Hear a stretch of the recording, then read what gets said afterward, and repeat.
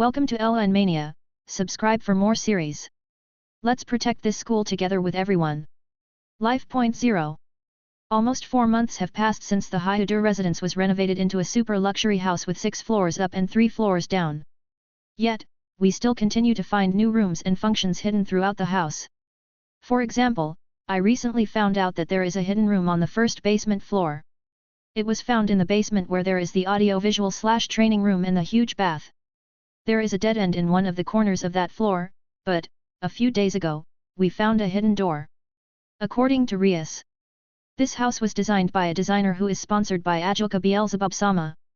And that designer happens to be fond of creating hidden rooms in houses just like Ajilka-sama, hence the reason for there being even more hidden factors in this house. That's what she said. Seriously? I wonder what other kinds of hidden things this house has. In the end, that room was officially taken by Kurika and Le Fei. They are in fact terrorists, so they came up with a good excuse that they should stay in the basement rather than on an above-ground floor. Now then, it's about the other hidden factor, and currently, we all happen to be experiencing that right now. This sure is a good bath. Next to me Rias, who is fully naked, says that with a long breath while getting into the bath. A door suddenly appeared in a corner of the huge bath. We couldn't observe such a thing until a few days ago, but then a mysterious door suddenly appeared. And what was behind the door is another new bath. It's larger than the bath we have been using till now, and things like the ceiling, the wall, and the equipment are made gorgeously, and even the ornaments are made in a flashy way. There are also tropical plants which makes it look like a jungle bath. There is hot water pouring out from the mouth of a dragon statue, and there are Gremmeries symbols on various parts of this new bath. Rias made a suggestion while she was shocked at the appearance of this new bath. She said, "Let's have a bath together since we have this occasion." That was how Rias and I came to use this bath together. I pay attention to Rias's opai despite observing this new bath. My eyes have been filled. I can't ask for more. It was most likely made in a way for this to show up after some time. You know, since it's already winter, it was made in a way for this to appear exactly at this season.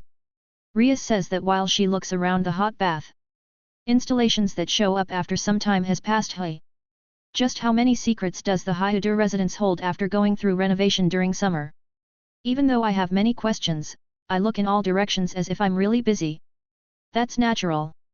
Because in this bath there are other people besides the two of us that are having a bath here.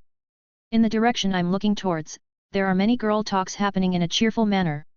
I witness the church trio that are washing each other's backs. Your hair is beautiful just like I thought, Asia. Zenobia says that while washing Asia's back. That's not true, besides, there are times when I want to cut my hair short like yours, Zenobia-san.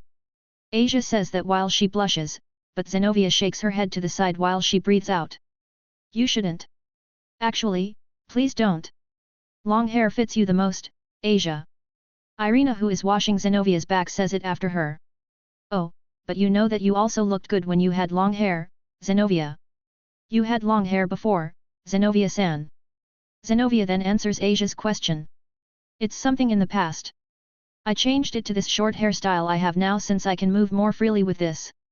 I had my hair caught by the enemy when I had a mission with Irina. I made it short after that experience. So Zenobia had long hair before. Hey! I really can't imagine it, but she must have looked quite cute with it. But seeing their breasts bounce every time they use their hands to wash the other person's back is wonderful. I'm saving it inside my brain memory. Your brother is so happy that your opai are getting more beautiful, Asia. Irina then says it while stroking Zenovia's hair. But you know, Ise-kun is supposed to like girls with long hair. After a pause, Zenobia speaks. Is that true? Maybe I should ask Rias Buku and Akenofa Kyubuchu if there is a demonic power I can use to make my hair longer. The man himself, who is me, is eavesdropping on their conversation. I'm okay with both long hair and short hair. Oh, but I can't imagine girls like Rias, Asia, and Akeno-san having short hair. I think they look exceptionally good with long hair, and having long crimson hair is what makes Rias be Rias Gremory. I'm thinking about the length of the girl's hair on my own, but then, Ravel's angry voice reaches my ear. Geez, Kurika-san ate the Minoya's egg-rich pudding I kept in the fridge. I won't forgive her. I definitely won't. The angry Ravel and Konako-chan are inside the small bathtub. There are many bathtubs of different sizes in this bathroom. Konako-chan, who has her cat ears down, says it with an apologetic tone. I'm sorry, Ravel. I will make sure I tell Ne-sama. And I will buy you a new pudding. Ravel shakes her head to the side at seeing Konako-chan, who is really feeling bad about it. No. It's not something you should be apologizing about, Konako-san. I'm angry at Kurika-san, so you don't have to be apologizing to me. Even so, she is my sister after all. Both of us sure are having difficulty since both of our siblings happen to be undisciplined. Ravel says that with a smile. She's talking about you, Razor. But I reckon Razor is being a good older brother figure to her. The attitude he had when I first met him is gone. Having my two juniors getting along even more sure does make me smile. I then happen to compare Ravel and Konako-chan's oppai. No, I still have Konako-chan's matured appearance burnt in my memory. In the future, she will have a nice body like that. So I will be looking forward to it. Even if she is currently. The bath bucket gets thrown to my head. I know that I can't beat the current Ravel, so anyway, I decided to throw that at you. I received a harsh throw from Konako-chan. To be expected from Konako-chan. Like always, she sure can listen to what is going through my mind. Please don't stare at me that much, Ise-sama. Ravel says that while looking at me shyly. Well, I'll feel like staring at you even more if you say that, but I have no choice but to look elsewhere due to Konako-chan's powerful response. But, if I look carefully, the tension Konako-chan and Kurika had before is disappearing. The part where Konako-chan gives warnings to Kurika has become a part of the Hyudu residence scenery after all. After forming the counter-terrorist team D×D, Kurika and Le Fei have officially started living here, but, unexpectedly, they blended in here quickly. They were living here in the Hyudu residence even before the formation of the team, so I guess it was bound to happen.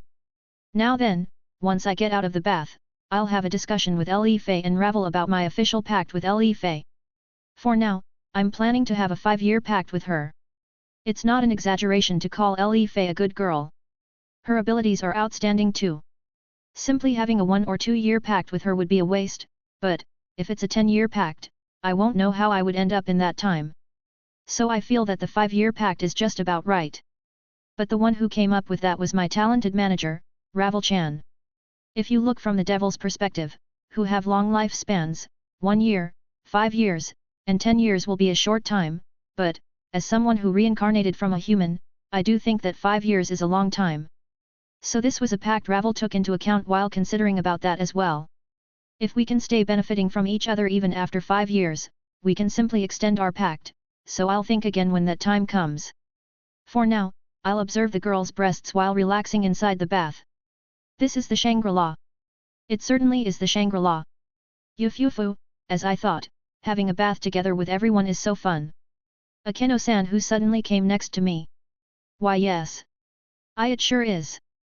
Akeno-san happens to appear near me naturally so often. Akeno-san's oppai look tender like always and I can't get enough of it. I then feel the presence of someone coming close to me. It seems like there is someone diving under the hot water. If I look carefully, it's Offai's. She's swimming around the bath while facing upwards. Ara, Offai's-chan. You shouldn't dive inside the bath. Even though Akeno-san warns her, Offai simply went past us. Dragon God Sama sure does as she likes. She sure seems to be having a life while enjoying it. I did tell her about her other half, Lilith, but her reaction was quite dull.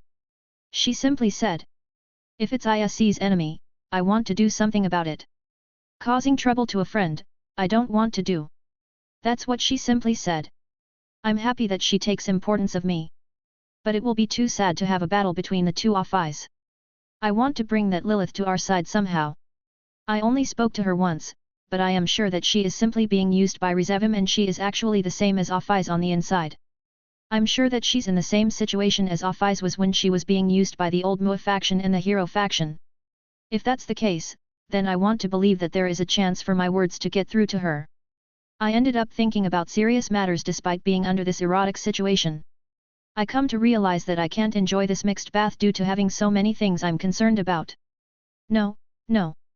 For me, who is called the embodiment of sexual desire to act like this is. While I shake my head, I witness Rias who is putting on a sad face. Even though she had a cheerful face while watching everyone taking a bath together, she now has this gloomy face. I can kind of guess what she is thinking about. Is it about Grafia-san?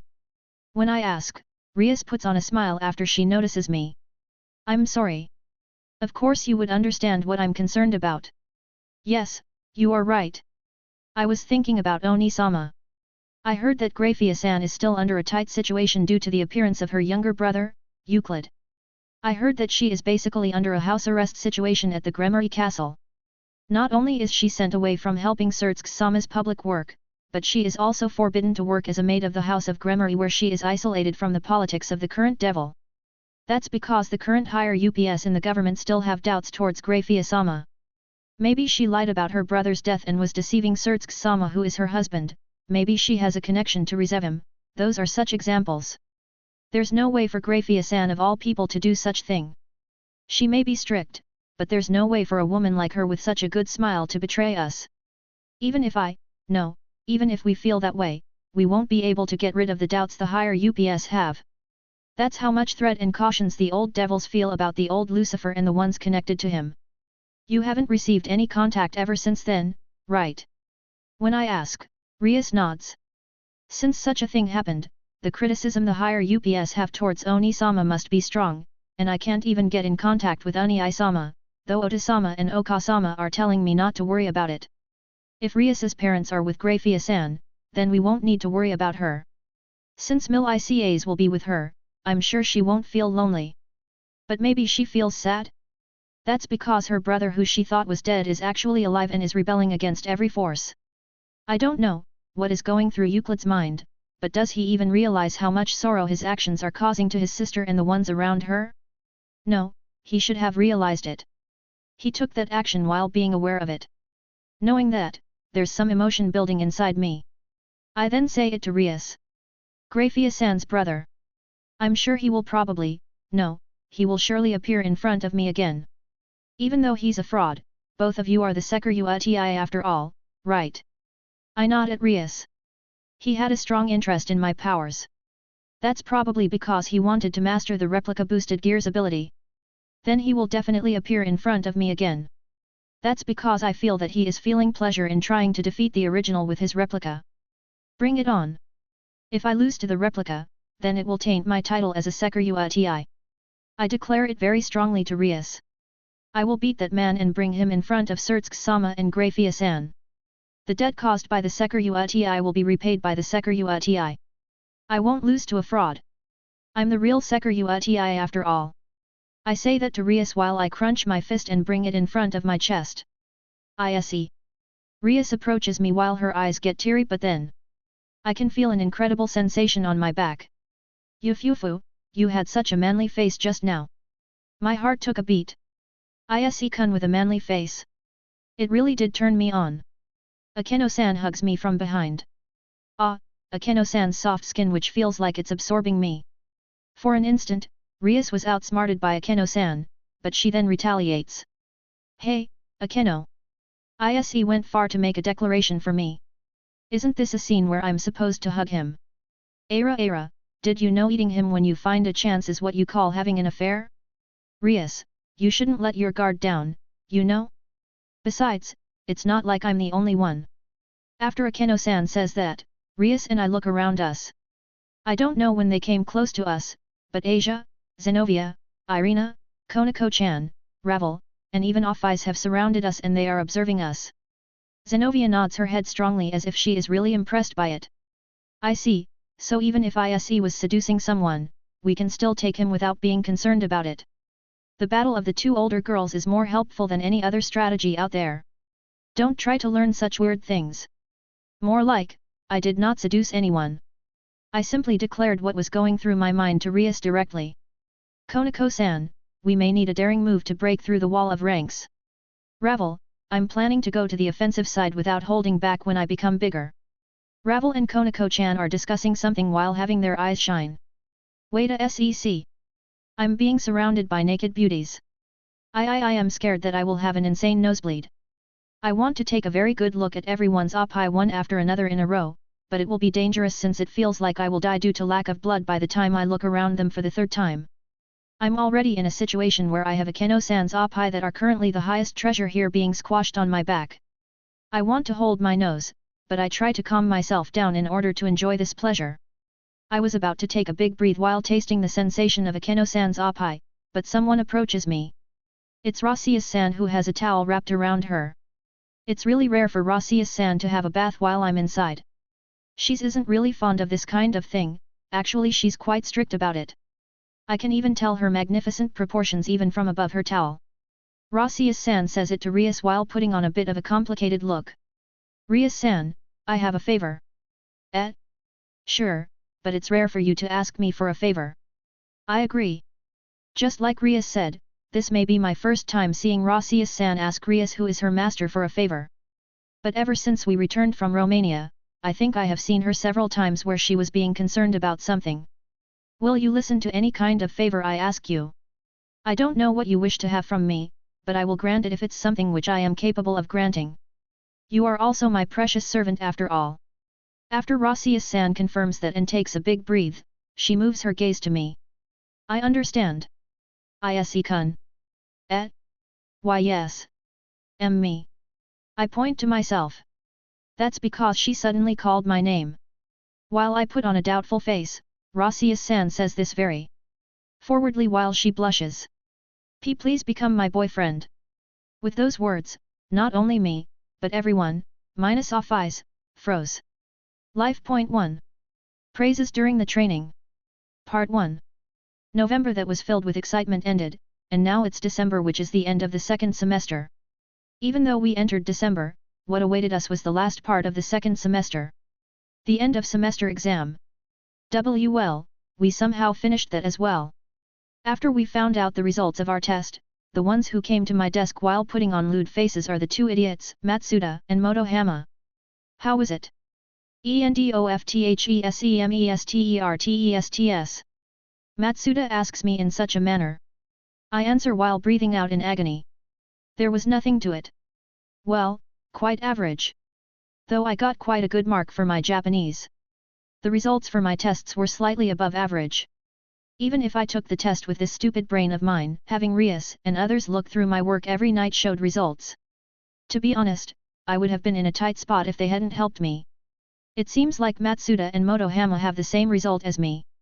You're right. Long story short, we end up getting average scores for these sort of things. You can come to an agreement if we think that it's better than getting failing marks. Matsuda and Motohama give such comments about their results in such a manner.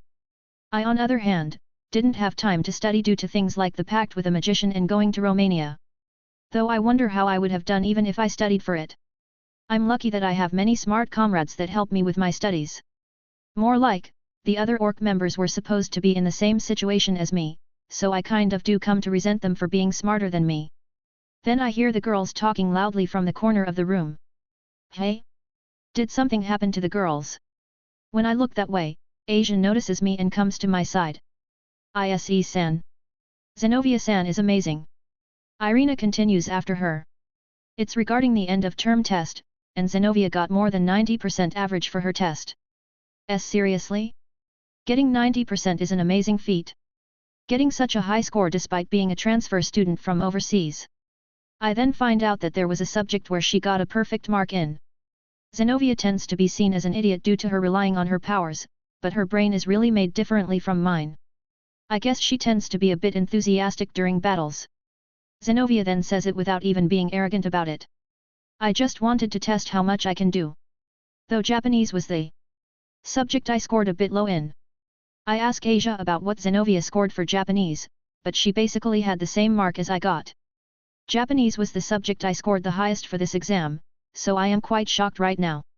Even though I'm Japanese, it seems like Zenobia will surpass me in it. I scored a bit lower than Zenobia and Asia-san. Irina says it as if she's embarrassed about it, but she still scored within the 80% zone for average. She's definitely smarter than me. Asia has continued to score within the upper 80% zone ever since the second semester's midterm exam. Even among the orc members who are the same age as me, I'm doing the poorest. Then Kiryu the glasses girl. It will be a nightmare if all of your children end up being like their father. Starts teasing me like that. Don't suddenly bring in the topic of children. The church trio accepts what Kiryu said normally and then replies. That won't be a problem since we can fix that by how they are raised and also with the environment they are in. Yup, she's exactly right. They will grow up into good children if we give them love. All three of Zenobia, Irina, and Asia didn't need to respond to her like that as if that was a normal thing to say. You girls do realize that what you just said is quite embarrassing? If you take a look, you can see everyone in the classroom is looking at me with weird eyes. Shit. This damn traitor. You should get executed in front of these girls' fans. Matsuda and Motohama who are putting on jealous looks start punching me. Ouch. Damn it, what was that for? While I get myself pinned down with wrestling moves by the two idiots, Zenobia nods her head strongly. With this, I have got closer to my aim. Like I expected, I really should become serious in this. Lately Zenobia has been acting strange quite often. Not only did she start studying seriously, but she has also been visiting Rias and Sonakaiku to discuss something with them which she is keeping as a secret from us. She sometimes takes a break from club activities to help the student council. It's not like she came to hate the orc nor does it mean that she is feeling like she belongs with the Satrai group. Like she said, it has to do with this aim she just mentioned.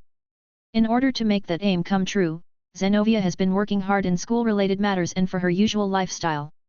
I wonder what kind of aim Zenobia has. Even if I ask her, she won't answer me and simply says I can't tell you yet.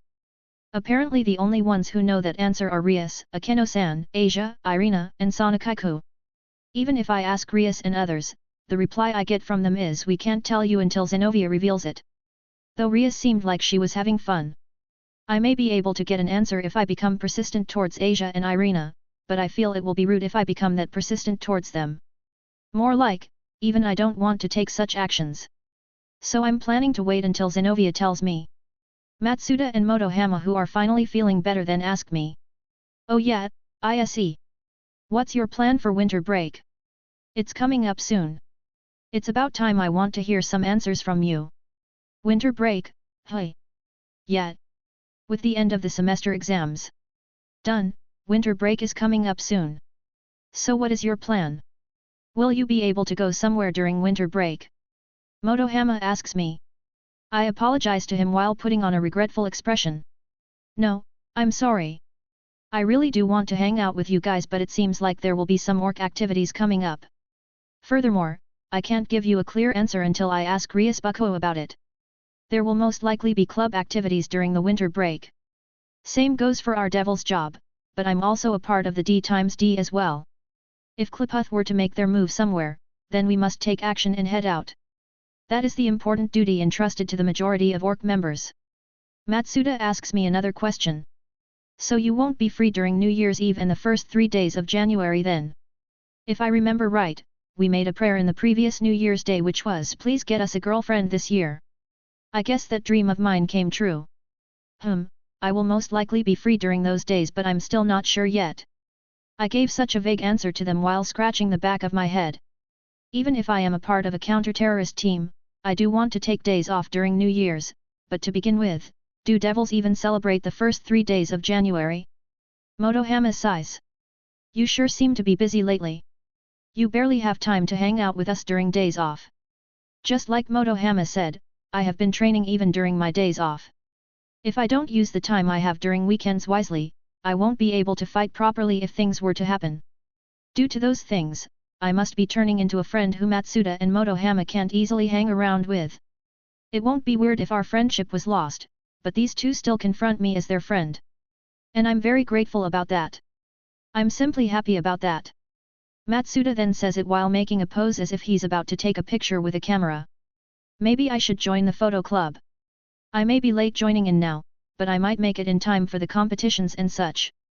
Matsuda whose hobby is to take photos. If he joins the photo club, he may leave good results. Oh yeah, I'll change the subject, but do you know about the rumors about people seeing Rasius-chan often in the library? Matsuda says that while he's trying to remember about it. People saw Rasius-san at the library. I become dubious. At the same time I feel it has something to do with how Rasius-san has been acting weird lately. Matsuda makes a gesture and says oh, I heard about it. You mean about the rumor where she keeps on sighing while looking at the books, right? I heard that she's reading books related to the Holy Bible. Do you know anything about it, ISE? Related to the Holy Bible? Well, we certainly have deep connections with things related to the Holy Bible. But, even though Rasius-san comes from the Norse mythology, she's a genius, so she must have already read the Holy Bible. I'm sure she knows both about the Old Testament and the New Testament. But why read the Holy Bible now? Maybe she's reconfirming about the devils, or maybe the God from the Bible. Or maybe there's something she's finding curious about the teaching and the history, or maybe about the prognostication written in the Bible. I can only reply by saying no idea to these guys while I tilt my head. I'm amazed that a devil was able to touch the books related to the Holy Bible. Oh, but it does seem like she knows defense magic against such things, so I guess she's reading it after she made some chance. She does know a magic which allowed her to wield the holy sword for a short time. But Rasius-san sure is being reckless. Maybe it has something to do with the thing she said in the bathroom the other day? Matsuda then says it to me. I thought you would know about it since you belong to the orc. Anyway, Rasius-chan's fans are quite worried about her, so if you can solve her problem, then do discuss it with the orc members. Yeah, I will. If we are able to solve Rasius-san's worries, then we do want to solve it. But will Rasius-san even tell us about it? We certainly do support each other in terms of battle and our lifestyle, but we never have once had her talk to us about her worries. While I tilt my head with a hard expression, Motohama asks me while he lifts up his glasses. Speaking about orc, who will be the next president of the club? Ria-senpai won't be able to retire if she doesn't choose sometime around now, right? I reacted slowly to Motohama's words. Yeah, it's already around that time of the year. Depending on the club you are in, they would choose the new captain/president before the second semester. Currently there are those in our class that have either become a captain or a president of certain clubs. It's an obvious thing, but it's also about time where there will be a change in ranks among the orc. Who will be the new president? I'm sitting there since I can't even imagine it. Not only do we have the matter about Rasius-san, but with the year coming to an end soon, I have a prediction that something is about to happen. Part 2. It won't be a bad idea to be concerned about the personal affairs of the orc, but what's harsh about being the Sekiruti is that there are more things I need to be concerned about. There are many things my comrades and I need to do during the weekends when there are no school activities. And what we need to take into our priority is our personal training to strengthen ourselves. Training and practicing. We are now gathered at the training space that had been prepared for us below the Gremory territory. While all of us scattered to different locations individually or in a group to train the areas we must polish, I am facing against a white matter while I have my boosted gear activated. What I mean by a white matter is that it's like a first-gen Sun Wukong's Shikigami-like thing that was created from his hair and his Yujutsu. It has a shape of a human and it's acting as my training partner. What the first-gen geezer asked me to do is to attack my opponent with the gauntlet that had been powered up for a minute. Except, I have to do this many times and not just once. It may sound easy if I say it like that, but it isn't that easy in reality. Hitting this thing after increasing my power is only the part of my training. I have to hit this thing 10 times where I have increased my power for a minute, and all of those 10 hits must have the same output.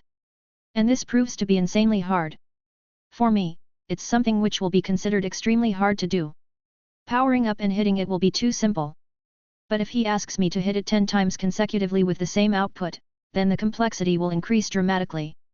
If my first powered up attack has the output of 5, then I have to hit it 10 times with the output of 5 as well, so it means I need to give a total damage of 50 to that white Shikigami. And I can't seem to do this no matter how many times I do it. Say I hit this thing with the output of 5 for my first and second attack.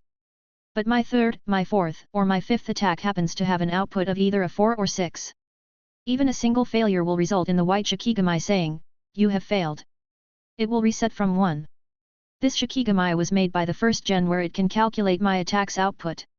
So it can calculate the damage I give it precisely. The reason why I'm doing this training is due to the weakness I have that the first gen pointed out.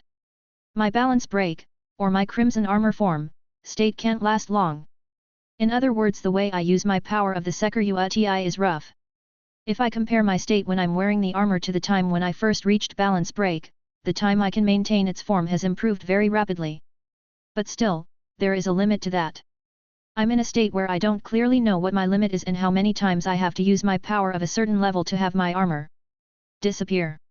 According to the first gen, I had been releasing my own power and stamina without thinking about how much I had been using.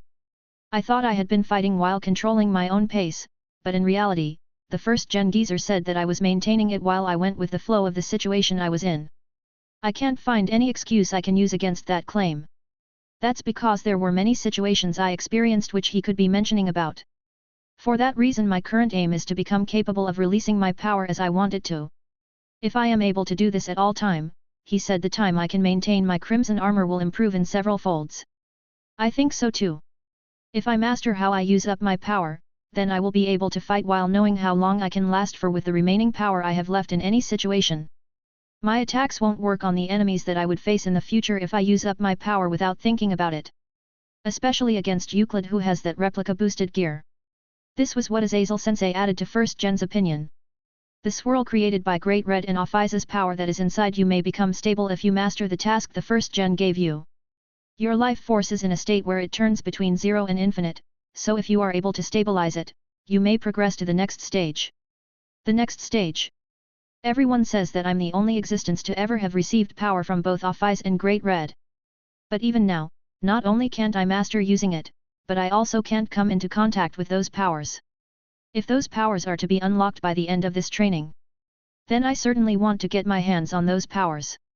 Since my opponents are those I won't be able to let my guard down against, someone among us will definitely get sacrificed if I don't have the power.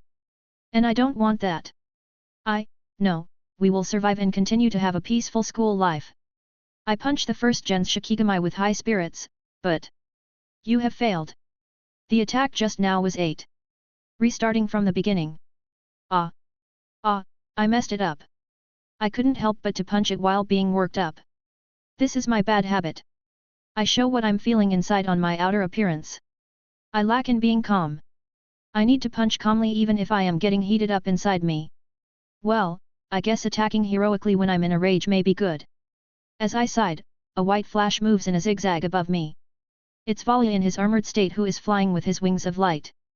He also participates in our training sometimes, but the one who is being his opponent for this mock battle is none other than the first gen Sun Wukong. The white geezer who is short is evading Vala's attack with minimal movements while sitting on the cloud, the Jindu Yun. Vala's demonic power and his magical attacks are being taken down with the Ryui Jinggu Bang. Vala, the Hakuryu cow who is said to be the strongest in history, being toyed around by a geezer who is the size of a kindergartner. Though neither of them is being serious. If they fight seriously, then this battlefield will collapse even if this place is huge. But for him to block Vala's attacks without moving much, the geezer is taking down Vala's attack only by focusing a small amount of Toki to the tip of the Ryui Jinggu Bang. He isn't covering his whole body with his Toki. Vala descends to the ground after the battle that lasted for several minutes. The first gen geezer also comes down with him towards here. Vala shrugs his shoulders. This is frustrating, but my attacks sure aren't landing on you. The geezer smiles while smoking a pipe. No, you certainly deserve to be called the Hakuryu cow. Even I will turn into ashes if I get hit by the attacks of you two, the two heavenly dragons. You do know that the two of you are above me in terms of the attack's output. Even though he said that, it sure is terrifying to see none of the attacks being close to hitting him. It may be true that Valia and I are above the geezer in terms of the power of our attacks. But it doesn't feel like I can beat him. The legendary Yukai who mastered Yujutsu and Senjutsu that Baikao mentioned of. I'm sure first gen Sun Wukong is that existence. First gen then says it to Valia and me. Basically what will become crucial is whether you two can increase your power to the level you need instantly during battles.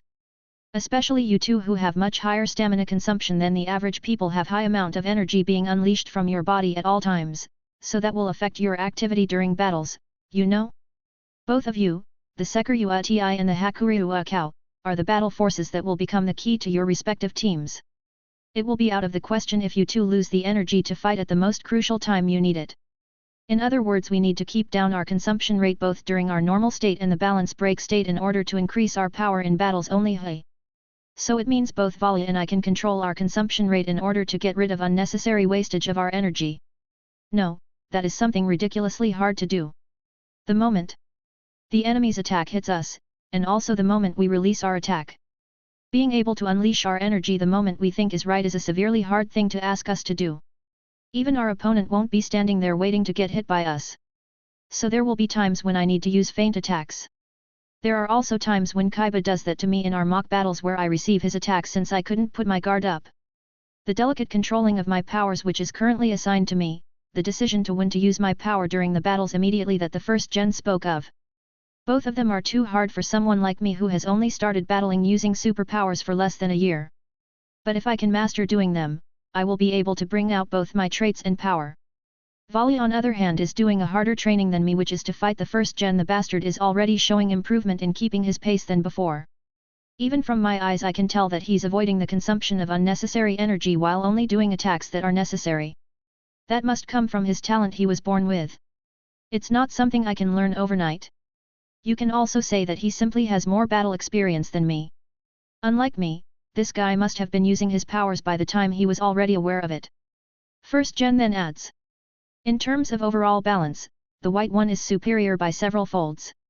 But in certain aspects, there are parts where the red one is superior. In terms of simple attack power and direct speed, the Seker Uti wins. I have the habit of charging ahead like an idiot, so he must be praising that part of me. I think he praised me while including my Crimson Blaster. Except, Vali will surpass me in both speed and attack power if he uses his Empyro Juggernaut Overdrive. I say it while breathing out. Even if you say that, Vali isn't in his silver state, so I can't imagine myself beating him. Vali puts on self-mocking smile. As you know, my Empyro Juggernaut Overdrive is difficult to use compared to your Crimson Armor. You can say that you have better aspects than me since you can use your Crimson Armor even during the training. Having my rival say that despite feeling awkward makes me happy, but in terms of deciding on things at crucial times, this guy is definitely above me. That's what is frustrating. The first gen says it after he smokes his pipe. Though the so-called Empyro Juggernaut Overdrive is better than the Juggernaut Drive, they both have the same aspect of unleashing the user's potential powers. In other words, the stress it puts on your body is ridiculously high. Even though you got rid of more risks than the Juggernaut Drive, it's not something you can use consecutively and maintain its form. Hakuryu Akao's focus is to become capable of bringing out the necessary power at appropriate times. Well, likewise for the Seker Uti. First gen continues. Seker Uti's ability is to boost and transfer the power while the Hakuryu Akao's ability is to divide and consume the power. This is the so-called ability of the Longinus boosted gear and the Longinus divine dividing since ancient times. The fact is, the past hosts of the two heavenly dragons fought while using these abilities. There were those that relied on the usage of their ability to fight in a unique way, but there wasn't a single one of them who are going through unrealistic power-ups like you two, you know. Unrealistic power-ups. Hey. Vali is trying to bring out the Hakuryu Akao's power with his talent. While I seem to strengthen my trait with the power of Apeus. And also with the grace of Aphies and Great Red. It sure has been unrealistic power UPS. I can only agree to that when I look back to the past events. First gen then says it while looking towards me. We will continue with your training for controlling your powers, but the problem is your Hakuryu Akao's power, which is part of your unrealistic power UPS. Drake and Albion haven't come back, right? Yes, like the first gen said, Drake and Albion are currently dwelling deep within the sacred gears. Saying that, it has to do with my reflectability which appeared in the Romania incident the other day. Apparently the reflectability I awakened was originally Albion's ability when he was alive. This was what Albion said before departing. When we, the two heavenly dragons, were sealed into the sacred gears, many of our abilities we had while we had our bodies were taken away from us. There wasn't a single time when our lost powers came back. The abilities when they still had their flesh. The lost powers to appear with the mutual understanding between the two heavenly dragons. Hey. For this phenomenon, this was what Azazel Sensei, who is currently absent, said the other day. This is just my hypothesis, but maybe the god from the Bible didn't get rid of the two heavenly dragons' powers completely. To seal the two heavenly dragons' abilities while having them come to understand each other as the key is what I imagined. To be honest, I don't quite understand it. No, I do understand that Reflect was originally Albion's power.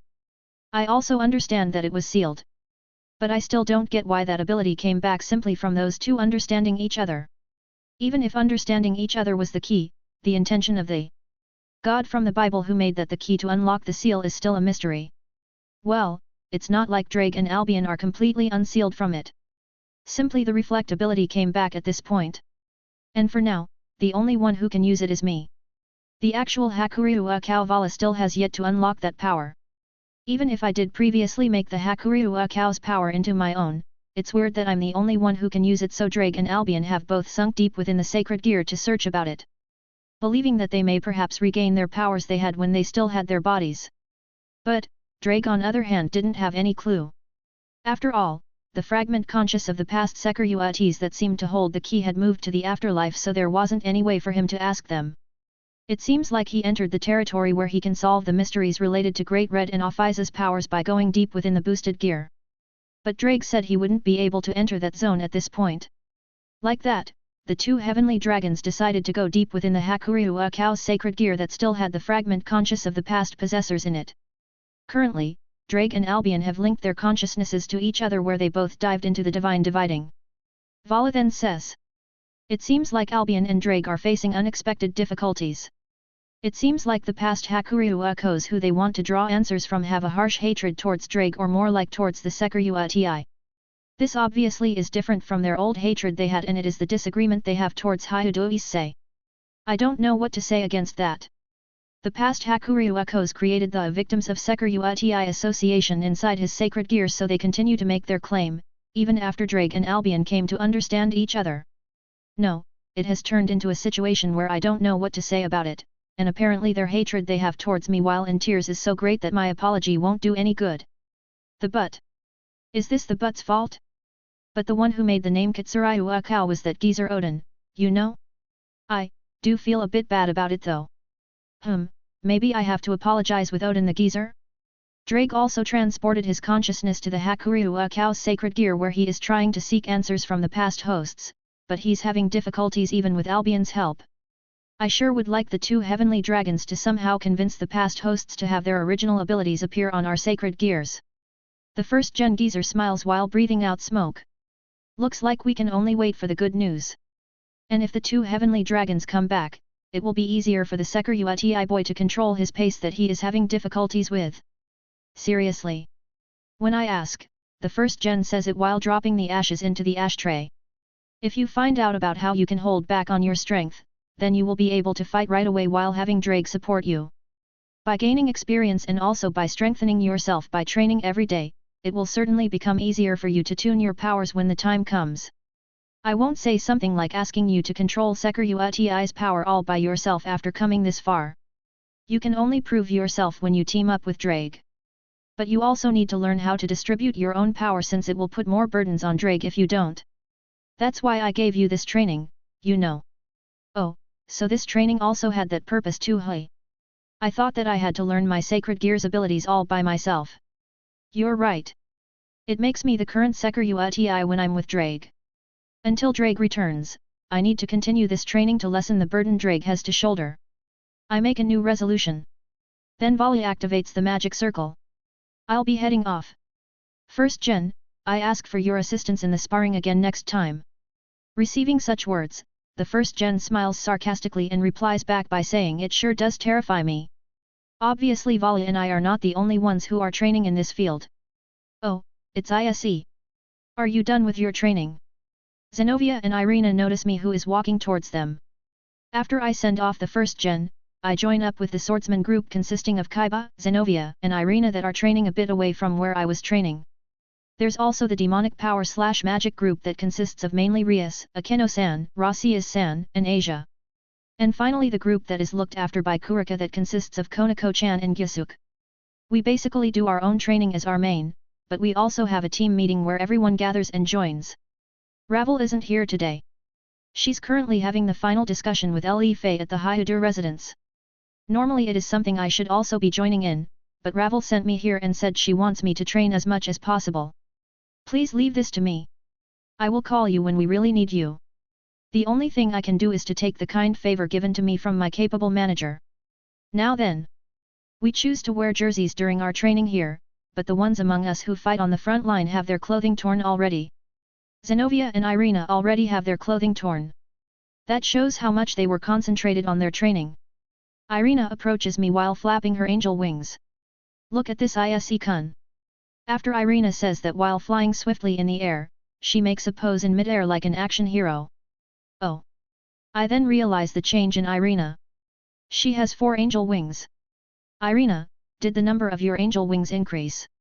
When I said that, Irina says it boastfully while putting forward her chest. Yufufu, I received a call this morning from heaven that my level as an angel increased. And when I made my wings appear, this was what I got. Oh my, this surely must be a blessing bestowed to me from Michael-sama who watched over my daily prayers. Irina is making a prayer gesture while having her eyes sparkle. I see, so Irina's rank as an angel increased. Hey. Well, if I think about it, we continuously had fierce battles. If we think about it properly, no one can complain if her rank rose. At this point, she made that much achievement and she also happens to be Michael-san's ace after all. Zenobia nods as if she is amazed. So doesn't this mean the power you can use as an angel became much broader? Irina nods her head. That's correct, Zenobia. It became much easier for me to get permission to use holy weapons that are kept in the heaven. Until now, I needed to pass through several judges in order to get permission to use them, but now I can use them with less restriction. Such a thing became possible now. Hey. So Irina can summon items belonging to the heaven now. Hey. Zenobia then uses her hand to cover her eyes. So my friend who was being called the self-proclaiming angel now started to go even higher. There's nothing more I can be proud of as your friend. Zenobia says that with shaking voice. No, even you were calling her a self-proclaiming angel, you know? Geez Zenobia, stop crying. You are making me blush. Even Irina is accepting the praises while not responding to that nickname. While looking at the passionate friendship these two share, I turn towards Kaiba. While having Gram that continues to release ominous evil aura front of him, Kaiba has the holy demonic swords appear within the whole surrounding. Kaiba is in thought while having Gram in front of him. Hey, how's the training going? When I ask, Kaiba says it without looking away from Gram. I'm trying to control Gram by using the holy demonic swords. Like how Excalibur's powers are used to control Durandal. That seems like an interesting experiment. Kaiba continues. First I need to accept Gram's curse and negativity with the demonic power of my holy demonic swords. What will happen if you approve it? The demonic power, which is the curse, will strengthen. But those areas become stable instead. Though, having the demonic power strengthen to keep it stable sure is a scary thing. Stabilizing the demonic power, hey. Sounds like one of those phrases where saying that may be easy but doing the actual thing is hard. Kaiba says it while holding the holy demonic sword within his hand. Even if I strengthen the demonic power to make it stable, I will end up covering it with the holy power of my holy demonic sword. For example, it's like putting a lid above the pot. The inside of the pot will burn with the use of fire. I just need to be careful so the boiled water doesn't spill out and take out the specific ingredients I want to have much as I want. You make it sound easy but won't that be something ridiculously hard to do? When I said that, Kaiba smiles sarcastically. You are absolutely right. The power of the holy and the power of demonic. Making a slight mistake in the distribution of these two powers would cause all of the curse to reflect on me. No, in worst cases, it will also cause casualties to my comrades. So that's the personal task Kaiba assigned to himself. Hey. To cover Gram by using the power of demonic from the holy demonic sword to stabilize it and to use the power of holy to cover it as a whole. The power will build up inside it so he will need to use it by letting the power out while being careful to prevent it from exploding. It surely sounds easy if you simply say it in words. But you will need a high level of techniques, determination, and talent to do this. I ask Kaiba while putting on a smile. But you won't fail in this, right? He puts on a fearless smile. Yeah, that's my plan. If things go accordingly, I may be able to add some attributes to the blade. If that happens, I will be able to fight in a totally new way. Being able to do attribute attacks, being able to use swords as your footpath, and being able to hide yourself among your troop of knights. You sure do use your sacred gears in many ways. The one who is able to use his sacred gears ability the most skillfully among us must be this guy. Saji is also turning into a skillful fighter, but it makes me think that his techniques are several levels below Kaiba. Kaiba then makes such comment about himself. I lack in terms of flashiness among our group. So I won't be able to survive unless I increase the amount of moves I can use against the enemies by finding their opening in their guards. I can't believe you said that. You survived this far with those numbers of moves you have. Kaiba then asks me. So, how is your training going? Well, okay I guess. I need to get the grasp of my training, but there are areas I can't test myself without Drake. And that happens to be the newly found power of the Hakuryu Akao I attained during my battle with Euclid. The small white dragons that appeared from my jewels. My new power which has the ability to reflect and divide. I started to train by actually using those powers, but it was halted when it was turning good due to Drake going deep into the sacred gear with Albion. Those abilities, they are quite the interesting things. Even things I'm imagining within my head are becoming possible, so if I can use it together with the trait of my true queen then. By the way, I decided to call those abilities the Dividing Wyvern Fairy. The one who named it is Rias. When Rias saw those abilities. You remind me of fairy chess since you keep on gaining new abilities, ISE. So the name has to do with that. The term fairy chess is one of the chess words and it refers to a chess game played with irregular rules. And since my growth is irregular itself, Rias said she can't help but think in such a way.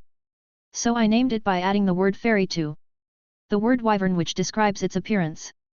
Then a bright flash comes into my sight. When I look towards the source, I witness one angel who is glowing brightly high up in the sky. He is spreading 10 of his pure white-colored wings while he is holding onto a huge mass of fire within his right hand and a thick spear like ice on his left hand. There is a thundercloud above his head which is creating the thunder. Joker Dulio. An artificial thundercloud which was made inside this field located in the basement. It's something made by Dulio using his Sacred Gear's ability. His Sacred Gear can control weather to take control of fire, wind, water, and earth that exists in nature. So he can even create artificial clouds in places where there is no sky, just like that. The bright flash earlier must have been caused by striking down the thunder from that cloud. The one who is in front of Dulio is Saji who is wearing a black jersey. He is enveloped in black flames around his whole body and is facing off against Dulio. Saji showed himself to our training field and joined our training by having a mock battle with me and Dulio. The reason for him to do so is to reach Balance Breaker. Sonokaiku suggested that he may reach Balance Breaker if he trains with Longinus Possessors or with the Gremory group. So everyone is cooperating with him. As long as we formed a team, the power-up of our comrade surely is a desirable factor. Especially for Saji's Balance Breaker since he carries the power of a Dragon King. Kaiba and I continue to observe Saji and Dulio's battle for a while as we discuss about it, but finally, Dulio's merciless attack of different attributes such as fire, ice, water, wind, and thunder vaporizes Saji's black flames. Saji then goes down. It's Dulio's victory. Saji lost all hopes from midway through the battle so it became more of a one-sided fight where he had to defend himself. Saji's abilities can be used in many ways where he would start from using his line which adds different effects while the black flames can be used for direct attacks or to create a wall of fire to nullify enemies' attack. So Dulio either dodged or hid away those attacks and then stopped Saji's movement. Even if both of them aren't in their balance breaker state, the difference between the two is quite obvious. I had a mock battle with Dulio several times as well, but he froze my legs and hand while he used wind to stop me from going at him in midair so he evaded all my attacks. According to Irina, I hear that Joker has a personality where he rarely attacks the enemy first. If he plans on it, I'm sure he can even do amazing attacks. That's what she said. I feel the same as well and my comrades must also have realized that. I can only think that Dulio is choosing difficult strategies in this training field where he chooses to attack his opponents when their guard is down after evading their attacks. Kaiba then says it from beside me. Maybe that's Joker's training. I'm sure he's testing his own strength by purposely putting restrictions on himself. I did hear that he's good at attacking in wide areas but isn't that good in doing close-range attacks, so I guess he wants to overcome that. Joker Dulio who is said to be good in wide-range attacks due to his Sacred Gear's traits which is to cause changes in weather.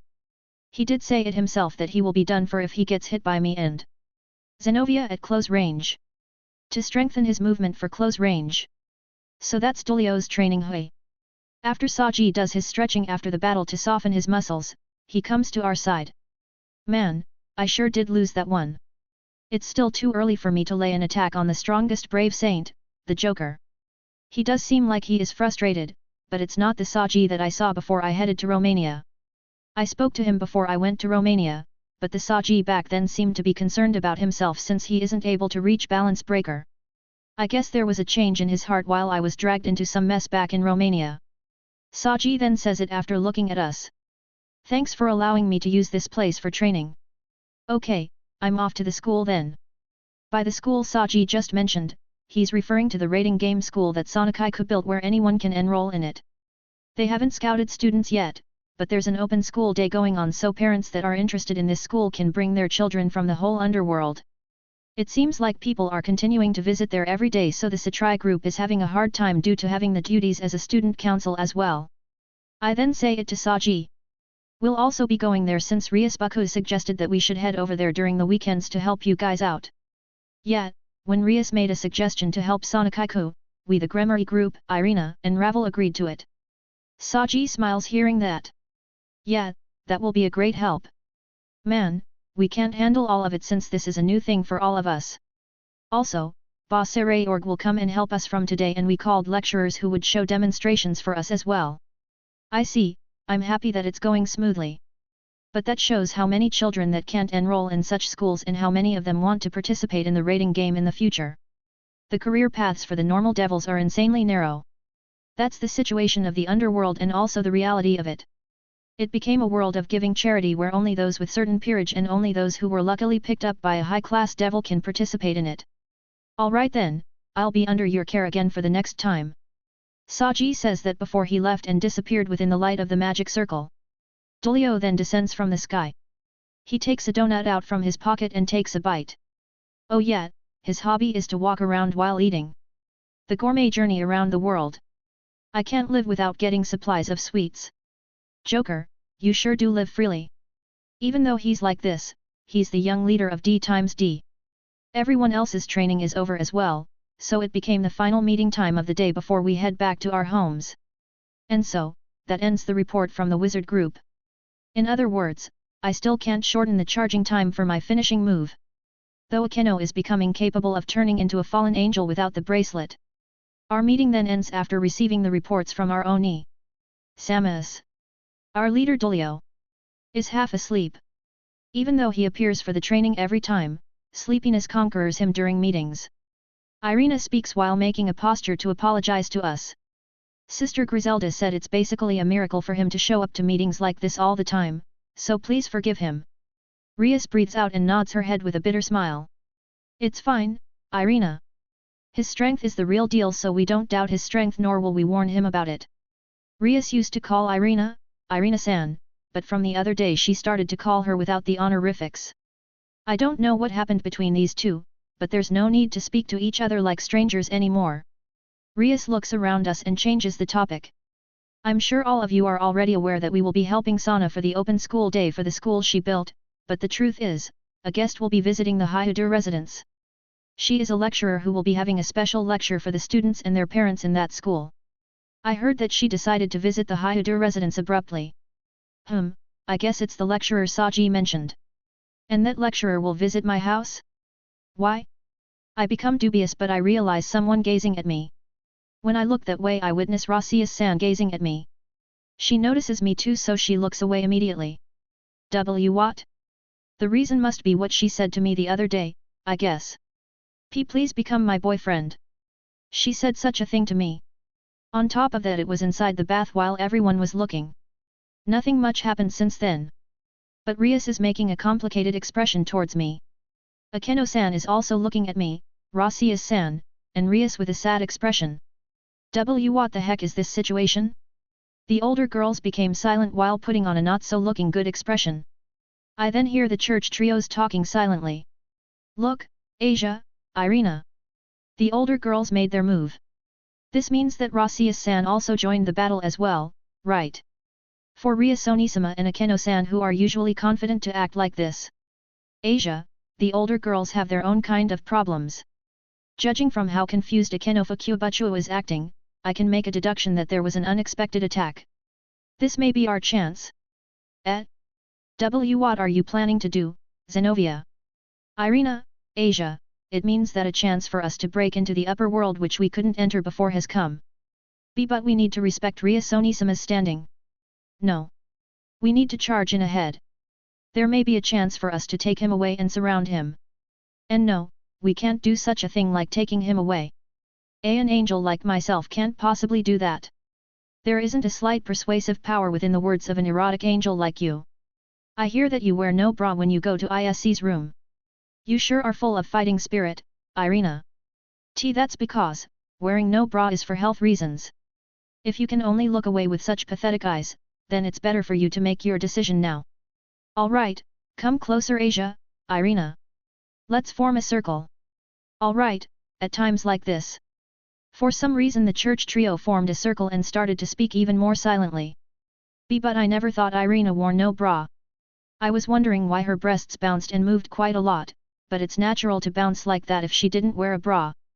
I didn't know how to respond, but Kurika and Konako-chan's conversation also reaches my ear. I'm sure this is it. To bear his children by taking him from the side. Naya. Nae-sama, that's vulgar. You aren't in a situation where you can say that leisurely, Chiron. You should also go on the offensive side. At this rate, you will continue to be treated as a child. Even the current you should be able to do a soft nian for him after all. And no. Oh, you imagined a bit about it just now, right? You sure are erotic. Erotic indeed, Naya. I'm not erotic. I didn't know how to respond to it. There's nothing to be embarrassed for a Nikomata to be erotic, you know? You should also do things for him that you can only do while you are little. Geez, I don't care about you anymore, Nae-sama. Gyakun, let's go over there. Oh okay. Oh my, seems like Konako-chan took her distance and took Gasper with her after the sisters' fight. Kurika herself seems like she's really enjoying it. Kaiba rests his hand on my shoulder while he puts on a smile. Do your best. Yeah, I really don't know what's going on, but I certainly will do my best. Munya, the heavens Mont Blanc, much as I want. Dolio sleep talks. You sure do seem like you are having fun, leader. Part 3. We returned to the Hyudu residence after the training and started to prepare to welcome the lecturer. First of all, I need to prepare tea in the VIP room we always use. Since it's enough with just us who live in this house, Gasper and Kaiba are taking a rest in their house. We did sweat a lot since we just had training, so those who finished their duties first will go and take a bath quickly. I also allowed myself to take a bath first. After getting refreshed, I finished cleaning the VIP room with Zenobia and Irina. Asia and Ravel are in charge of preparing snacks. They are baking homemade cookies quickly. Yum, yum. The one who takes a bite of the cookies is our mascot Off-Eyes. She's also eating the cookies baked by Asia and Ravel deliciously. We did finish most of the preparation to welcome the guest, so me, Zenobia, and Irina, are taking a rest in the living room located on the first floor. Our guest has arrived. So let's head to the teleportation room in the basement. Akeno-san came to call for us. We then headed to the basement to welcome our guest. We moved to the teleportation room in the basement. Kurika and Le Fei are on standby in their own room. The reason is due to Kurika possibly making careless mistakes. Le Fei also left of her own decision since she thought it will be bad to have only Kurika not join us. Obviously, Off-Eyes won't be here. So the Gremory group, Irina and Ravel, that are living in this house are going to welcome the guest. The floor of the teleportation room starts to shape a magic circle with a Norse spell while making a bright glow. As we watch the teleportation light becoming even brighter, Rias says this. You are the last person I am informing this to, but our guest who is coming now is Rossius's grandmother. I hear that she's also famous in the Norse world, the Asgard, as a skillful user of magic. I became shocked at this report, so I looked towards Rossius-san. Rossius-san is putting on a complicated look. The glow of the teleportation circle becomes even stronger and then bursts. The one who appears after the flash disappears is an elderly woman wearing deep blue-colored robes. She has a fearless look and she appears to have the same height as Rossius-san. She has a good posture and looks slim overall. I wouldn't be able to tell she's an elderly woman if I didn't see her face. After Rossius-san's grandmother looks around at us, she speaks. Hello, all of you in Japan. Thank you for looking after my granddaughter who is standing over there. Her grandmother looks towards her. Rossius-san didn't look away, but she looks unpleasant. She isn't welcoming her with warm arms, but she isn't making a strong dissatisfaction to her visit either. Rossius-san's grandmother introduces herself to us. My name is Gondar. I am Rossius's grandmother. Pleased to make your acquaintance. She shows her smile for the first time. Her proper gesture doesn't make me feel as though she is old, but she has a strong resemblance to Rossius-san when we first met her. We took Rossius-san's grandmother, Gondar, to the VIP room. We prepared tea and snacks for her, and after we finished introducing each other. Just like that, Gondar-san will be participating in the magician's assembly that will take place in the underworld of the Agarz's territory. Rias explains to us. Apparently skillful magicians will meet at a certain town in Agar's territory to discuss about a topic related to magic. Since those who aren't even devils are going to the town in the underworld, it shows that quite a strong user of magic will be showing up. We are devils and we also have the blessings of the governor of the fallen angels and also heaven, which allows us to go to various places freely, but that's because it's an exception. A mere human or a normal magician won't be able to go to the world of the devils, the world of the fallen angels, and also heaven. For a normal person, it's an irregular world that far surpasses their perception. A supernatural territory. And the topic the skilled magicians will be discussing will be about the very rare spells, an ancient magic, and also forbidden spells. Even the researchers of the Research Institute of the Devil's Side will be sent there, so it really is turning into an unusual party. Rias then adds. This is also something we can't tell anyone yet, but currently there are rapid increases of cases where each of the forces is facing a situation where a magician in their forces who has knowledge about ancient magic or forbidden spells is disappearing. So such things are occurring. Does that perhaps involve that bastard Rizevim? So they are getting dragged into terrorism, then? When I ask, Rias doesn't clearly say yes, but she doesn't say no either. Either the maverick magicians are acting on their own accord or the Cows Brigade is behind this. Either way, there is an increase of opinions among the magicians that they want to have a meeting and trade their opinions. Rasius San's grandmother, Gondar San, who was being silent till now then says it slowly.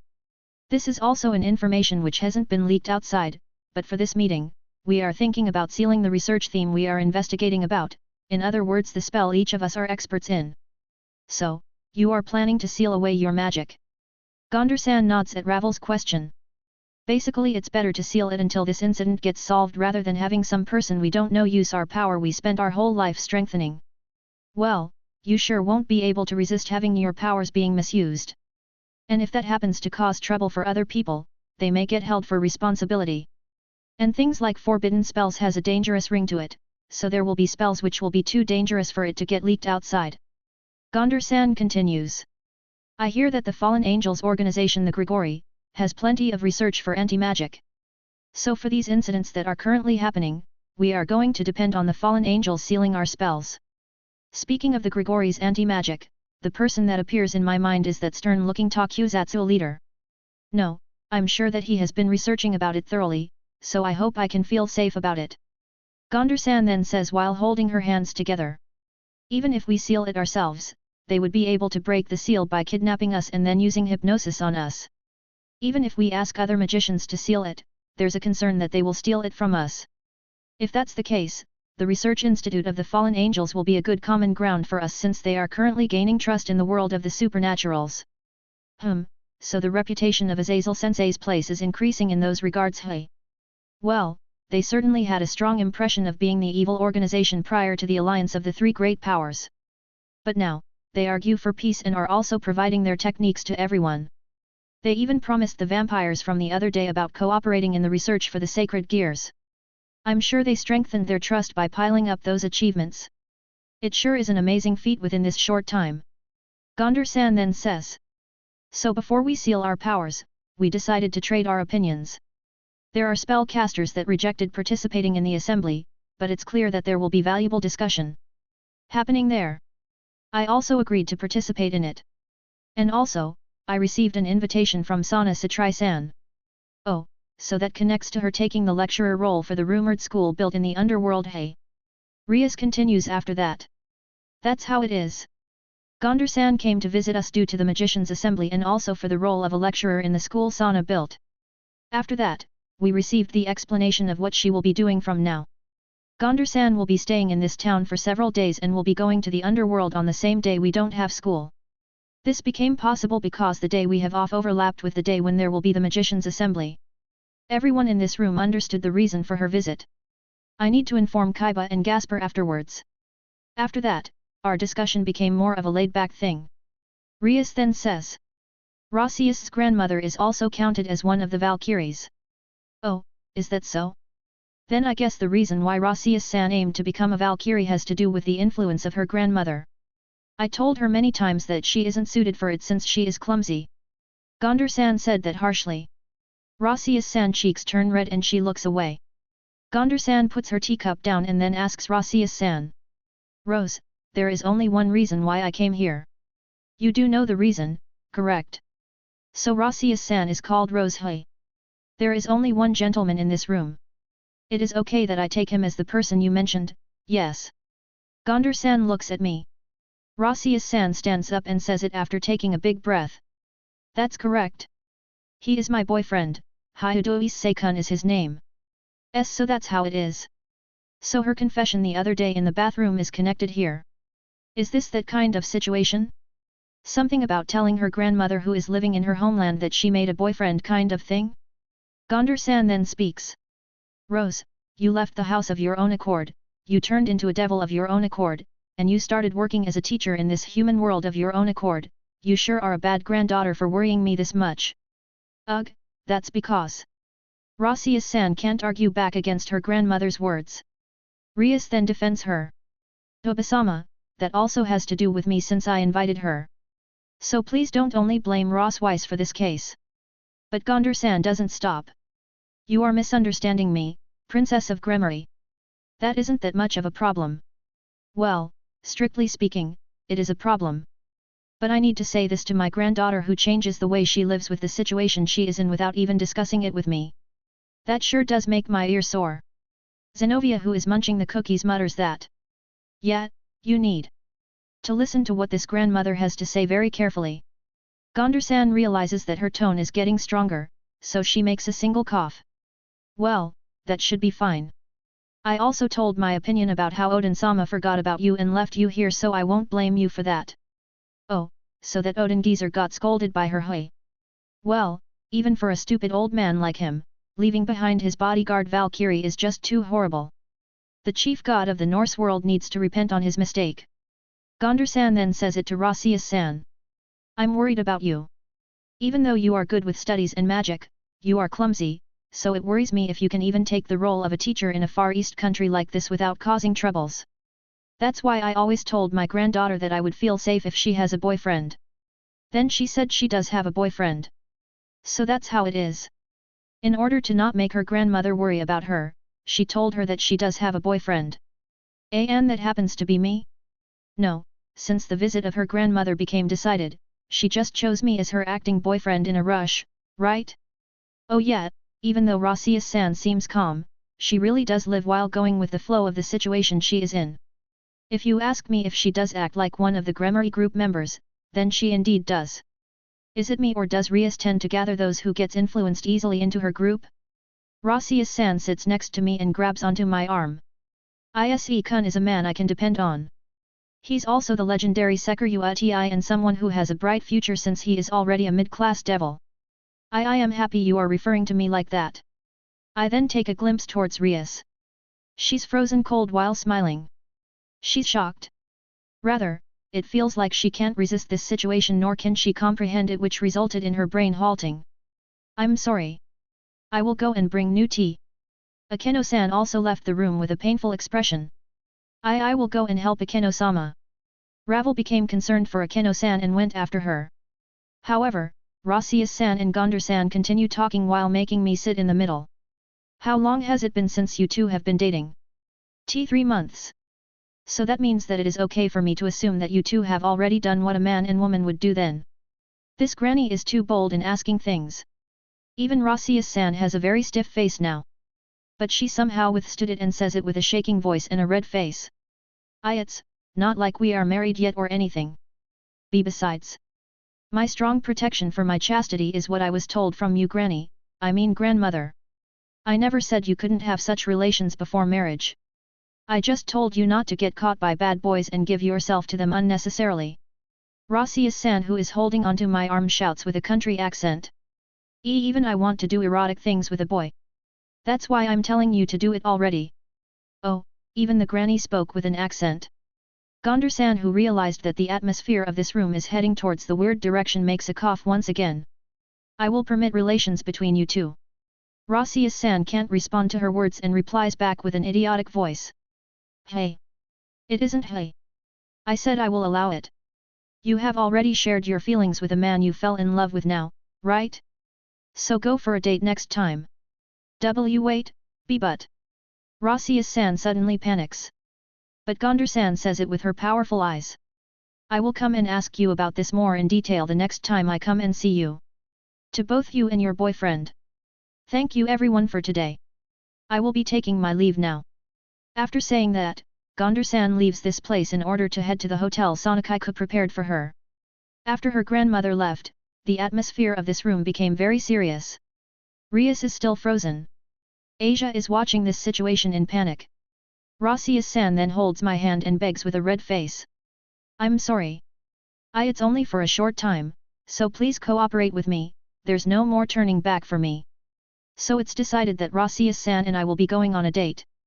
Life Point 2. The School of the Underworld. Part 1. The next day after Rasias-san's grandmother came to visit the Hyudur residence. I'm currently continuing with the final check for the pact between me and Le Fei. Ravel, who is my manager, is sitting between us and she takes out a document and such from her personal magic circle. I can only give her my gratitude for her swift work. Seriously, our pact certainly is going smoothly thanks to you, Ravel. When I said that, Ravel takes out an animal's plate and candles which is used for the custom for this ritual. Apparently it's a Chinese soft-shell turtle she got from a small restaurant. No, it's because you were blessed with making a pact with someone capable like her, which is the sole reason why this went smoothly. Receiving such praise, Le Fei starts to wriggle her body. The document, which will be our contract, is written in devil's symbols. Quickly explaining the context of it, it's written like one of those contracts you often see in the human world which goes, I will make a pact with this person. After the pact, these are the sort of things I am allowed to do. And these are the things which I am not allowed to do. I spill my blood by cutting my palm with a knife. I use that blood to write my name in devil's symbols. Le Fei also uses her own blood to write her name in magical symbols. With this, our pact is complete document-wise. What's left is the official ritual. Le Fei and I enter the pact purpose magic circle that is written with animal's blood. We then chant the spell for the pact. The magic circle starts to emit a mysterious shine. In the name of Le Fei Pendragon, I shall make a wish to the pawn of the Gremory group, Hyudur say. You shall make a pact with me, and become my sworn friend. The chants have been simplified quite a bit. Depending on the situation, you need to chant things like how we resulted in making the pact as well as the content of it. But this is a pact which is being done after Le Fei and I built trust between us, which in turn resulted in it being simplified. I also chant out the words I had memorized. In the name of Hyudur say, the pawn of Rias Gremory's group, I shall promise to make a pact with you, Le Fei Pendragon, right here. And let's get along from now as well. I bow my head down at the end like a Japanese person. Le Fei chuckles and also bows her head. Yes, let's do get along. The Gremory symbol appears on Le Fei and my cheek while the magic circle disappears while emitting out light due to fulfilling its duty. We really, did end this quite plainly, but was it really okay to end like this? I look towards Ravel and she is nodding her head. Looks like this is a success. Possibly due to the documents which have our signatures gaining some kind of power, the document is giving out a red light. Can I presume that this has finished? I try to get Ravel's confirmation just in case. Yes, you certainly can. With this, Ise-sama and Le Fei-san are partners in terms of business. Ravel tells me like that. So this is it, hey. We went through many documents, but it ended immediately when I found the person who I will make a pact with. Now then, it's okay that our pact is completed, but... So then, what should Le Fei and I do now? Our pact is completed, so should we research about magic like how a partner should? Ravel then says after making a cough. That will depend on Le Fei-san. If she chooses to do experiments on magic from now, she will need to summon you after this, but if she chooses to do the experiment tomorrow, she can just summon you tomorrow. So it's up to Le Fei then. Ravel then adds. It's a 5-year pact. If she shows good results within 5 years, then it will be a win-win situation for you, Ise-sama. In other words, we don't have to do anything immediately. I said that, so Ravel nods. Well, I guess we can conclude that we have made a pact. I hope I can show results within 5 years together with Le Fei. Oh well, let's do this while being laid back about it. Ravel confirms that we have completed our pact safely and then starts to prepare tea. She prepares it by taking out a folding type table and places the cups and tea on it. Let's have tea to celebrate the success of the pact between you two. A tea party after the pact, hey.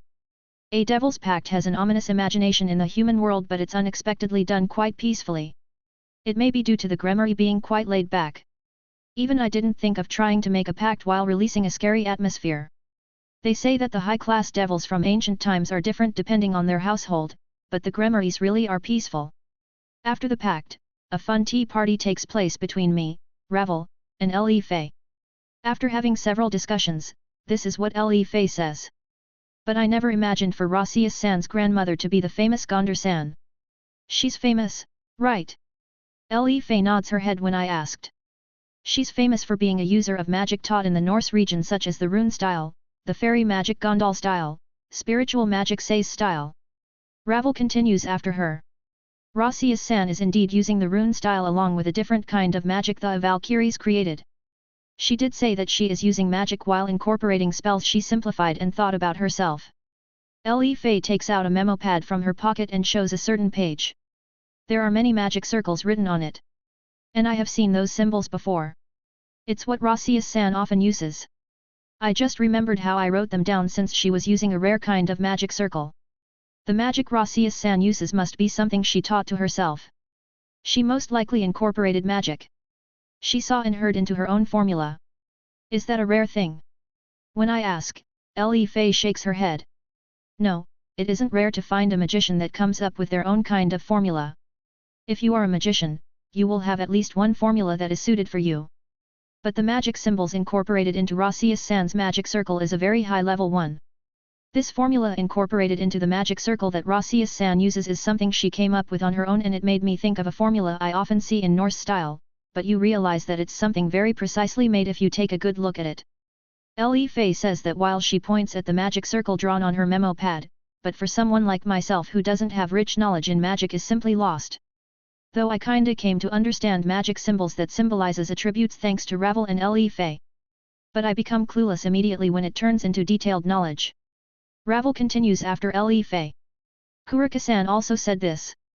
Rossius-san's formula restrains down how much the magical power is consumed to its utmost limit, but it's also something which strengthens both the offensive and defensive power positively.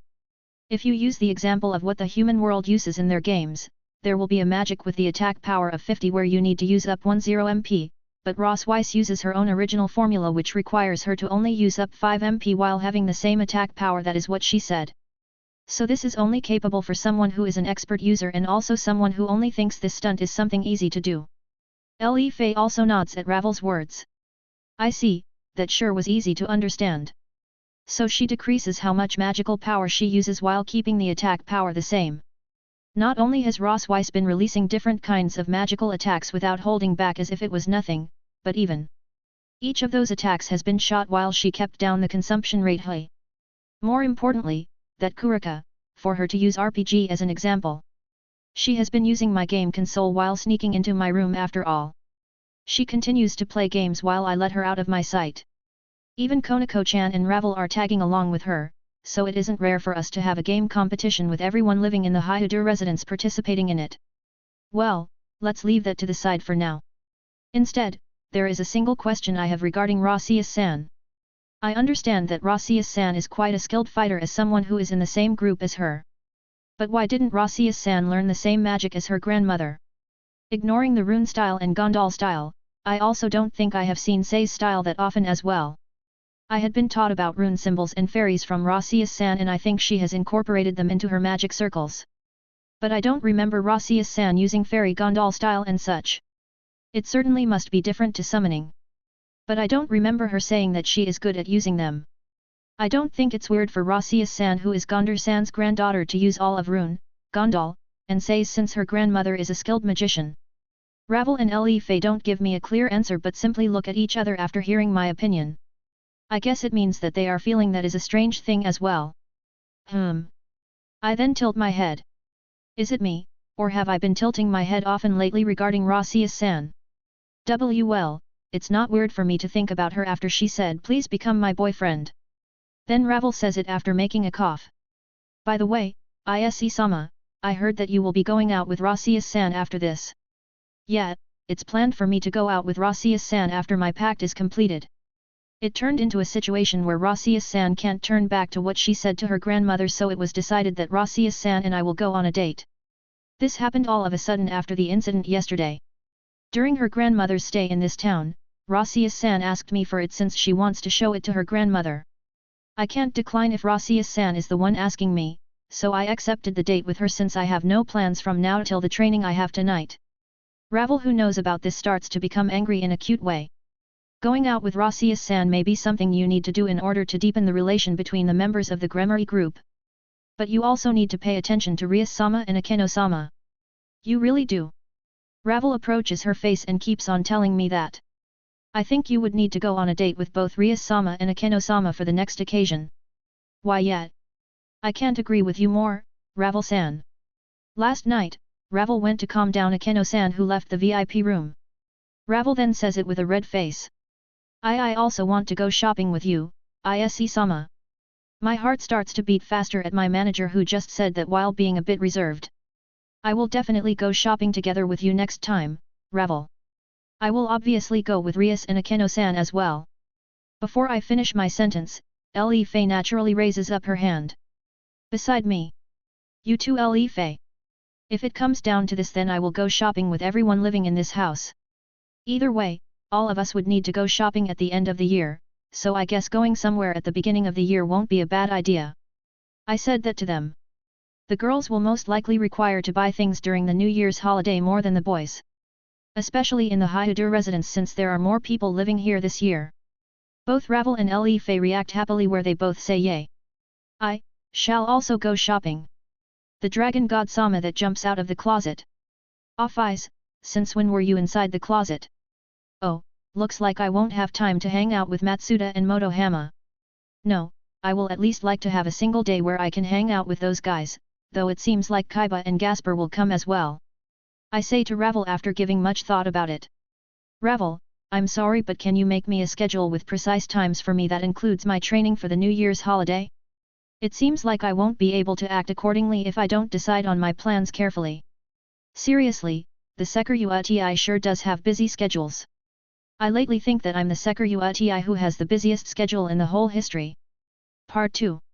After I completed my pact with Le Fei, I went to my room to get changed and am currently waiting at the entryway. I found a pair of long boots already prepared in the entryway, but do these perhaps belong to Rossius-san? Well, I really can't imagine her wearing them, so I originally thought they belonged to Rias or Akeno-san. Shortly after that, I sensed the presence of someone walking down the stairs. When I turn that way, I witness Rossius-san, who is wearing a coat and a short skirt. Rossius-san, who is wearing clothing that the girls that are my age wear, is standing right in front of me. It's not the Rossius-san I see all the time at home, who always wears jerseys. She has her silver hair done nicely and her lips are shiny, possibly because she put some lip cream on. Yes, the Oni-san who looks so poor isn't standing in front of me. Since she is wearing the same kind of clothes that girls her age wear, my heart starts to beat faster with a single look at her. I don't know what to say. Maybe because she realized my reaction, so Rossius-san starts to blush. Please don't suddenly act so strangely. It will make it harder for me to do this. Even I will dress in a fashion like this. Rossius-san seems to be regretting it a bit. Oh, that was rude of me. But shocked isn't the right word to describe how I am currently feeling towards how Rossius-san is dressed like a girl, since I have seen her dress the way she usually does. Revolution. A revolution is happening right in front of me. I'm sorry, shall we get going then? It happens when I said that. I catch a glimpse of people within my sight. When I look that way, Rias and Akeno-san appear from the corner of the corridor. Rias, who is acting like how she usually does, and Akeno-san, who seems a bit sad. Rias then says, "You two need to be back by night. We will have a pre-meeting before we head to the underworld." Yes. Rossius-san and I replied back to her. Rias then suddenly puts on a bitter smile. I have told Zenobia and the others to not interfere with you two. Ah, it certainly does seem like they will come follow us. Maybe because she noticed me who thought about it, so Rias breathes out. I won't follow you. Even if anything happens, I will trust the man I chose, and I won't sway even if something happens. I certainly did worry about how Ross Weiss was acting, and I certainly did get shocked when she asked you to be her boyfriend. But I won't be able to call myself Rias Gremory if I can't even trust ISE. She smiles saying that. She's such a good woman. She trusts me and her group from the bottom of her heart. However, I hope you go on a date with both me and Akeno. Rias winks while she says that. Of course. If you two are okay with me. Going on a date with Ayase-kun. Akeno-san puts on a bright expression after getting my reply. I certainly will go out with you if it's me you want. Except, I don't know when that will happen since I have a busy schedule. Like this, Rasius-san and I leave the house. Even if I'm going out with Rasius-san, it doesn't mean we will be staying in this town. Apparently Rasius-san wants to go to Tokyo, so we went on a transport. Approximately 1 hour after we went on a train to Tokyo from the nearest station, we arrived to Shinjuku Station. We changed trains once more from there to head to the station which will be our destination. I wonder if she's a model from overseas. She's amazingly beautiful. Inside the train, everyone is looking at Rasius-san. Of course. Anyone will look at her since she's exceptionally beautiful. Except, since she's also releasing an aura that beautiful girls carry which prevents people from approaching her, not a single person is coming to talk to her. Rasius-san herself seems a bit embarrassed and is acting awkward since she's gathering people's attention. If I wore either my jersey or suit, then I wouldn't have found myself in this situation. Rasius-san starts to mumble. That's not true. You will stand out wearing anything since you are cute. I simply told her my honest impression, but Rasius-san on other hand is blushing and her cheeks are red. Hey hey hey hey, the usual Rasius-san would have replied back by saying I will take that as a compliment. The same goes for Akeno-san, but it's not fair for them to behave like this when we are going out. Even I am having a hard time trying to keep the conversation going. There was no conversation during the time inside the train, and we arrive at the destination 15 minutes after that. The station we arrived at is stationed a bit away from the city. She said she has business at the station building, so we arrived to the floor where everything is a 100 yen shop. The moment we arrived to the floor, Rasius-san puts on a happy expression. She starts to talk with shaking voice and with a bright expression. This is the huge 100 yen store for women that I had been dreaming about, the Bella. It means beautiful or a beauty in Italian, and this brand only has fashionable items for women all lined up. It's famous for having a high-grade item that really doesn't look like a 100 yen item just by the look of it. Oh, look. That plate looks very fashionable. Oh, that pen holder has a beautiful shape which has no flaw to it. Oh, this one has an amazing amount of storage space even with this size. She started to take a look at the products while she left me behind. She's so bright that I have never seen her like this. Just by looking at her like this makes me realize once again that she's a girl who is about the same age as me. Except, her hobby is a bit off. I never expected we would be coming to a 100 yen shop today, here in Tokyo. Due to the clothing she's wearing right now, I thought we would be going to a more gorgeous and fashionable looking place. Please take a look at this, ISE-kun. This, and even this costs 100 yen. There isn't even a single product which will cost 200 yen or 300 yen. Rasius-san is super excited right now. How should I put it? It's making me think that she won't be able to change this poor side of her. But this personality of her really makes me think that it is Rasius-san after all. I couldn't help but spend 10,000 yen for my shopping. 2. Be expected from Tokyo's Bella. Terrifying indeed, Rasius-san moans while she looks inside her purse. After doing some shopping, Rasius-san and I are taking a rest in terrace side of the cafe. 10,000 yen worth of 100 yen items. Basically, Rasius-san who had purchased 100 products came to think that she had bought too many things. So she sent her items away using the courier agency nearby. It will arrive at my house by tomorrow. A huge chunk of them, that is. But it's only worth 10,000 yen hui. She came all the way to Tokyo and purchased 10,000 yen worth of 100 yen items. I guess it's alright since the girl herself seems like she's satisfied. But I do wonder if it's okay for a young girl to buy those sorts of things when we came all the way to Tokyo. I started to worry about Rasius-san's future from now on. She then talks to me. Did I bore you? I am sorry for finishing buying things while I was the only one all happy about it. Maybe it was due to myself putting on a complicated look, so Rasius-san says that to me while looking sad about it. Oh, not at all. I'm simply happy just being able to come to Tokyo with you, Rasius-san. That's my honest feeling. It's my first time going far alone with Rossius-san, so there's new taste to it. I even had the opportunity to see the side of her I usually can't see, so there's no way that this is boring. Rossius-san then says after drinking her coffee. If I think about it, this is my first time being on a date with a man. I don't know what to say after hearing such shocking truth. It even makes me feel honored by it. It also makes me think if it was okay that I was her partner for her important first date. Was it really okay that it was me? I couldn't help but ask. Kaiba could have escorted her even better, and Azazel-sensei could have driven her to Tokyo with his sports car that he is so proud of. Compared to those two, the way I handle dates is quite ordinary. Rossius-san continues to speak while feeling shy about it. If I was asked to choose one person to date among the men around me, then I would have chosen you, Ise-kun. But please don't misunderstand me. It's if. If someone asked. This is merely a what-if story. Rossius-san drinks her coffee while turning red. She suddenly puts on a gloomy face after taking a breath. I simply studied while I was living in my homeland. The war maidens, the Valkyrie, that were around me were having a heated discussion about amazing heroes that turned into the warriors of Valhalla. While my classmates were wasting their time with the opposite sex, I simply gave it my all at studying in order to get closer to my aim. It sure is a story that isn't hard to imagine. I'm sure she continued to study while telling herself something in the lines of, "It's filthy. It's vulgar. You would join the loser group if you don't study." Rossius-san then looks afar. I was able to become a Valkyrie due to putting all my time of youth for studying, but now I look back thinking that I should have played a bit back then. What are you saying? You are still young. You are only older than me by a year or two, so from now on, no, from this point on you can just continue to spend your time of youth. Seriously, you are still too young. The people around her and also she herself forgets her actual age since she is a teacher, but since she's still in her teens where she can still experience the time of her youth, I reckon that it's still too early for her to say something someone old would say. It's also amazing that you were a bodyguard of that geezer Odin who is the chief god. Seriously, it's amazing to have a history of working next to a chief god from a mythology.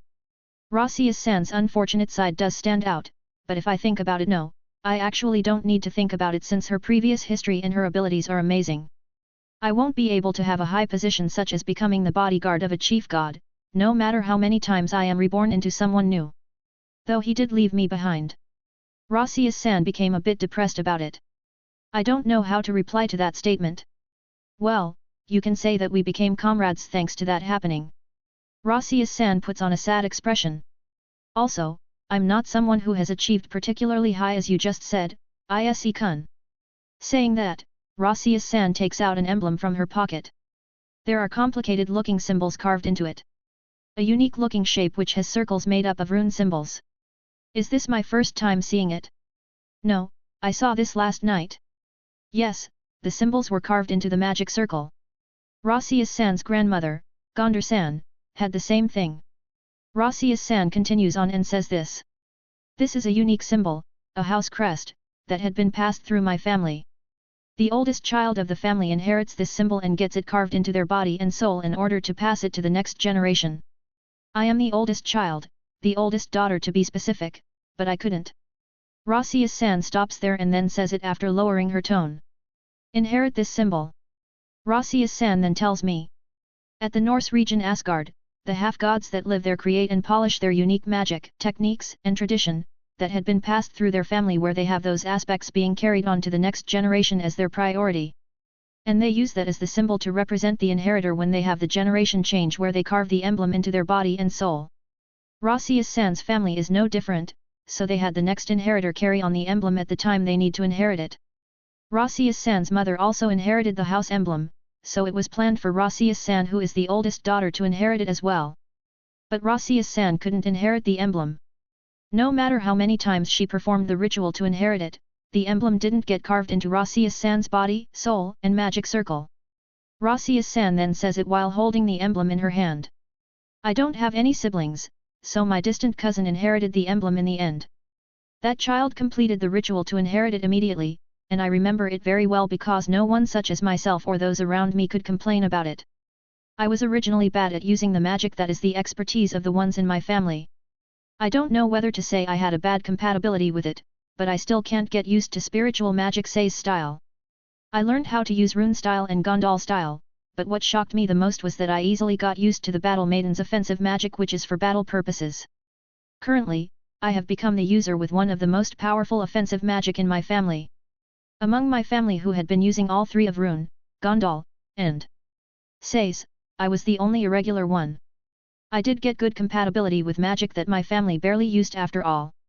I was fortunate enough to become a Valkyrie, but the results that I had made are nothing compared to my grandmother during her prime. Rossius-san confesses that while feeling down, she had bad compatibility with magic that had been passed through her family, and instead her talent bloomed in different departments. Saray Orc-san passes through my mind in terms of similar situation, but it must be different since his family has an important role of being the great king that has an important role in terms of being involved in the underworld's politics. For me who was born in an ordinary family, the inheritance problem is something really difficult since I can't get the grasp of it. I also learned that she was bad at gathering the hero's soul during the time when she was a Valkyrie. She had an unlucky situation till she was called by Odin the Geezer. But I do feel this was a fate. Maybe it was fated for her to come to the Gremory group that has heavy firepower. The Valkyrie that keeps on learning offensive magic. I can only think that Rias's fated meeting all depends on that. Rossius-san then says while blushing. Spellcasters from my family had been good at communicating with the fairies and to use the spiritual magic. However, I was exceptional since I started to learn offensive magic like a sponge, so I started to become brighter than before since I became capable of improving my performance and reserving my energy. My father and mother's response surpassed that of praising me and instead became astonished. I then say it while I scratch my cheek. But you did learn defensive magic when you returned to your homeland before. Yes, that is true. To put it short, my power has diverted away from that of my family's. I had a vague thought of inheriting my family's tradition when I was a child, and to becoming a Valkyrie just like my grandmother was something that was natural to happen.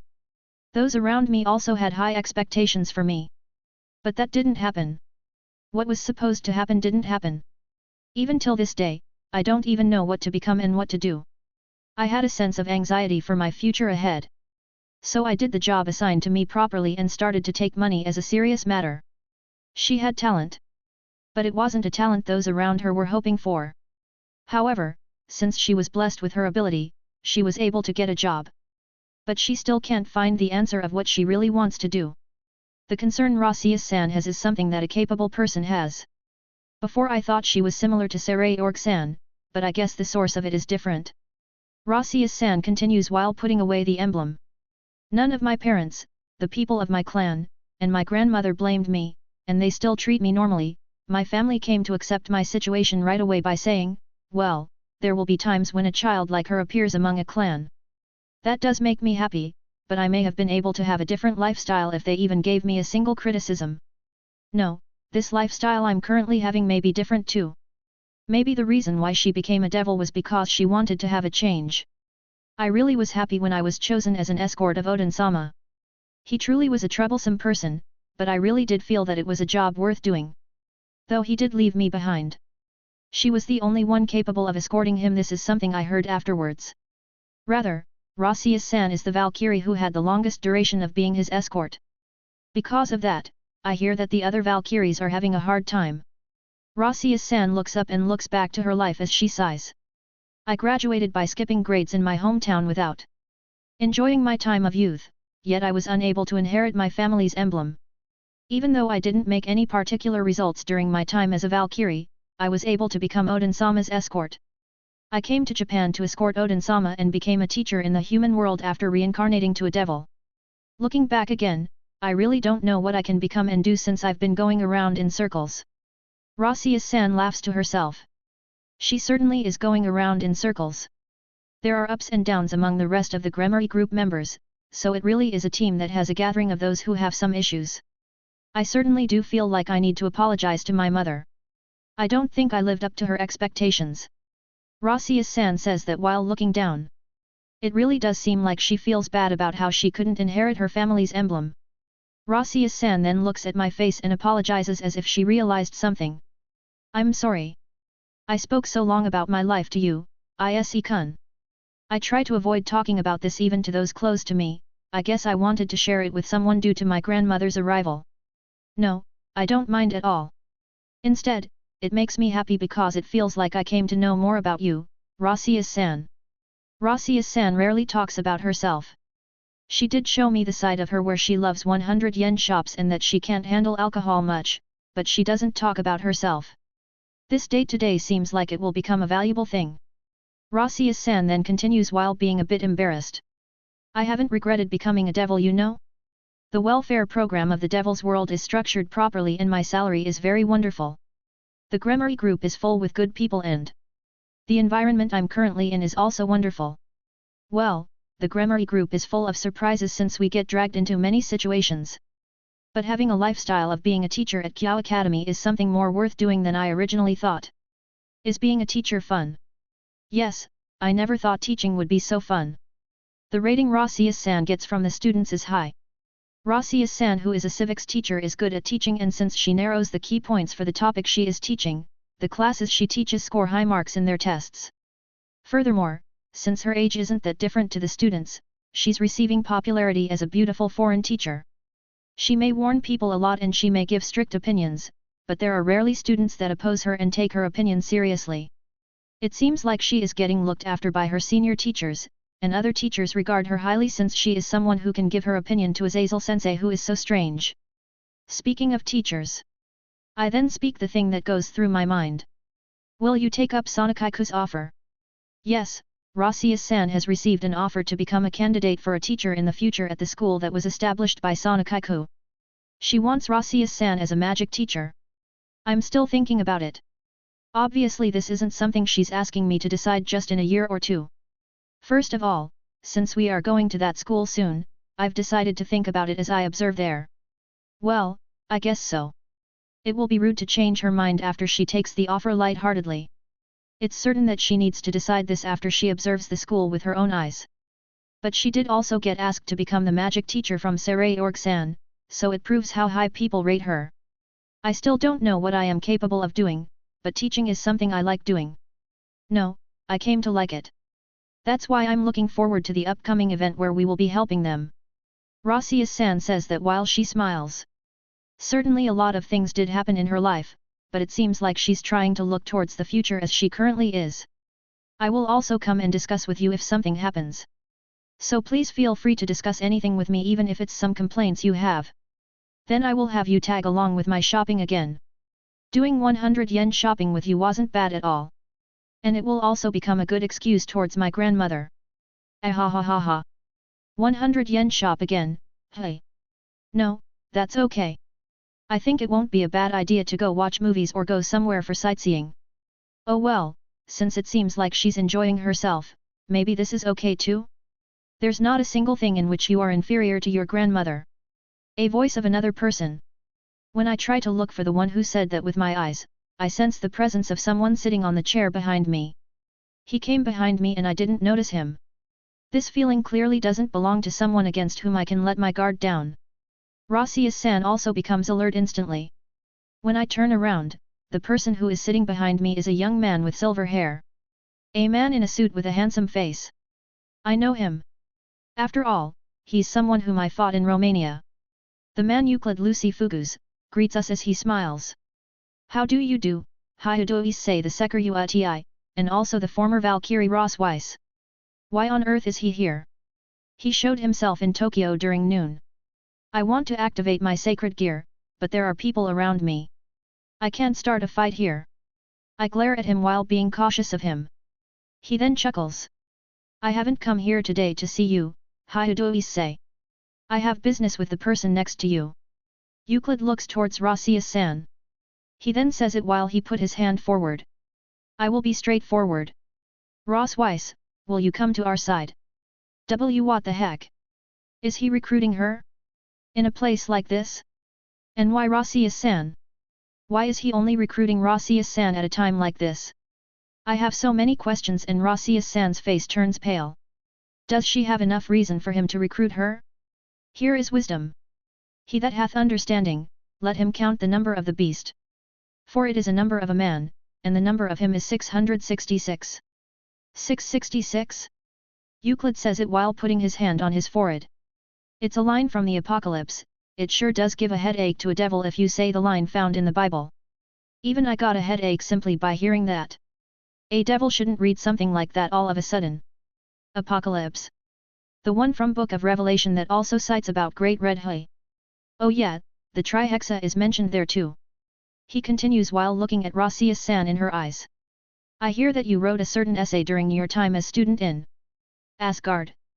And the title of your essay was regarding the Beast of Apocalypse. Seriously?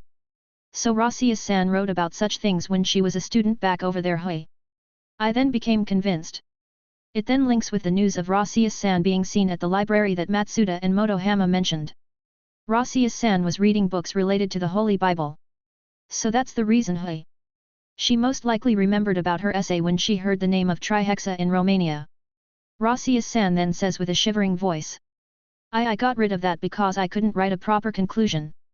What I submitted was a different essay. But why do you people know about it? He puts on a disgusting smirk to her question. We are the ones that are gathering every single piece of information regarding Trihexa. Even if it's an essay that had been disposed of in the past, we will go and pick it up even if that place is at the end of the earth. Rossius-san shakes in fear hearing that. I'd spoken a bit about the content of that essay to my roommate back then. Don't tell me you. He shrugs his shoulders to Rossius-san's question. We helped ourselves to search through her memories but we only obtained a fraction of the information. That's why we changed our method to recruit you to our side directly. Rossius-san puts her right hand forward hearing that. Her eyes are already filled with the will to fight. So you people assaulted her? You scum, I will take you down right here. Euclid laughs with his nose and looks around the place with his eyes. There are many of those that are looking at us with keen eyes due to us causing some ruckus. Fighting here will be a bad idea.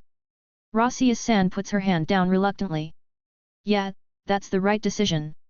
If we attack him first, then he won't hold back on fighting back while dragging the people around us in it. Euclid gets up from his seat and bows his head down to the people around us. I'm sorry for causing a scene. I will be on my way now. As he walks past us, he mutters. She's safe. We didn't take her as a hostage. Except.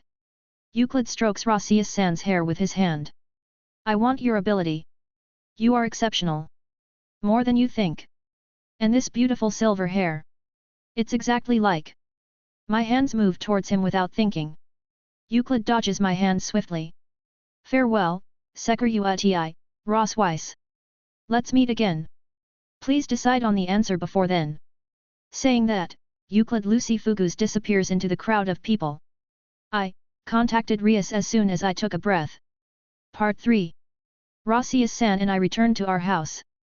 It's evening and the members of ORC gathered in my room. For him to appear in Tokyo.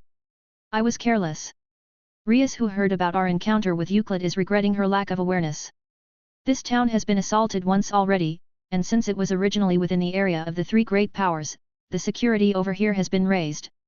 Of course Tokyo, which is the capital city of Japan, is receiving cooperation from each of the forces and they are putting their alert on, mainly the group of supernatural organized by the higher-ups of Japan is on alert as the main force.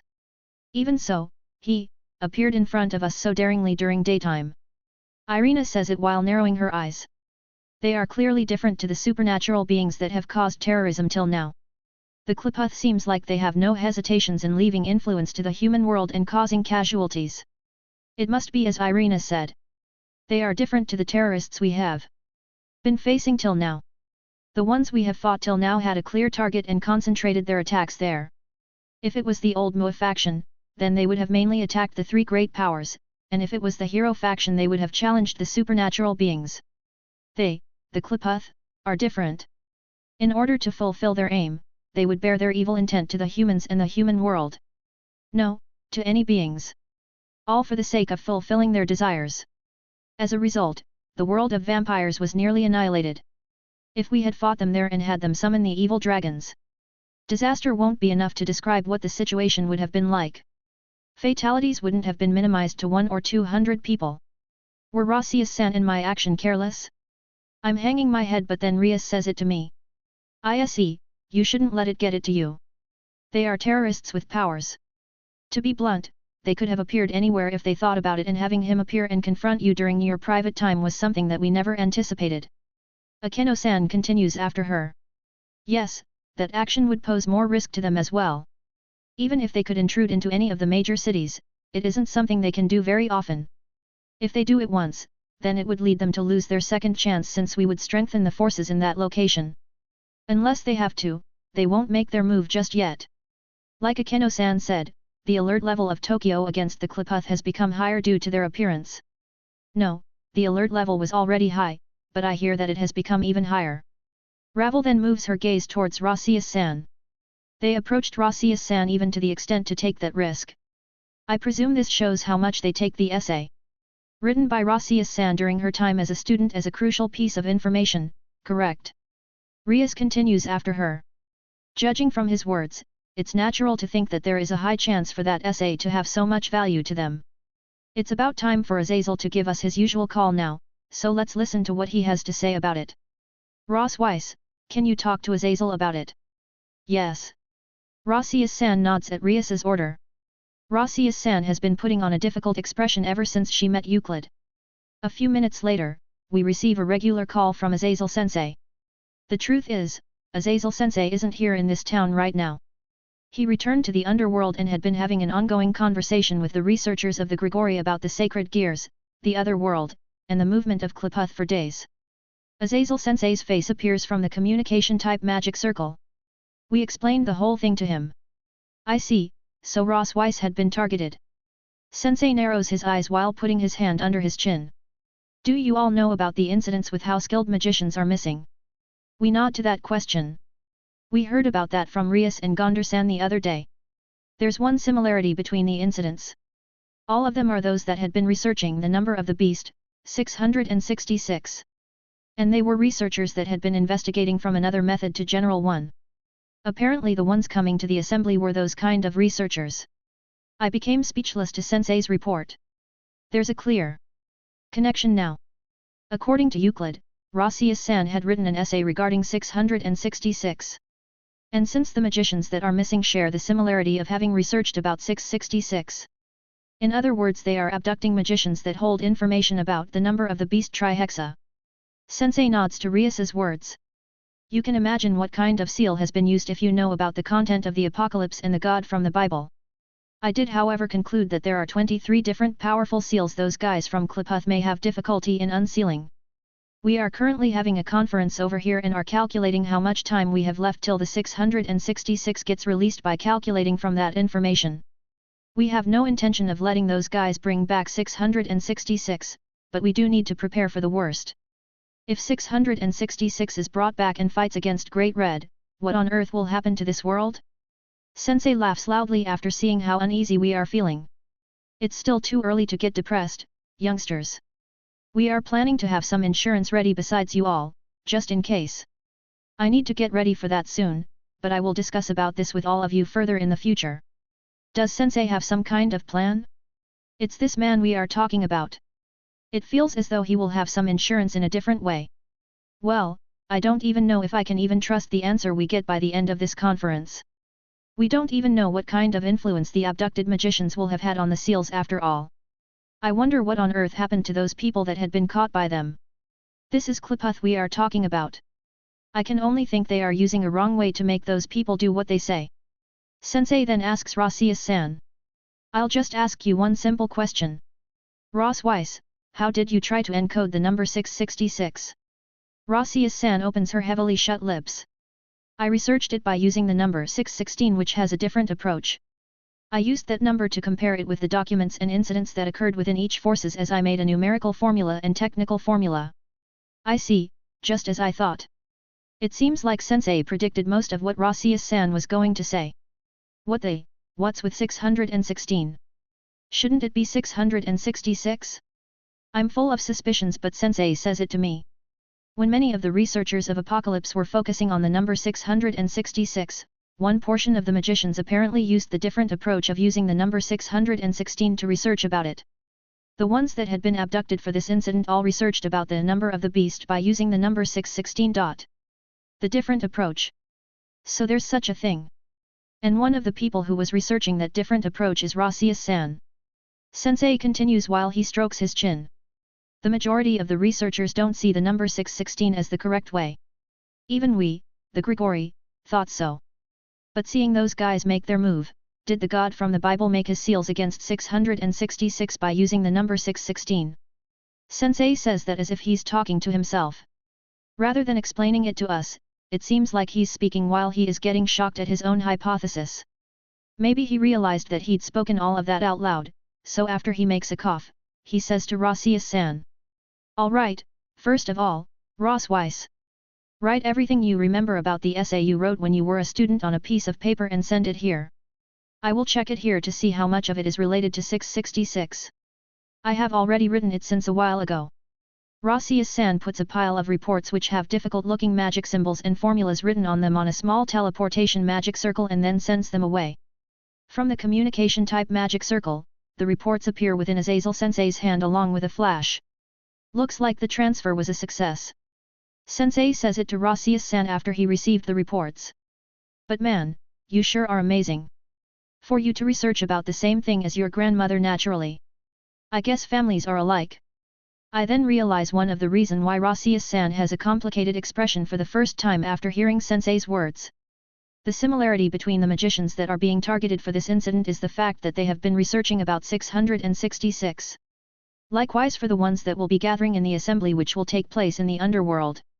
In other words, Rossius-san's grandmother has also been researching about 666. That night, Rossius-san continued to put on a difficult-looking expression and she never spoke after that. Part 4. The rating game school anyone can attend, which was the dream of the Satrai group, more specifically Sonakaiku's, was unexpectedly located within the Agarz's territory. Normally, it wouldn't have been weird for the school to be built in the Satrai's territory, which belongs to the next heiress of the House of Satrai who was hoping for this to happen, but political issues had to get involved here too. Rather, it turned into quite a complicated situation. Maybe the reason for Sonakaiku building this school may have a bit of Sirafal Leviathan-sama's intention, who is her sister? Apparently there are those who are saying such things. Obviously Leviathan-sama, who is all supportive of Sonakaiku, was being positive about the establishment of this school.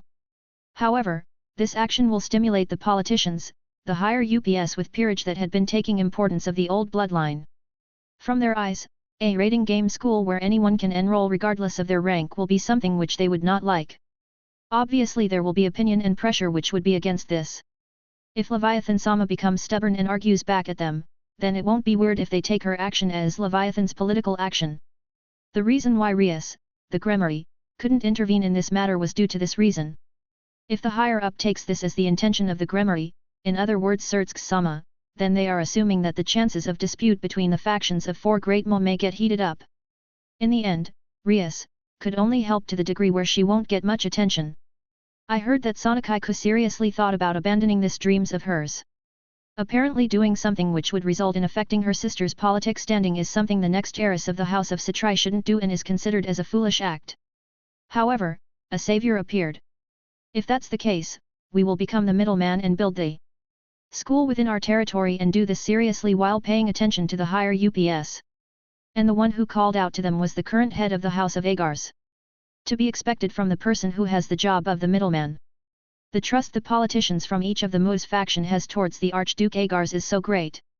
He attained the support of the House of the Great King that stands at the top in terms of bloodline and built the first rating game school anyone can attend to. That's why we, the Orc, Gremory Group and Irina and Ravel, are going to the underworld to help out for the school experience day.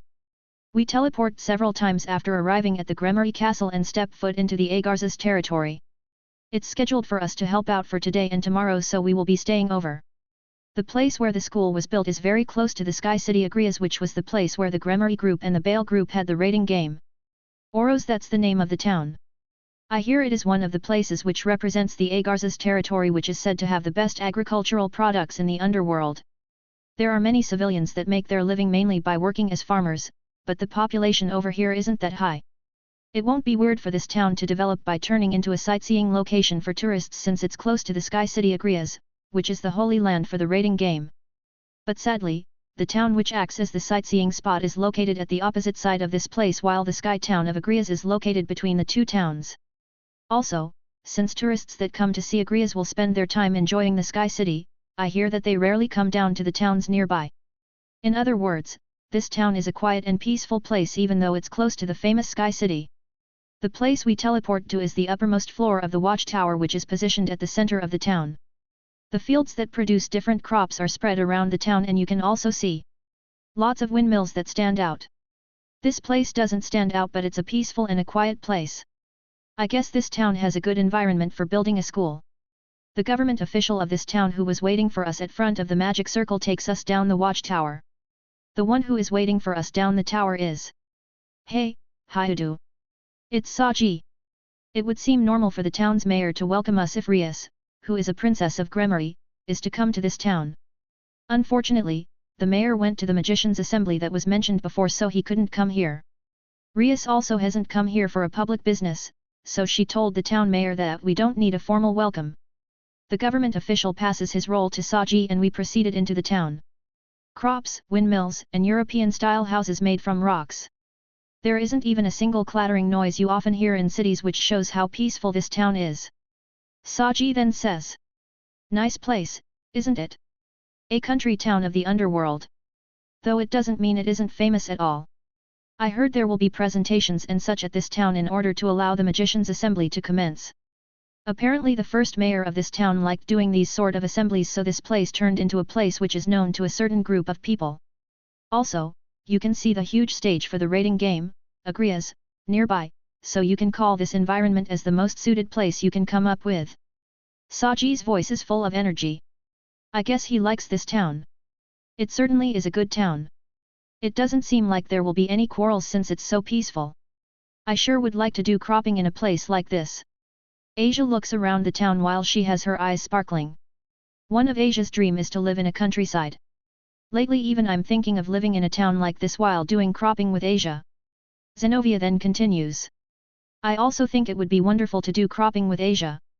Our lives as devils will be long. Maybe forgetting about being a swordswoman for once and do farming is a good idea. I'm sure ISE would say he's going to live with Asia, so there won't be any loss for me to tag along. So she's saying that while having me follow Asia. Well, I do want to live with Asia in the countryside. Irina also says it while she looks up the sky. Maybe I should also live in the countryside in the future? But it does seem hard for an angel to live in the underworld, so I guess it will interesting to help ISE-kun and Asia-san with farming when I receive a job to come to the underworld.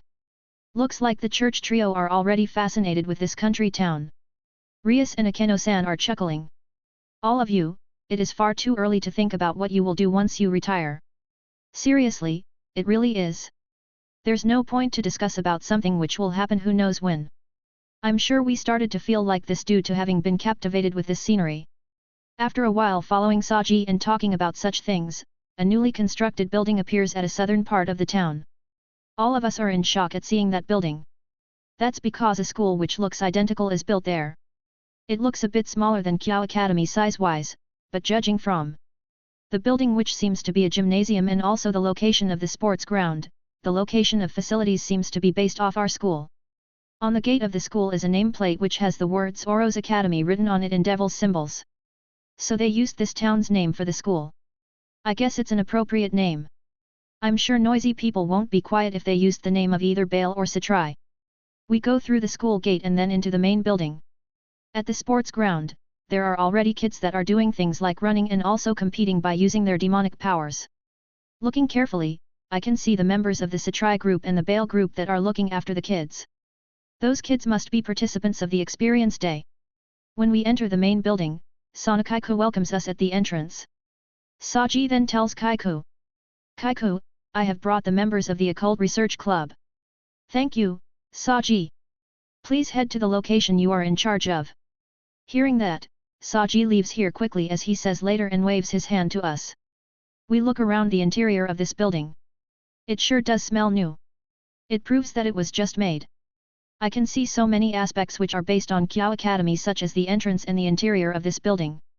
Even though this is a new place to us, I can only think it's something we have seen so many times. Rias offers her hand with a smile and then says, let me say this again, congratulations, Sana. Kaiku also smiles as she shakes Baku's hand. Thank you, Rias. This is still only the first school and the opening of. This school is quite far away, though we were able to organize the experience day. Sonakaiku says it as she stretches her hand towards the interior of the building. Now then, let me show you the inside. We then walked within the school interior as Kaiko leads us. The children and their parents come and leave the corridor. From outside the classroom I can see the person from the Bale group who is acting as a lecturer and is teaching the kids something. The kids are listening to their lecture while they put on a serious face. Their parents that are watching over them from the back of the classroom also have serious expressions. Either the Bale group member or the special lecturer that were called by Sonakaiko are acting as the main lecturer while the Satrai group members are supporting them. Well, the members of the Satrai group are all students after all. They won't be able to go forward as lecturers. Also the voluntary staff that were gathered by Sonakaiko are moving within the premises as if they were busy. Most of children here are around 10 years old. In the human world, they would be around the age where they would be going to junior school. There were also those who are in their mid-10s, but the kids that seem to be junior pupils are standing out. How many of them are here? Rias asks Kaiko.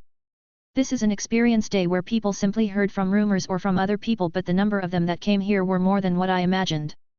There are most likely 150 children today. If we include their parents and siblings, then the number of people here will exceed 400. Wow, it's so crowded in here.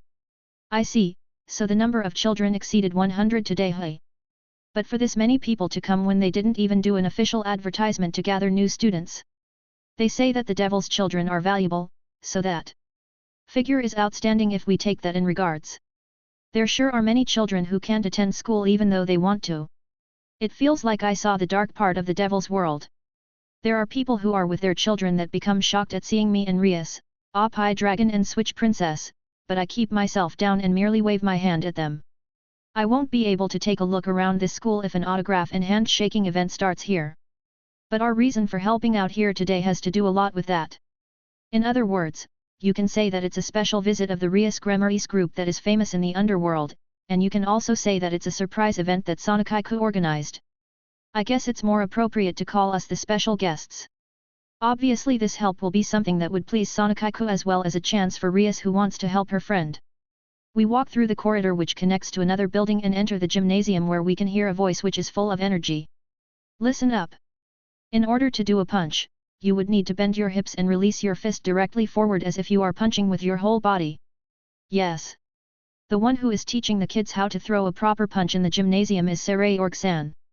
The children also throw punches at the same time as Saray Org-san energetically even though they are facing difficulty. Ha! Ha! Ha!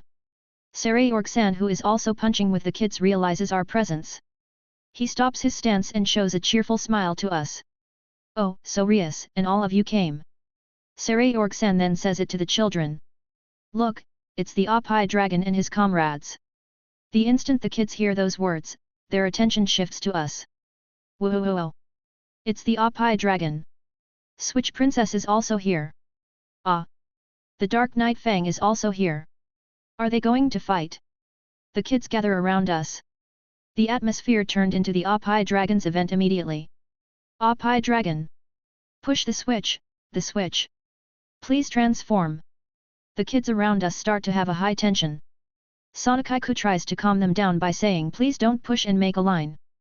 But there's no way she can stop the kids who got their switch turned on, so please leave this to me. The one who comes between me and the kids is the capable manager, Ravel. Oh, it's my manager. She will surely quiet down this situation, that's what I thought. Please line up in a line for the autograph and handshake. Please also set up the tables and chairs. Please get in a line. Oppai Dragon won't go anywhere. Rias-sama please make a line for the Switch Princess. Okay then, Ise-sama, Rias-sama, here is a felt tip pen. Ravel takes out the felt tip pen quickly from her pocket and makes the children line up as she gives orders to us. Under the command of the capable manager Ravel, the gymnasium turned into a place of doing such events immediately. After the end of the Oppai Dragon event that suddenly started, I moved to a corner within the courtyard to take a rest. After that, I had no choice but to transform myself, so I ended up putting on a show by using balance break. Since Kaiba volunteered to take the opposite role to mine, I guess it was a good show for something which started abruptly. Well, I guess this is one of the jobs that is sought from us. Even the children were happy with this, so I guess it was okay. The scenery I can see from the school's courtyard. Even now, the children are receiving lessons from the lecturers where they are moving their body seriously and energetically.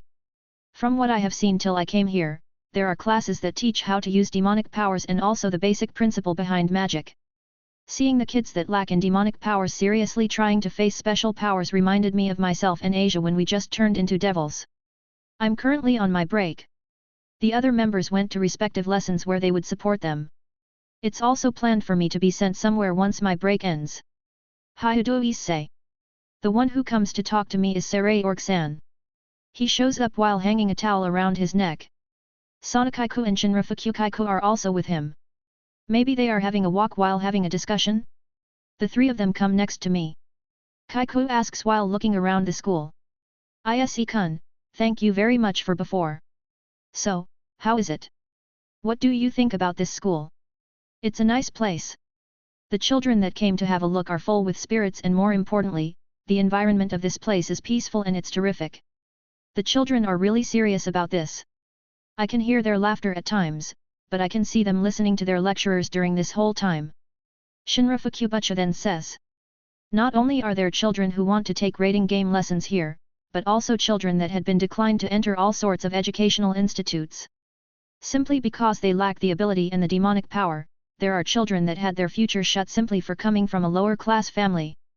If there are those who come from the upper class family but have to quit the school by being cornered by those around them, there are also those who have the gift but don't come from an upper class family.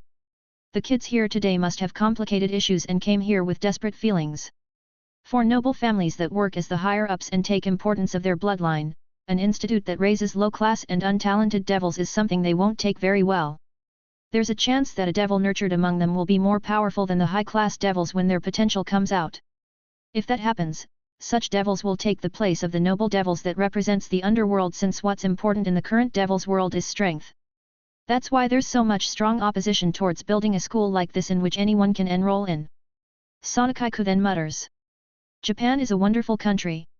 Everyone has the right to learn. The country that you, Tsubaki, and the others were raised in, is a place which has better educational opportunities than the underworld. I guess so. I was never in a situation where I wasn't able to attend school or not being able to learn even if I wanted to. The school existed as if it was a natural thing, and there were people that taught us as if it was a natural thing. The children that came here today have been living without receiving the opportunities that I have been receiving naturally. Saray-org-san looks up at the school. The establishment of this school, which has never been done before, has a big meaning behind it. I hope one day that this example will spread to each of the territories. No, we must make sure of it. Sonokai-ku's and Saray-org-san's eyes are filled with strong determination. They really must want to increase a school like this. I'm sure these two are the sort of people who will actually turn what they have decided on into reality. No, I believe they will do it. They will make sure they are even a step closer to their dream. Saray-org-san then smiles as he crunches his fist. I'm teaching them hand-to-hand combat. I then remember how Saray-org-san was teaching them how to throw a punch back at the gymnasium. If they lack in talent, then they can use something else to make up for it. It can be wisdom. It can be strength. I'm in charge of strength. I'm teaching the children that have come for this experience day. Though it's my first time doing something a teacher would do. I'm teaching them while reading a book which shows me an example of how to do this. His smile shows that he's having fun. He really must be enjoying teaching the kids. They are taking this really seriously. Each child is throwing a punch seriously. Yes, I also felt the same when I saw them. Saray-org-san says it as he looks at his fist. This huge, rough, and ugly fist of mine was something I trained in order to come this far, but, while I was teaching hand-to-hand combat to the children, I think I finally came to realize it. Yes, I, who was born without the power of destruction, must have been born in order to teach them this. I may be exaggerating, but I felt I was blessed to find out that my fist has such value. This person's life was filled with such serious matters which you can't explain in words. Since Saray-org-san, who had such life, is smiling like this, he really must have found the worth to partake in this experience day. Sonokai-ko looks at the school once more. It seems like she's really proud of it. Let's do our best. We haven't even started yet. We are going to overcome different obstacles one after another. I never expected her to say something Rias usually would. That shows how much passion she has in the establishment of this school. I also declare it to Kaiku after I stood up. I will also stir up the tension here then. Today, I'm going to support this school as much as I can. Then, a weird scream reaches my ear. When we look that way, we see the children gathering in one spot. Even the children that are taking the lessons went there. What's going on? I look towards there in doubt, but Kaiku, Shinra-senpai, and Saray-org-san seem like they know what's happening, so they nod to each other while they say, looks like he has come, and yet. Kaiku and Saray-org-san walk that way, so I follow behind them, and then I find out why the kids are all gathered there. The one who is standing at the center is a man with ash-grey eyes and hair who has a handsome face. I recognize him. More like his face is burnt into my eyes. As one of my aims, that is. Hey, I've come to take a look. The man who puts his hand up as he realizes our presence. The one who is putting on a refreshing smile is Emperor Belial, the current champion of the raiding game. Sir Daihauser Belial. Seriously. The champion showing up here is something I never imagined. I didn't hear anything about this. Even I'm getting excited. So much that I want to get his autograph afterwards. Saray-org-san and Kaiku shake hands with the champion. Daihauser-sama, I thank you from the bottom of my heart for your visit here today. Saray-org-san thanks him. The champion smiles and looks around the campus. This is a nice school. And it also seems like talented students will gather here. Emperor! Emperor! The kids are all excited. Of course. In this school, which is full of children that want to learn about raiding games, it's natural if they became so crazed if the current champ appears like this. But man, it sure is amazing for the champion himself to come for a visit. Shinra-senpai whispers into my ears at my mutterings. The truth is, there will be filming of a movie tomorrow at the Sky City Agrias where Sir Daihauser Belial will be acting as the lead role. He came for a visit here on his way there. The champ's film.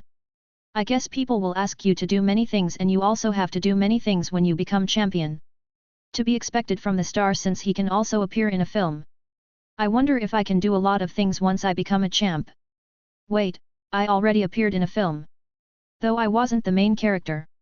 Being the main character of a film has a nice ring to it. The champ says it to us as he looks at us directly. I will also help as much as I can. Having game players with potential appear will be a wonderful thing. Emperor Belial also shakes my and Shinra-senpai's hands. Ah, he seems like a good person. Being a champ sure makes him elegant. We had a sudden visit from the current champion of the raiding game, but I put my spirit up since I will be supporting a lesson. The lesson outside. So, that was my performance as a pawn. Once I transformed myself, I used promotion to show the traits of a pawn to the children. I turned into a knight to move around quickly. I turned into a bishop to breath out a fire. And then I turned into a rook to crush a giant rock. The children paid attention to me as they gave me a huge clap and cheers. Once I was done with my performance, the lecturer starts his explanation. Pai Dragon-san, thank you for your performance. Like this, the trait of a pawn is to use promotion, and the lecturer resumes the lesson. Since my job is done here, I turn back to normal and exit the room as I wave my hands to children. Now then, that's another class down for helping out. Well, the only thing I can do is to perform as the lecturer asks me to. My main job here is to use balance break and move around. Lessons that involves using characters are taken quite well from the children, therefore it is easier to do the lesson. The fact is, the children listen to the lecturer with enthusiasm when I perform during the explanation. Now then, my next lesson is. I move around as I look at the memo which has the schedule of lessons, but he appears within my sight. Alright, everyone. Among humans and hybrids of humans, they have special powers like this called the sacred gear, which is different to the powers of a devil. Yes. The one who is talking to the children at the corner of the sports ground is Saji. He's giving them an explanation while activating his sacred gear on his right arm, where it has many black snakes appear from it. Once Saji finishes his performance using his sacred gear, another lecturer starts the explanation, the sacred gear possessor as well as the magic swordsman of the Bale group, Liban Krosel. Saji's role in this lesson must be his performance using his sacred gear. Saji, who has finished his role, catches sight of me. He puts his hand up and rushes in front of me. Hey, good job. When I say that, he replies back energetically by saying, yeah, you too. We talk as we walk towards the school building. Saji mutters as he looks up at the school proudly. Hey, Hyudu. he says as he scratches the back of his head while feeling embarrassed. The children called me sensei, they called me sensei with a smile. Even though, I'm far from being one. Saji seems happy as he says it. His dream is to become a teacher at the rating game school. He still hasn't got the license to become a teacher, but he's always full of spirits since he wants to get the license one day. However, Saji must have found this experience day worth doing. No, I'm sure he came to realize his dream once more. That's because his eyes right now are filled with energy. Hyudu, I came to realize it once again after I looked after the children here several times. I will definitely become a teacher. Though I need to get a promotion and become a middle-class devil. But I definitely will become one. No matter how long it takes, I will definitely become one. Yeah, if it's you. Then you will be able to do it. When I said that from the bottom of my heart, Saji scratches his cheek in embarrassment. Then I came to hear lively voices. When I look that way, the ones gathered there are a group of children and the church trio. Bring out the golden dragon. The golden dragon. The children are saying that. Yes, I can do that. When Asia chants the summoning spell, it gives out a golden light, and that Dragon King shows himself. A giant dragon with golden scales. The children become even more excited with the appearance of the dragon. Asia says to that dragon, Fafnir. Fafnir-san, will you please play with the children? This is what the perv says as he opens his huge mouth. Sure. But, I lack PP, Pantsu points, dot. The so-called PP, also known as Pantsu points, that bastard recently created is apparently the energy meter that functions inside him. It's made up of Asia's pants, and he suddenly loses strength once he lacks them. Oh man, he sure is screwing around. Asia panics at Fafnir's claim. PP. Asia starts to look through her bag even though she has a red face. No. Even I started to feel pity for her in such embarrassing scene. I try to run to her aid and stop this, but Asia takes out a pair of pants from her bag and hands it to Fafnir. I'm sure she took this action and made a decision for the children. Fafnir starts to munch her pants. The children start to break down in laughter. Wow, look at this dragon. He's eating a pair of pants. Ah ha ha ha ha, he's eating the pants. Asia looks lifeless like she's about to fall. Zenobia and Irina catch her in their arms. Yufufu, for some reason, I'm getting very tired lately. Zenobia and Irina take Asia's hand who has a weak voice and then say with a loud voice. Asia. You did well. You shouldn't let it get to you. She's right. It will be a good learning for students to have a pants-loving dragon appear for this experience day.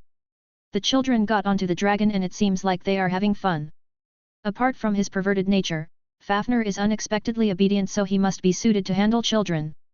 Though Asia has to pay the price for it since her worries won't disappear. Vritra often says that Fafnir has changed. Saji says beside me while he has his eyes half open.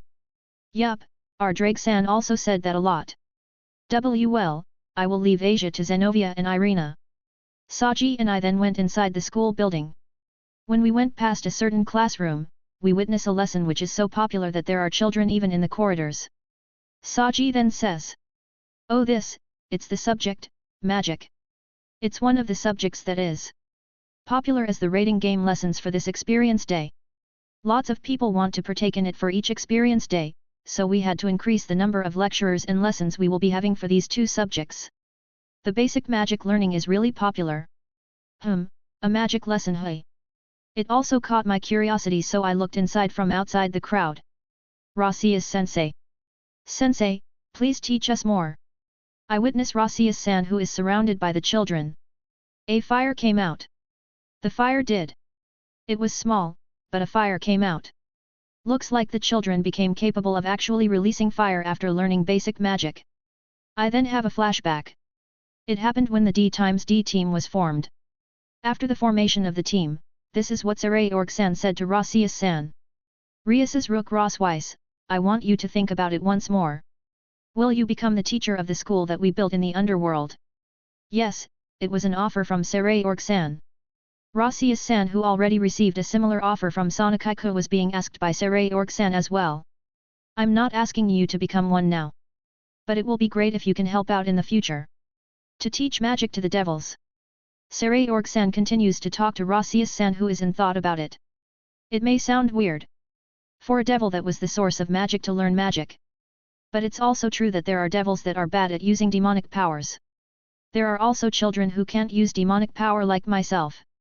That's why I want to teach the foundation of magic to those children. Even if they can't use demonic power, there is a chance that they can use magic. Even if they couldn't acquire magic, their knowledge behind it will become a powerful weapon to them. I don't care after how many years it is. Will you take the role of a teacher? Rossius-san couldn't give him an answer right away regarding it. You don't have to give me the answer now. I will be happy if you would think deeply about it. Saray-org-san didn't say anything more back then and left. Rossius-san also didn't decline it. Since she didn't need to give her answer right away, I guess she's going to think about it after she works at Kyo Academy for few years. Behind the children that are all excited about it, I find a single boy who has a distance with other children and is desperately doing a chant as he put his hand forward. It seems like he's desperate in trying to release magic, but there's not a slight sign of it happening. That child looks familiar. In the past when there was a boy who was crying at the Opai Dragon event that took place in the underworld. Yes, I'm sure his name was Lorenko's. I see, so that kid also came here today. From what I can see, he seems to be facing difficulty in using magic. So much that there's tears in his eyes due to the frustration. Oh my, this is a surprise. And someone talks to me. When I turn around it's the silver-hair lady, Gondar-san. Rossius-san's grandmother is standing behind me. She came behind me without making a sound. To be expected from Rossius-san's grandmother. Maybe she somehow sensed it, so Rossius-san looks this way. She then makes a sound due to the surprise. Granny, grandmother, you were here. Gondar-san says it as she enters the room. I made a promise to become the special lecturer for this event. It sure will become a good leisure before the assembly tomorrow. I see, the rumored assembly will take place tomorrow. Hey. So she wants to do the lecture today. Then, a small fairy-like creature which is emitting green aura appears within the classroom. The fairy flaps its wings to fly swiftly between the children and descend in the corner of the classroom. Gondar-san is standing as a teacher and she pats the fairy gently. She caught the children's attention immediately. Gondar-san speaks quietly as she put on a gentle expression. The source of magic. How did magic come to be? Does everyone know the reason? I heard that it came from fortune-telling and sorcery. Gondar-san nods with a happy face at that answer. She continues as she tells the children gently. Yes, that's correct. Magic was born from fortune-telling and charms. I want to know something about this, I want to be able to do something like this, I want to do this for that person, I want to do it for other person. It's something that was created by the magicians that wish to help many people. Gondar-san's speech is so smooth that the children, the adults, and even we have our ears opened. There certainly is superiority and inferiority in the current magic where there's a clear distinction between them. But I want all of you to remember this first. No matter what magic it is, it will definitely help the magician and those around them. There's no such thing as useless magic in this world. Her smile that is filled with affection is something I didn't expect to see from Gondar-san, who had a strict expression till now. There's no such thing as useless magic in this world, hey. It sure is a nice phrase. I then take a glimpse at Rossius-san and it seems like she's smiling a bit. I wonder how Rossius-san took Gondar-san's words just now. I'm curious about it, but Gondar-san continues. Now then, let's end this topic here. Now, it may be abrupt, but how many of you here want to become friends with a fairy? Me, me, me, me. The children put up their hand all at once. I was about to put my hand up, but Saji rests his hand on my shoulder. Hyudu, I also want to listen to her, but it's about time we need to go to other locations. Oh, that's right. I really want to listen to what she's going to say, but we still have duty we need to fulfill. Even though Saji and I feel regret in leaving this place, we left the scene in order to head to the next lesson. Part 5. Later that night. After finishing the last program of the day, the Gremory, the Satrai, and the lecturers entered dinner time, where it became free time for each person after that. After having a last confirmation of what we will be doing tomorrow, it became time for a bath. The building we are staying in is a building which is inside the school premises and is planned to be the students' dormitory. The inside of the building already has quite the impressive equipment, and there's also a huge bath for people to use. Ah, it's finally over. I'm inside the huge bath of the males' dormitory. Helping out for a whole day. I'm quite exhausted since I transformed many times and moved around to various places today. Since I worked hard outside battle today, I'm exhausted even though I used the ordinary balance breaker. Judging from the schedules, I will also be busy tomorrow. Even so, I feel like I need to work harder when I see those children taking the lessons seriously. I'm at least blessed in the environment I am in. My life as a human may have ended, but luckily the one who picked me up as my kind master is the next heiress of the house of Gremory, my lovely Rias. It's full of hardship and I have undergone many life and death situations. But I really do think I'm blessed in terms of the environment I am in. I also came to realize what's going through the minds of nobles that take importance of their bloodline. Since there is the nobles society who still take their bloodlines as priority, the gap between classes has yet to be fixed. Even if one wants to participate in the raiding game, there are many that can't participate in it. Normally a high-class devil can participate in it, the old 72 pillars or reincarnated devils that got a promotion and became independent. It's very crucial for them to receive the evil pieces in order to build their group. This school is made in order to have even a single person be able to go to such a world. They will mainly raise students and introduce them to high-class devils as a candidate to be their servant. Even if there are nobles that hate low-class devils with fame, it's also true that there are those in the upper stream of the society that are seeking for potential pieces. The truth is, this school has support from trustable high-class devils who have such intention. There are high-class devils that financed transport fees and accommodations for those who volunteered for this experience day. Well, it means that there are different kinds of devils. That's why there's a reason for this school. There will be demand. Reincarnated devils that got promoted to high-class devils won't have such complaints. It's okay as long as they are strong. There won't be a problem if they are useful. There are plenty of chances for the students who get their potential brought out to be sent to world where there will challenges. Sonokaiku and Saray Orgsan said that as if they are sure of it.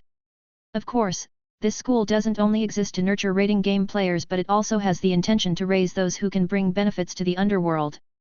If the students that were raised here become capable to get the job or go to the industry they desire, then that will be a wonderful thing. The school that is made to allow them to get a grasp of their dream. I hope I can help even a bit. When I was thinking such things, I hear the sound of the door to this bathroom being opened. Oh, is it Kaiba? Or is it Yasuk? Or is it Saji? Or maybe it's Rugal-san. When I look that way to see who it is. Is it you, Ise-kun? It's Rasius Say-on. WWWY is Rasius-san inside the male's bath? The girl's bath should be at the girl's dormitory. For her to come all the way to the male's bathtub. I can't help but to look at her naked body even though I'm in a panic. You might imagine Rasius-san to be slim, but an incredible thing was under her clothes. Even though she has a slender body, her breasts are massive. Her beautiful legs that aren't too skinny and have a nice shape. Rias also has a proportion that looks like an art, but Rasius-san's body makes you think of something sacred. Oh yeah, she's a former half-god as well as a Valkyrie. It won't be weird for her to have such a godly body. Oh man, it makes me want to grope it, no. I say soon as I look back in panic. This is a boy's bathtub, you know? Isn't the girl's bathtub at the girl's dormitory? It was supposed to be like that, but the hot water stopped coming out at the girl's dormitory bath, so I was told to go the boy's bath. I heard that no one would be using it now. The girl's bathtub broke. So she was told to use this one since no one would be using it. No, someone is using it. I was in middle of my bath. There's some misinformation right there. I thought she's going to leave but then I start to hear the sound of the shower. When I look, I witness Rasius-san who is washing her body. Are you okay with me here? I'm thinking of having a quick bath since I don't have time. Please don't stare at me that much. Rasius-san continues to take a shower while being shy about it. I thought Rasius-san would leave soon as she finished washing her body but then the water went splash. I look there slowly to find Rasius-san at the far part of the bathtub. The bath of the underworld isn't bad either. Since she asked me. Why yes, you are right. I reply back to her with a high tone. The magic lesson sure was popular. It sure was. I couldn't take a break since we didn't have enough people. But it seemed like the kids were having fun, you know. There was one child who couldn't do the very basic magic. Which I'm worried about. She must be talking about Lorenko's. Demonic power and magic are similar, but the requirement to activate them are different. I heard that you will have a hard time if you don't get the hang of it. Even I'm finding it hard. Then for a while, it became silent. Having a bath alone with Rossius-san is something I didn't anticipate, so our conversation can't last since I'm so nervous. Please let me ask you a single question. Why were you researching about 666? Rossius-san looks down at my question and then starts to talk. Ise-kun, you may be aware of it, but the existence of 666 was only stated and never confirmed. However, Great Red who also appears in the same apocalypse exists. That's what moved me to research it. Finding it was something impossible. But I wanted to find out what kind of entity 666 is, so I used the number 666 and 616 to research the documents related to it. Yes, just like Rossius-san said, 666 was an existence that was thought to be may have existed from each of the factions, and no one knows where it is. Rossius-san makes a bitter smile. Though I didn't get any answer, but maybe the answer behind the calculations and formula that I couldn't solve has a secret that those people are after. I asked Office about 666. It's an existence that appears together with Great Red. I thought Office who is after Great Red may know something about it. But the Dragon God said, I do not know much about 666. I have never met it. She simply shook her head. Yet, if Office knew how to defeat Great Red and the location of 666, then the old Mua faction and the Hero faction would have asked her already and used it as their weapon. Office really hasn't met 666. Rossius-san then mutters. Hey, Ise-kun. If I ever get used by them, will you please kill me? I became both shocked and sad at her request, I even feel mad. I approach Rossius-san without any care and then tell her. If I was to be used by them to hurt my comrades and cause trouble to this world, I would choose death. I won't be able to endure everyone dying for someone like me. Her expression that's filled with sadness has eyes filled with strong determination. That instead makes me sad and I can't forgive it. I tell Rossius-san directly. Please don't say such things. Don't say things like for someone like me or I would choose death. Don't say such things lightheartedly. There's no reason for you to die. But if I get caught by Euclid Lucy Fugus, I will definitely be used by him. I have a flashback of that guy who stroked Rossius-san's silver hair. I then bite my teeth hard and make a strong declaration to Rossius-san. I won't hand you over to him. I take Rossius-san's hand who is inside the bath and then continue. I won't hand you over to him. If that guy appears in front of you again, I will definitely defeat him. I realize that Rossius-san has a red face even though she's shocked, so I let go of her hand. What on earth am I doing in a naked state like this? Approaching her while telling her that I won't hand you over is more like a confession of love. Oh man, Doa. I'm so embarrassed. I become embarrassed at the action I just took. Rossius-san softens her uneasy expression. Thank you, Ise-kun. But, Before she finishes her sentence, I hear the sound of the door to this bathroom being opened once again. Bath. Maybe the boys' bath isn't bad either. Is anyone inside? Ise-senpai may be inside, so if he looks at us with perverted eyes, it won't be a problem if we punch him and then wash his back. I will wash Ise-sama's back. The church trio, Konako-chan and Ravel come in. Their eyes catch sight of me and Rossius-san. The two of us are putting our bodies close to each other and are having a bath. That's what it may seem like to their eyes. Once the five of them get over their shock, they rush in as they make an unpleasant face. I'm also going to have a bath. Asia, Zenobia, Irina, Konako-chan, and Ravel jump into the bathtub energetically. Please be quiet inside the bath. Anyway, the first day of helping out in the experience day became even noisy inside the bath. Life Point 3. The Direction of the Evil Intent. Part 1. The secondary day for the Oros Academy approaches. I stayed the night yesterday in one of the rooms that was prepared for me. Maybe it's because they haven't finished all the preparations, but there was only a bunk bed, though I didn't have any problem in terms of sleeping on it. The ones that stayed the night in the boys' dormitory are the boys from the org and the student council, and the male staff. There are fewer men than women here.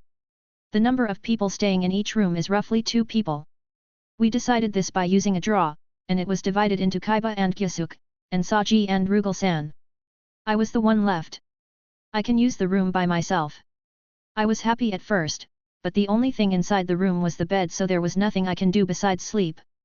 That's why I was sleeping in the room alone by myself, but when I woke up, I felt pressure on both sides of my bed.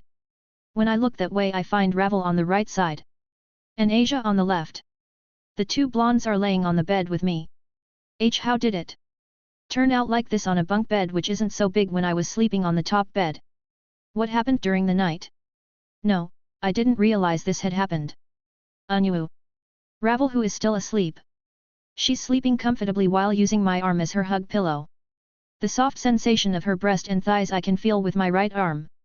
Seriously, she even has her leg around my body. And her sleepwear is priceless since the only clothing she's wearing is a single shirt. This shirt is my old shirt that I can't wear anymore due to the size which is too small for me. In the past, Ravel said. Ise-sama, do you have a shirt which doesn't fit you anymore? That's what she asked, so I replied and said I do. I gave one of them to her since she said if it's okay, will you please give it to me? And when I did, she showed up in front of me wearing such stimulating sleepwear. What she's wearing under the shirt is, her pants only. From her shirt that is about to fall, what appears around her chest area are her breasts. Asia-chan who is on my left side on other hand is wearing a seductive negligee which she was given to her by Rias recently. Since Asia looks up to the way Rias and Akeno-san act, she tries hard to use their action and use it as an example for her lifestyle. It's okay to learn elegance from them. Being more aware of putting makeup and having more value in beauty is a wonderful value as a woman. But to copy their erotic side is, I guess it's okay. Yup. Erotic Asia-chan is also okay. Ise-sama, are you crying this early in the morning? Ravel wakes up as she rubs her eyes. Her white oppi are about to pop out from her open shirt. Morning, Ravel. I was shocked to find you on my bed. I said that while my eyes are directed towards her breast. Ravel says it as she tirelessly lean on me. Yes, last night Zenovia-sama and Irina-sama took Asia-sama with them and I followed them since they were having a suspicious discussion. I then found them trying to get into the boys' dormitory. I realized that they were trying to assault you while you were asleep. That's Zenovia and Irina. So they even started to come for me even during my sleep. But I do kind of want to experience that once. Nothing good happens when they take such actions though. They are so forceful that I falter at that action. Though there's a side of me asking for more erotic situations to come at me. However, I now have a doubt. Then why is Ravel sleeping here? I'm feeling curious to this and Ravel sticks her tongue out adorably. I had a challenge with Zenovia-sama and Irina-sama where the winners will sleep with Ise-sama. The challenge was rock paper scissors. I won the challenge by gaining 3 victories first. So Ravel came here and slept with me after she defeated Zenovia and Irina. Then how about Asia? I look at Asia who is sleeping beside me. Ravel then says. Yes, Asia-sama also participated in the match and came here because she also won the challenge just like myself. So only 2 people was allowed to win. Well, there were 2 spaces around me. Ravel then starts to look sorry and starts to wiggle her body. Was I a nuisance? I'm sorry. I also wanted to stay with Ise-sama sometimes too. I am your manager after all. Geez, she really is an adorable manager. I don't know whether to call someone who will also follow me to my bed as a capable manager, but there's no problem since she's cute. I say it as I pat Ravel's head. Take care of me today as well. My manager. Yes. Of course. Even I'm filled with high spirits after getting an energetic and lovely reply from her. Then I hear Asia sleep talking. Munya, that pant, is the one I'm giving to Ise-san so you can't have them, you can't eat them. Is Fafner perhaps appearing in her dream? Geez, for that guy to appear in her dream as well. She puts on a peaceful expression after I pat her head. I was shocked from early this morning, but yet, I will also give it my all today as well. After breakfast, I was talking to Asia and Saji about a certain thing before the morning meeting. We gathered in the dining hall of the girls' dormitory. So Fafner also went to the depth of Albion's sacred gear. Yes, apparently they are having a hard time convincing the remaining thoughts of the past Hakuryu Akao-san. Fafner-san appeared in my dream and said he will go to their side by sending his consciousness since Drake-san and Albion-san asked for him. And when she actually woke up from her dreams, Fafner didn't respond even though she called him, so she realized that it wasn't a dream and that he really did go to help them out. So was Asia who was having a nightmare back then was actually seeing that in her dreams? Saji also says it with a confused look. I also had Vritra appear in my dream where he said I will take my leave since the two heavenly dragons took a rare action to ask me for help. Since he didn't show up when I woke up and called him, it made me realize that it wasn't a dream. Even though I can use my sacred gear like usual, I'm facing trouble since there are areas I can't control myself without him. Ah, looks like Saji has areas he still has trouble with just like me. I also have areas which are hard to control right now due to Drake's absence. That especially becomes clear for my true queen. My situation right now is the same as when the Maverick Magicians assaulted Kyo Academy. I still can't activate the Dividing Wyvern Fairy which I had just acquired. I even started to find out a good way to use that ability. However, I really do wonder how hard it is to deal with the Sekar Uti's Victim Association since two Dragon Kings had to go to the depths of the sacred gear. I do feel bad all of a sudden when I think that I'm the cause of it.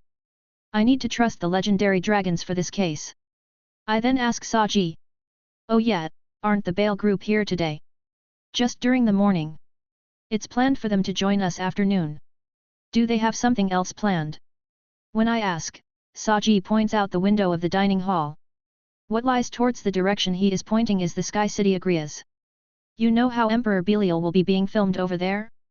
Boss Sarayorg and his servants will be helping them out by co-starring in the film. By the way, it seems like the heiress of the House of Agars will be at Agrias as well. They will be appearing in the film together with the Bale group. So Sarayorg-san will also be appearing in the film which will be starring the champion He. I hear that Sarayorg-san had been receiving a lot of advice from the champion.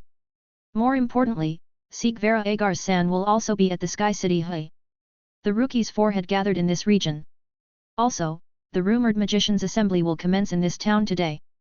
I guess they will be discussing about their theme of research, 666, and such. Gondar-san who happens to be Rasius-san's grandmother will be participating too. I wonder what they will be discussing. Then the 4 seniors consisting of Rias, Akeno-san, Sonakaiku, and Shinra Fukukaiku enter the dining hall. After the Satrai group hand over the documents, the schedules, to all of us, Sonakaiku explains it to us. Now then, I will be explaining about the second day. Like this, the second day of the experience of Oro's Academy begins. Orc members went to teach the lessons they are in charge of and have scattered within the campus. This is what I learned afterwards, but I will explain what each person is doing. For example, the Zenobia and Kaiba pair. They are participating in the lessons regarding the night at the sports ground, including practical performances. Zenobia explains to the children while she holds the sword with one hand. Listen up. A sword is like a mirror that reflects yourself. If you are hesitant, that will appear in your blade. You must wield your sword while having a calm mind. You also need to defeat the enemy before they take you down. Swing your sword down towards the enemy without any mercy, especially when they start to talk to you. Kaiba also explains about the knight from the opposite side of her. But it is dangerous to depend on your sword and wield it. A knight is sought to have techniques more than anything else. And speed, which is their trait. To move around the battlefield more than anyone else and to break the enemy's formation. You need to find the time when they let their guard down and strike them accurately. The children are showing signs of interest towards those two who have different views. The lesson Irina is in charge of as a special curriculum, is about angels. Angels are super rare in the underworld. There are many children who haven't seen an angel before. The angel's white wings and halo is something new and mysterious to the devil children. Wow! She's a real angel. This is what my dad told me.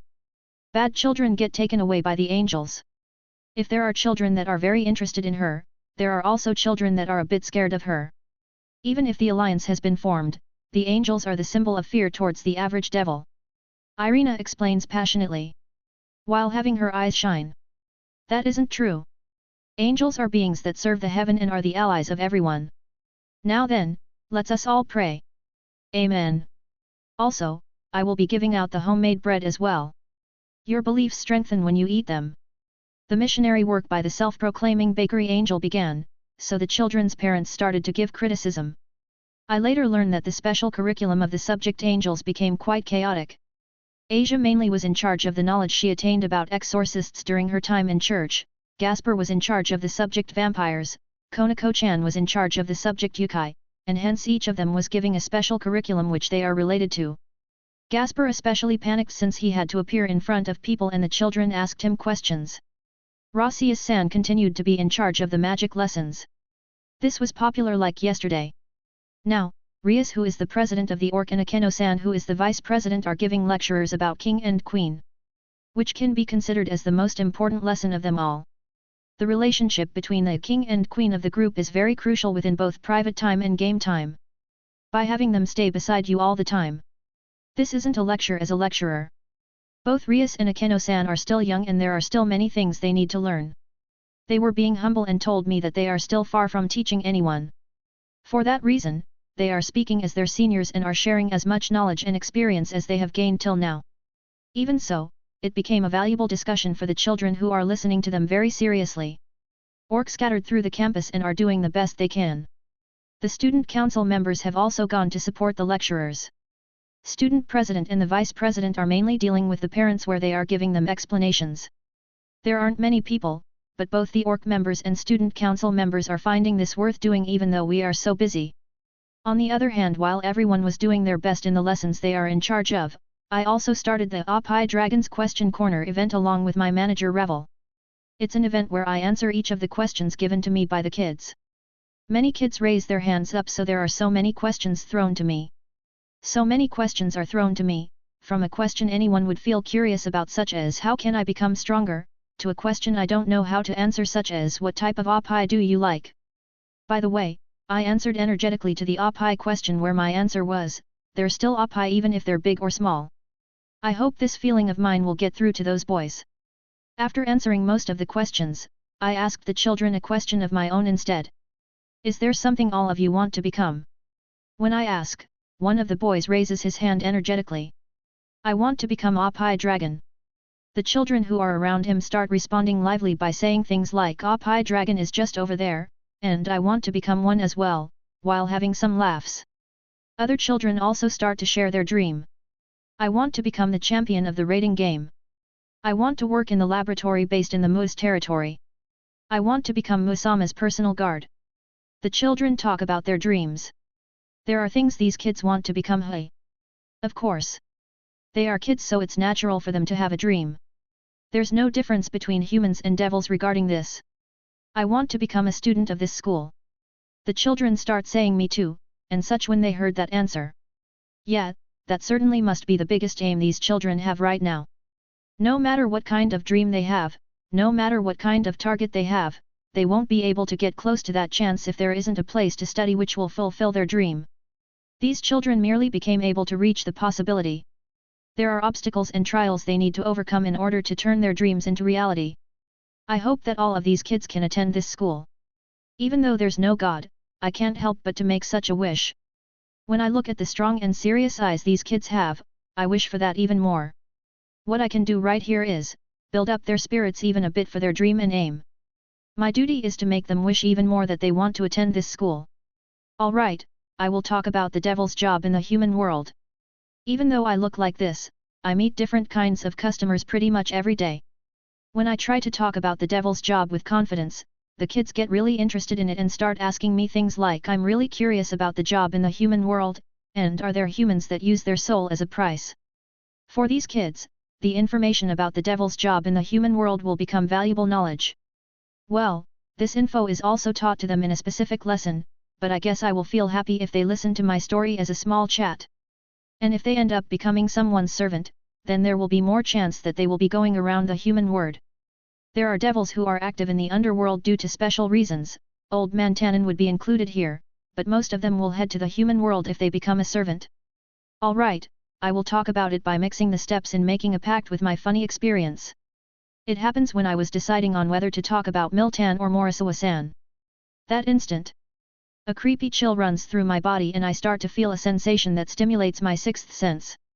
Right after I felt a mysterious sensation, the underworld's unique purple sky goes through a mysterious phenomenon where the sky turns white. What happened? Due to the sudden incident, everyone within this campus looks up the sky and witnesses this phenomenon. The sky's purple color starts to fade gradually and eventually the sky becomes pure white. What the heck is this? Is it some kind of event? It can't be. I didn't hear about this. Did they organize a special performance to be performed at the same time as the magicians' assembly? No, we would certainly be informed about it beforehand. Did they have such a performance at the filming at Agrias? The scale of this is huge, so they would need to seek for permission in order to do it. Everyone starts panicking at the sudden phenomenon. There's only one reason I can think of. There's a gathering of magicians that has researched trihexa in this town, and there's a high chance for them to be abducted. And the one who will be doing the abduction is. While I'm trying to understand this situation, the school broadcast reaches my ear. Will the students, the families, and the lecturers having the experience day please come inside the school building immediately? I repeat. Will the students, the families, and the lecturers having the experience day please come inside the school building immediately? Ravel and I can't help but to expect the worst after hearing the emergency broadcast. The ORC members and the student council members gather in the staff room. We had the children and their parents that are becoming nervous gather at the gymnasium. In order to calm everyone down, the staff led by Shinra Fukukaiko went to gather the information. Rias shakes her head to the side as she has the communication type magic circle activated. There's no use. I can't get contact with the outside. Akeno-san, who made a teleportation type magic circle on the floor, also sighs. This doesn't work either. We can't teleport to a far place. Seriously? To be in a situation where we can't even contact or teleport outside. I certainly encountered a situation similar to this several times. The first time is at the Taijutsu Kyu at Kyoto. The second time was right after the mid-class promotion test. For both times, a mist appeared and we found ourselves in a different dimension. Though there are no mists this time, it certainly is similar to the incidents where a spell was cast on the whole space. Then Konako-chan with cat ears speaks. I searched the key around the area, but the trees and grasses outside aren't fake. They are real. So does that mean we were sent to a dimension where everything is fake? Sonakaiku says it while she has the teleportation type magic circle activated. I succeeded in connecting with Agrias and the town's assembly hall. I will bring the vision up now. Then two 3D displays appear within the staff room. The first one is showing Sarai Org-san, who is at Agrias, and the other one shows Gondar-san, who is at the town's assembly hall. This is what Sarai Org-san says first. What is happening? Gondar-san answers his question. We can presume that a barrier has been activated within this whole region. All of us are currently using creatures that serve us to measure the scale of this barrier. We have received a report that there's a high chance that this town in Agrias is trapped in an ellipse-shaped barrier. This whole region? It seriously has a huge scale. Gondar-san continues. On top of that, all of us magicians have most of our magic sealed. Just like this. Gondar-san shows her forehead to us. A magic circle that is releasing ominous light is drawn on her forehead. She has her magic sealed? Who on earth did that? I have more doubts. I became curious, so I concentrate the demonic power to my hand. The aura gathers. Besides me, the student council members also check their demonic power. Irina also checks if she can use her angel's power, and she has no problem doing so. So the devils and angels can use their powers. Hey! By the way, we checked whether the sacred gears and the artificial sacred gears work here, and they work fine. I can use my magic. Rasius-san also didn't have her powers sealed. Gondar-san mutters when she sees that. It seems like the seal is only limited to the magicians here in this assembly hall. But to do this without having us sense even a slight presence, there sure is someone worth to be feared. A seal that is only limited to the magicians gathered at the assembly. You can clearly tell that was their aim. You are telling me someone who can make such a bold and wide move is with the enemy. Saji says that while putting on a sarcastic smile. Kaiku mutters as she lifts up her glasses. I can come up with a possible theory. Gondar-san also says it quietly as if she remembered something. Yes, there is someone who can. The legendary evil dragon that was said to have controlled more than 1,000 magic. Diabolism 1000 Dragon AI Da. If it's that famous evil dragon, then it must know a spell which can seal magicians. Everyone becomes speechless at Gondar-san's words. That's because the name of the legendary evil dragon was brought up. We received a report that evil dragon had been resurrected. Vala did get assaulted by him after all. The one that resurrected the evil dragon AI Da is the new Cows Brigade Kliputh. The evil group that uses the power of Holy Grail to resurrect evil dragons and even goes as far as to create mass-produced evil dragons. So this white sky as well as the seals on Gondar-san and the other magicians was the doing of AI Da. But the measure of this caliber. Even if it's the legendary evil dragon, I still can't believe it can seal this vast region along with famous magicians. Irina speaks her doubts. Certainly, being able to seal not only the territory but also all of the powerful magicians exceeds our imagination, even if it is the doing of an enhanced evil dragon. Kaiku says it while she looks towards me. But it will be a different story if it enhanced the effect of its spell. Then the one that passes my mind is Euclid. The replica boosted gear hui. That's what I say. If he transferred the increased power of the boosted gear to the legendary evil dragon, it's natural for the range of the ability to have expanded. Gondar-san breathes out. The barrier that surrounds this whole region and the forbidden magic that restrains the magicians over here. Both spells must have been activated while it was enhanced by it. Even if it's a replica, the Longinus sure does show a power that far surpasses common sense. I agree. That bastard, he sure is misusing the replica's ability as he desires. I'm getting irritated since it feels like he's using the Seker Uti's ability without my permission. My anger towards him is simply increasing. No, hold on a section. If that's possible, the reverse will also be possible. I give my suggestion. Then let's do the opposite. I will use the boosted gear to increase the power of the dispel for it. But Kaiku shakes her head to the side. They must be aware that we may take that action. We should presume that they may have a counterspell towards it. If we try to break this situation carelessly, there's a chance that a disaster will happen. So the enemies are looking that far ahead. Hey. It certainly sounds possible. It seemed like that man Euclid is aware of both the merits and demerits of the boosted gear. He must have prepared a plan towards an action I may take. It will be hard to deal with it if they keep on using that procedure. Akeno-san says with uneasiness. Kaiku answers her. It can't be something which can be used as they want. It isn't a genuine sacred gear after all, and from the report I was given, it requires a huge cost in order to use it.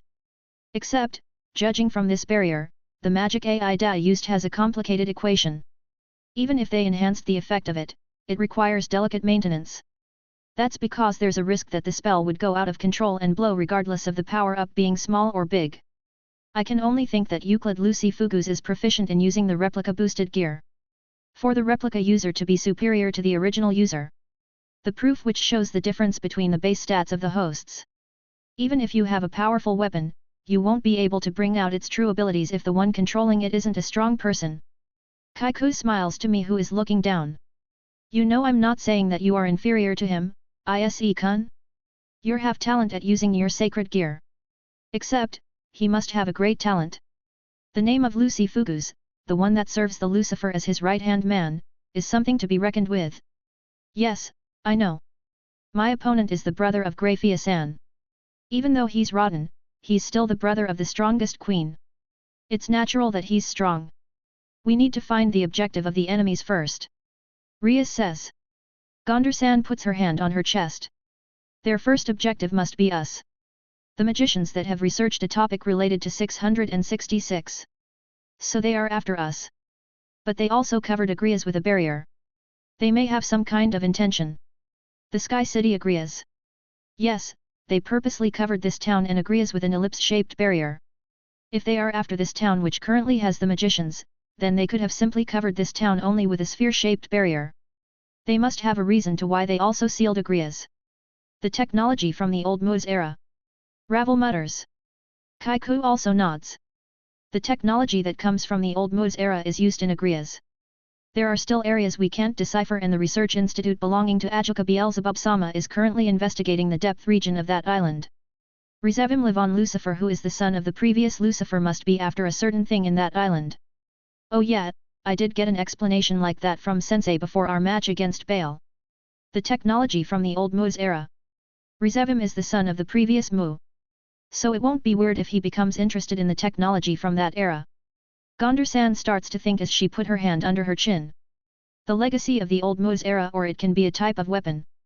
And it's most likely related to 666. Or it can be one of the technologies that allows you to go the other world. Everyone becomes quiet for a moment after Rias said that. I wonder if there's such a big secret in that Sky City. Well, simply being able to float and have a city on it makes me think it's made up of many technologies. Though I hope it's not a cliché where a weapon of mass destruction lies deep within there. They made a barrier of this scale, so won't there be someone outside the barrier who can sense something strange is going on? That's my question. If they can't get in contact with a well-known city like Agrias, then it won't be weird if the soldiers of the Agar's territory are sent to investigate it after finding this situation strange. If they realize Kliputh is behind this, then other members of D times D or powerful individuals of the underworld will come to rescue us. Sonakaiku narrows her eyes. They must already be aware that will happen if they make such bold moves like this. Most likely, there's a chance that they have closed the connection with the outside world by distorting time and dimensions to make sure people outside won't realize it. Rias continues. Distorting space-time. The 1 hour here will only be 1 minute outside. It's something I hear often when it's related to the concerns of using magic, but this is something which is only possible if an experienced magician made a proper preparation for it. I never thought we would get troubled this much when the boosted gear and an evil dragon that uses forbidden techniques gets involved. Even so, using a spell of this caliber will definitely trim away your life. Even if he is a dragon, it won't be weird if it uses its life as a price. Gondar-san says that. It must be the Holy Grail. The evil dragons can take reckless actions because of that. Even if it ends up destroying its body, it can simply have it fixed. I'm not Yasuke, but we certainly need to get that back. As long as that exists, those guys can even make crazy stunts like this. To control time and dimensions. It will be hard to make a counter-plan if they can even do this. Rias says to me, who is confused. Ever since the monster crisis that was caused by the hero faction, a device which has the protection wall installed that can block magic related to time and dimensions have been set up on the important institutes and locations of the underworld. For example, at places like Lilith, which is the capital city of the Mu territory and the main city of the Gremari territory. Obviously there are many layers of defense set up around the Kyo Academy, which is the place we live. It especially has a more severe defense since the enemy has intruded there once already. But Rias looks towards Sonakaiku. Kaiku also nods. Yes, the device for the protection wall hasn't been set up in this town and Agrias yet. The schedule for the setup at Agrias has been stalled on numerous occasions. That place is the holy land for the raiding game as well as being the amusement institute in a tourist city. You need to shut down one of the functions there in order to put up that protection barrier. That became the cause of it, and a portion of the city's institute was reluctant towards the setup of the protection wall device, hence the delay. And that happened to backfire today. Agrias is one of the sources of the Agrias territory's budget. The current Archduke was put between the two sides of the Agrias tourist community and the army that wanted to set up the device. Looks like he will fall sick. So the protection wall device was set up late due to putting the amusement facilities as a priority. No, each territory has their own way of doing things, and I'm sure the Archduke also was going through troubles. Even though he's already stuck between each of the Mu's factions as well as the Great King's faction that puts the bloodline as the priority. It sure does seem like the person with the job of being the middleman will fall sick. Sonakaiku makes a posture of putting her hand under her chin as if she's thinking about something. This happened before Agrias set up the protection wall and the town nearby happened to have the assembly of the magicians they are after. The barrier that covers only this town and Agrias. I can't let it slide as a coincidence. It scares me since it feels like there's something behind all of this. Looks like Kaiko is starting to have doubts. We are really lucky Kaiko is with us since Azazel-sensei isn't here right now. One of the members of staff enters the staff room while we are having a discussion about the enemy's objectives. He opens the door violently and is breathing hard. Did something happen? Rias asks while finding it suspicious. The staff member points his finger up after he starts breathing normally. A vision has appeared in the sky. All of us came out to the school ground at once. When we look up, a vision of a crop that refreshes my mind appears within the whole sky, and there are devil's symbols written there which reads, "Please wait for a moment." While all of us makes our stance after being alert at this, a mocking voice comes from the sky. The broadcast started already? Seriously? Hold on a sec. This old man right here still hasn't eaten his meal. But you are still telling me to appear? Fine, fine. A familiar voice. I can only come up with one guy who has an easygoing attitude like this. I guess the other Gremari group members besides me also realized it after hearing this voice, so they look towards the sky with eyes filled with hatred. The heart-refreshing vision changes and a silver-haired middle-aged man appears in the sky. Rezevim Levon Lucifer. He starts talking while making a wink. Ja-ya. It's everyone's idol, the old man Rezevim.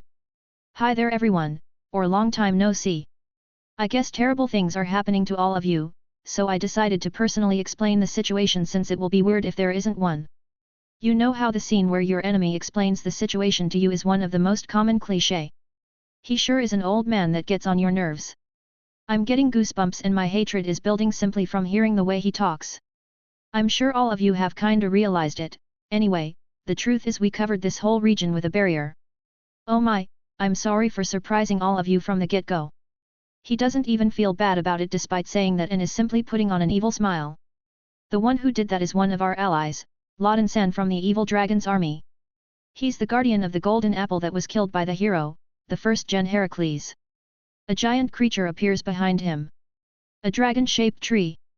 No, is it a tree dragon? The evil dragon Laudan, which is giving out an evil aura. They are continuing to resurrect the legendary evil dragons. We still haven't defeated a single one of them yet. Well, like always, we resurrected it and turned it into a regeneration monster with our key item, the Holy Grail. The protection walls and barriers he uses have a severe defense. And also, with the help of Euclid Kun's Longinus, we were able to cover the whole region. Euclid, who is besides Rizevim, appears on the vision. He has the Holy Grail in his hand. Gasper, who is standing next to me, is biting his teeth hard while his eyes are giving a dangerous glow. This vision must be something hard to endure for him right now. And to all the people in that town. We have also put barrier around that town while sealing away the famous magician's magic. The one who sealed it is called the evil dragon amongst evil dragons. Ai Da-san, who can use 1,000 magic. And the way he used his power was also magnificent. Of course the power of it has been enhanced by the use of replica boosted gear. Another giant dragon appears behind Rizevim. The three-headed dragon. I can tell he has a dense and evil aura even from this vision.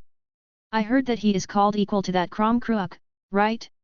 I heard that he still went towards the Vala team even with a bloody body due to their attack. To be honest, he's a dragon I don't want to fight head-on. Rizevim continues happily. Now then, that place has been completely shut away from the outside world along with time, so the people outside haven't realized it. The combo between the evil dragons and the Longinus sure is amazing. After he makes an annoying laugh, he shrugs his shoulders. Why did I do this, you ask? The reason is simple. Since the magicians over there didn't cooperate with us, we've decided to blow them away altogether since it seems like they will get in our way. So they will just crush them if they can't abduct them, hey. The way he does things is childish rather than being aggressive. Also, it will save us the trouble if we can steal a bit of Agria's technology. That's because my papa and others were the ones that made them. Don't you think it is normally a thing I should inherit since I'm his son? Hey, don't you think so? Rizevim narrows his eyes and points his finger at us. Oh yeah, I'm sure the D times D team which was formed to defeat us are over there too, right? Oh, we already received information about it beforehand. It does seem interesting, so shall we have a match? The armies of mass-produced evil dragons and the legendary evil dragon Sama will head over there as well as the Sky City. In order to crush it. So try to stop them. Hey, really, try to stop them. Rizevim clicks his fingers. That instant, many giant purple fire pillars start to grow around the town. What the heck is that? Why are there so many fire pillars appearing? Purple flame. An opponent who is hard to deal with sure did appear. When I look around after hearing a familiar voice, I witness Gondar-san. Looks like she came here from the assembly hall. Gondar-san looks up at the giant purple fire pillars with disgusted eyes. The fire pillar has the shape of a cross. This is the Incinerate Anthem. Rias shouts as she looks up at the fire pillar. Incinerate Anthem. The Longinus possessor who is affiliated with the Maverick Magicians group, Hexenacht. Gondar-san then says. The fire pillar is built as if it is surrounding this town. That's one of the replicas. There's nothing but death for devils that touches them, and even the magicians will turn into ashes. I did hear that she is helping the Cows Brigade, but I never thought she would actually show up here.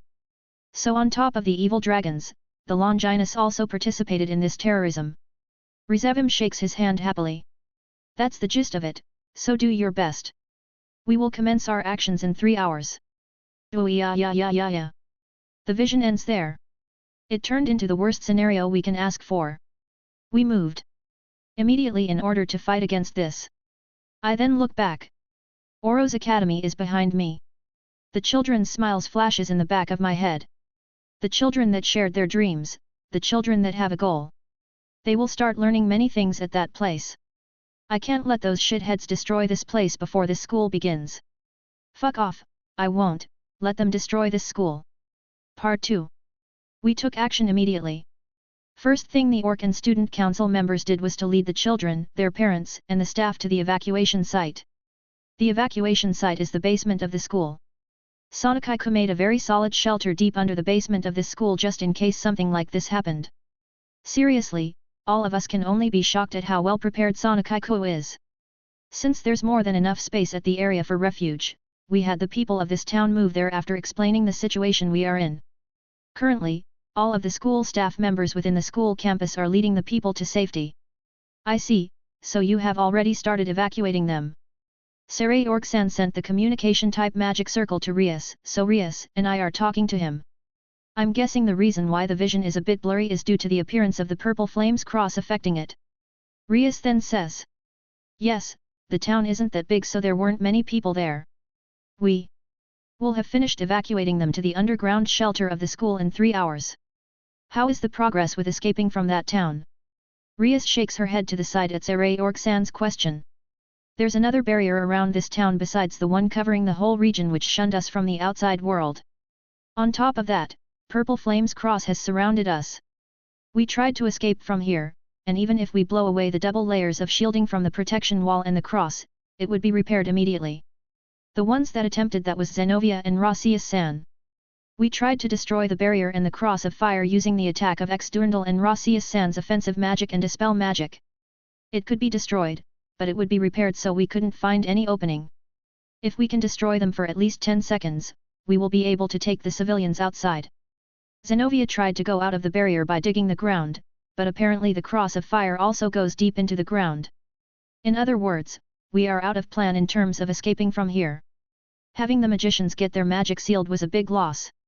If they hadn't had their magic sealed, we could have escaped the barrier around this town right away if we ignore the barrier around the region. They are preparing for it. By using the magic that wasn't sealed, the magicians gathered at the school's basement shelter are currently attempting to make a teleportation magic circle. The magicians down there are all famous in those areas. That's why this is a possible, yet crazy, way to do it. Apparently the magic that can teleport the children and civilians outside this town will be ready if we buy them several hours, so our fight will last till the spell is completed. We simply need to protect this town from the evil dragons that will come to assault here. Sararok-san takes a breath. Same situation over here. We are able to destroy the barrier around Agrias, but it gets repaired immediately. We can't evacuate the people in this city under these conditions. And also it looks like we are surrounded by the evil dragons already. Saray Orc-san shows us one of the visions from outside. Rias and I become speechless at the sight. The whole sky is black. The sky city is covered in jet black things. Those black things are herds of evil dragons. There's so many of them. The number of them is much more than 100 or 200. The one at the center of the evil dragons is a three-headed dragon. It's stationed right in front of Agrias while flapping 6 of its wings. Its shining black scales are sometimes giving a purple color, so it stands out even among the herds of mass-produced evil dragons. So Aida headed to Agrias. He's an opponent that even the Vala team struggled with. It's certain that you should avoid fighting him heads-on. The ones over here are us, the Bale group, Sigvara Agars and her group, and also Daihauser Sama's group. We won't go down so easily. Saray Orc-san's team, the Agars' team, and Emperor Belial's team are over there. They have more manpower than us. Sigvara is acting as a temporal agent of the Archduke and is giving orders at Agrias. She is doing fine. She took command of the city by convincing the hard-headed geezers of the councils. The heiress of Agars. Since my first impression of her was fear, I still have an impression that she's strict. D times D was formed for situations like this, so I'm frustrated that we can't help them. Saray Orc-san shows his strong smile to Rias who is looking frustrated. You're wrong, Rias. We are here. It's better than none of us being here. Yet, if we weren't here, this place would have been in a worse situation. Saray Orc-san says while looking at me directly. Hyudois say, this is the situation we must give our all. We must protect Agrias, that town, the children over there, and everyone else. Saray Orc-san, those kids have nothing to do with those guys' ambition and 666, right? Yet. They simply came here for their dreams, right? Yet. D times D needs to go all out to protect those children, right? Yet, of course.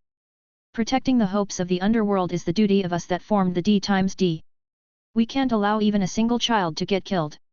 And we can't forgive even a single of them. We will defeat all of those that come at us. As someone with power, that is our duty. My heart is burning. Damn, it makes me happy. I'm glad we teamed up. I'm really glad that we formed the D times D team. I never thought having someone besides us fighting will make me feel this strong. We will definitely go there after we settle things over here. That's why, you need to hold on. Yes. Soon as we succeed in escaping from here, we will definitely go there. The battle is closing in. In order to have the final meeting before the battle which will have us on the defensive side, Rias and I head to the strategy room located in the underground shelter of the evacuation area. As we progress through the corridor, we see a man and woman sitting on a long chair. They are most likely parents. I feel as if I have seen the woman before. As soon as the man sees Rias, he approaches her and asks. Excuse me, Princess Rias, what will happen to this place? He has an uneasy expression and voice. Rias says it as she smiles. There's nothing to worry about.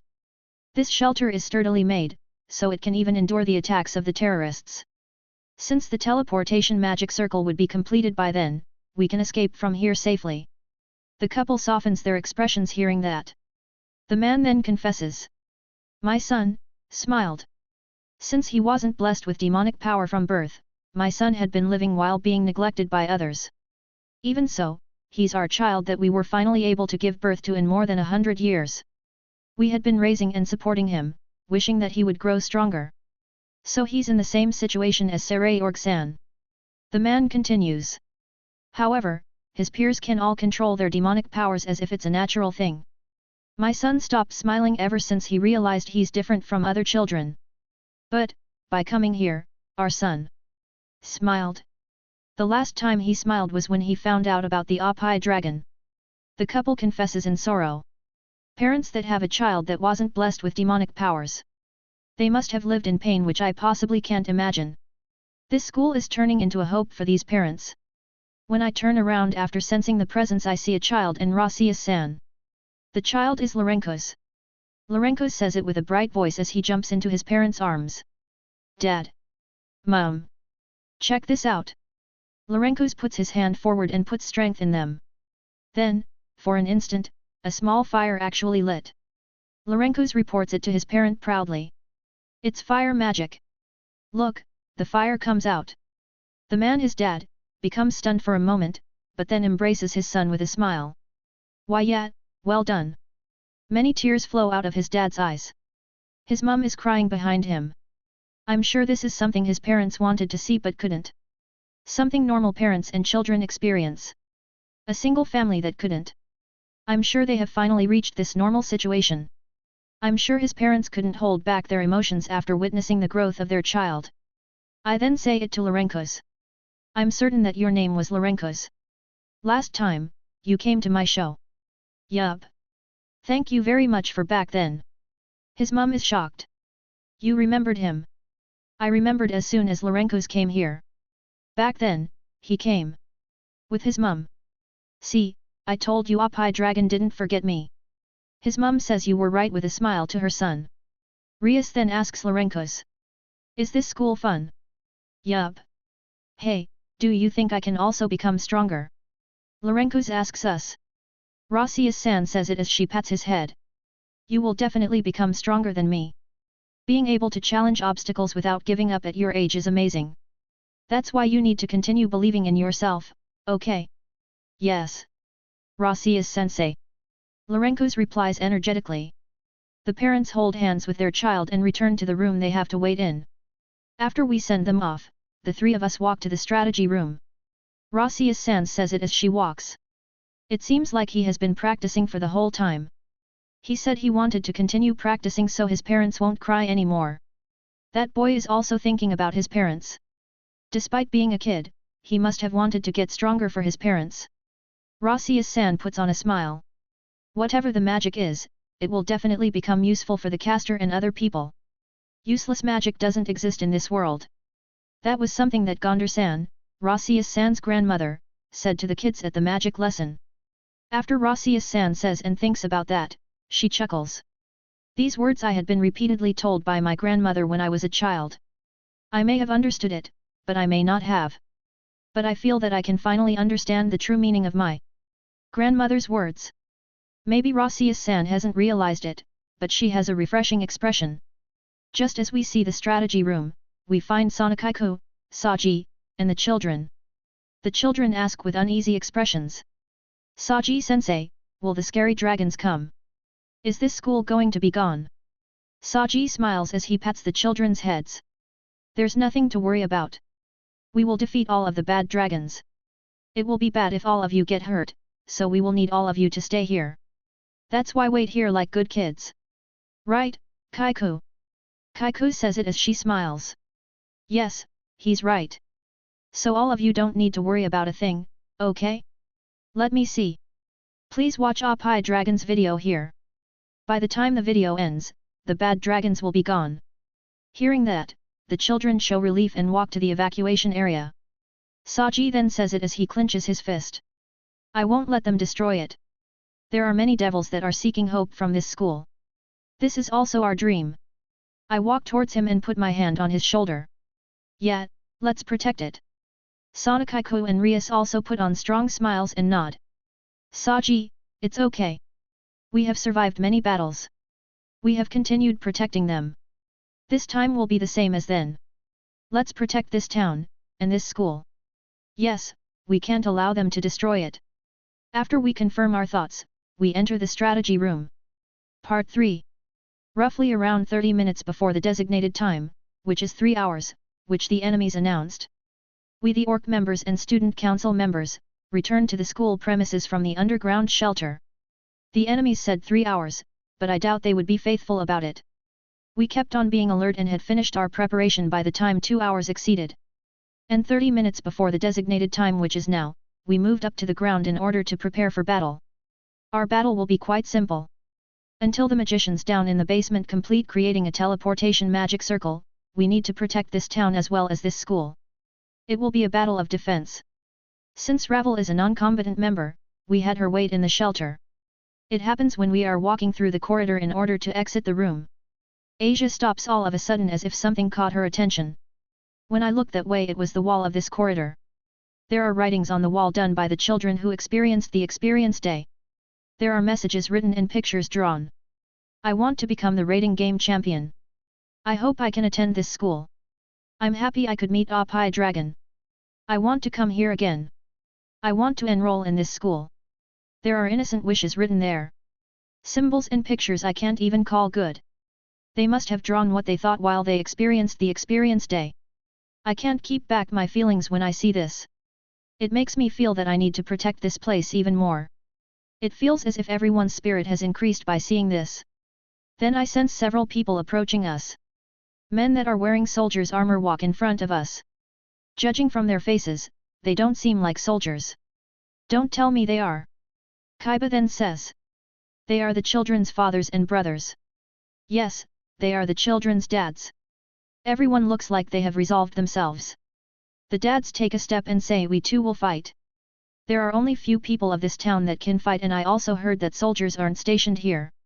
Having even a single more person must be better. There must definitely be things where we can also contribute besides fighting. There may be residents that haven't escaped yet. Like they said, we are the only combatants. So we won't be able to take that much action. And if there really are residents who have yet to escape to safety, then it makes me wonder if we can even handle that as well. Konako-chan, who uses senjutsu, said that it became harder for her to sense delicate presence ever since the cross of fire surrounded the town. Konako-chan said that maybe those purple flame pillars are interfering with her ability to search. Because of that, there may be residents she couldn't find. Rias says it with a stern look. However, even if our opponents are mass-produced enemies, they are still evil dragons. They are not enemies we can take lightly. The legendary evil dragons will also be here. This will be a battle to the death. She's right. Our enemies are the terrorists. On top of that, they are the wicked herds of evil dragons. We can't guarantee our lives. We are going to fight while having our lives on the line as well. Their will to fight doesn't even waver after they heard Rias, and instead, they smiled. Even so, please allow us to fight, Princess Rias. Mere devils like us possibly can't say something bold like we will protect Agrias in this town. That's why we will fight with one thing in our minds, which is to protect this school. This school, which is like the children's dream, became our hope as well. That's enough reason for us to risk our lives. They are planning to put their lives on the line. For their children's dreams. For their family's hope. They are saying they will fight while risking their lives for them. While they put on a great smile. Rias keeps down her feelings and puts on a strong smile. Looks like you won't listen even if I say anything. Fine, but you have to promise me one thing. Rias looks around and says it strongly. All of you absolutely can't die. All of you need to watch over your children's future. That's the reason why this school was built. Understood. The dads roar with high spirits. If they are willing to do this much, then we must protect this school at all costs. No, this is the obvious thing to do. We will defend this place without having a single casualty. We then prepare for the battle to defend in a do-or-die spirit. Part 4. What we see in the sky is a herd of black creatures. The black evil dragons continue to stay in the air as they surround the town. So those guys will attack all at once when the time comes. Hey! I can only feel chills when I think about it. More than 100 of them. The number far exceeds the number of mass-produced dragons that showed up in Romania. They destroyed the town back then while having way less numbers of them. Even the brave dads are pushed back after seeing the herds of evil dragons. We exit the school campus, and we have a final confirmation before we head to our position. Sonakaiko, who came up with the plan, takes a step forward and then says. From here, we will have this school as the center point and spread out to all directions just like in the plan. Please stay in pairs most of the time and take down the enemies. We will scatter while having the school as the center point to take down the evil dragons that are flying. These are the pairings. King Rias plus Knight Benia. Knight Kaiba plus Queen Shinrafa Kyokaiku. Knight Zenobia plus Rook Yura. Queen Akeno-san plus Knight Meguri-san. Ace Irina plus Bishop Hanakai-san. Rook Rugal-san plus Bishop Kyuzaka-san. Pawn Saji plus Rook Konako-chan. Pawn Hyudo Issei, me, plus Pawn Nimura-san. It's basically firepower and defending or supporting. It's formed in a way where both the vanguard and rearguard are active. Sonakaiko and Gyasuk will take base at the school's courtyard. Gasper will turn into darkness mode while mass-producing his beasts, and the plan is to send them to all directions under Kaiku's command. We will have the reinforcement dads go around the houses and have them check if there are any residents left behind. Of course they will have to withstand to some degree the evil dragon's onslaught if they attack them. Though we are trying our best to have them not overdo it. In terms of battling, they are much inferior compared to us. It will be better to have them not battle as much as possible and instead avoid it. Kaiku then says it to me. Ise-kun, please bring it out. I nod and make my familiar appear. My familiar Skithblathnir. It originally was the size of a model toy, but what appears from the magic circle is Ryuatsumaru, which is the size of a boat. Rias then tells Asia. Asia, you will get on this to move around the battlefield. Yes. The current Ryuatsumaru has quite the speed. It isn't as fast as Kaiba, but it's possible to close the distance instantly if it's a short distance. A healer that moves through the battlefield will become an easy target, so like we planned, the one that will guard her is. Rias looks towards Rasius-san.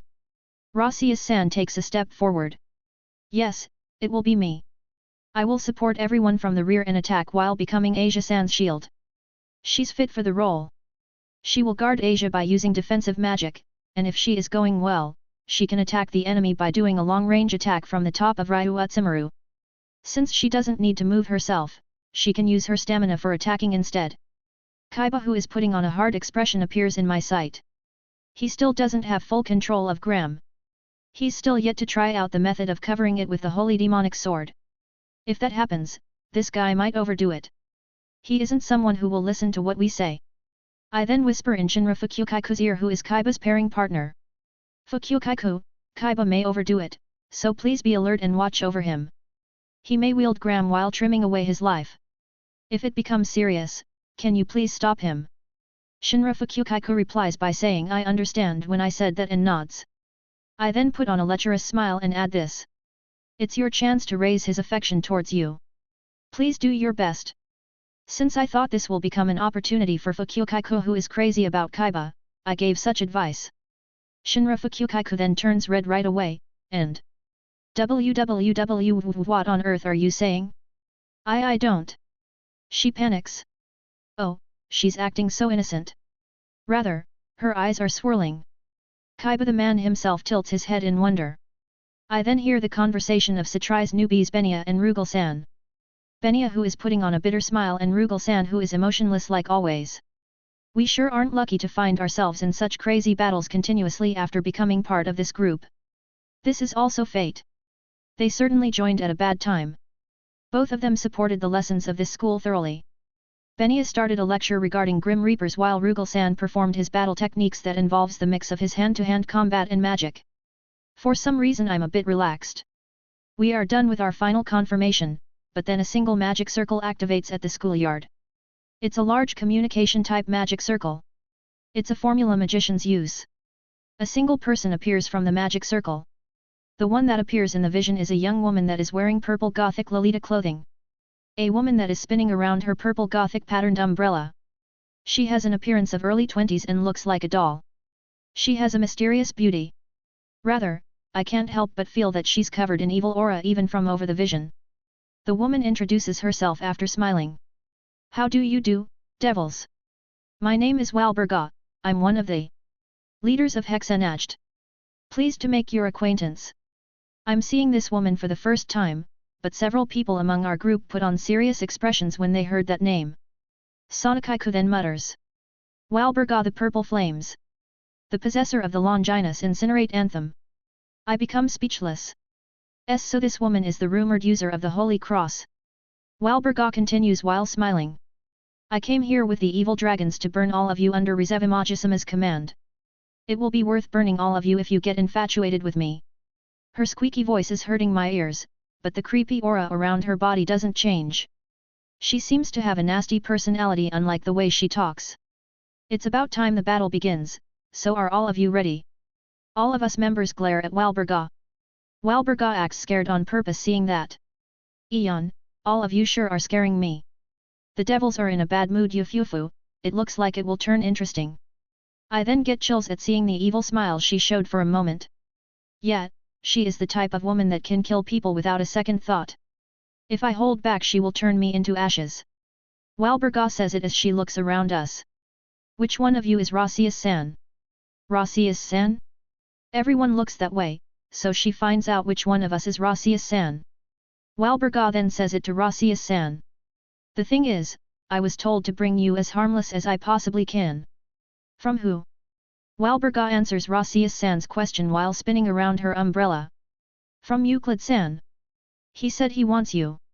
Eon, I'm so jealous that a handsome man is asking for you. So that guy wants Rasius-san that much hey? Does Rasius-san have that much potential? Rasius-san shakes her head to the side. I won't go with you. I will fight. When she says that, Walburga replies with a smile and says I thought so as if she knew her answer. She then lifts the side of her skirt and says her goodbye. Then everyone. Let's have a great battle. Saying that, the magic circle disappears. To show her face before the battle. Zenobia says it with disgust. I know how people like her think very well. She definitely must be the type of person who enjoys looking at the face of those who she will kill.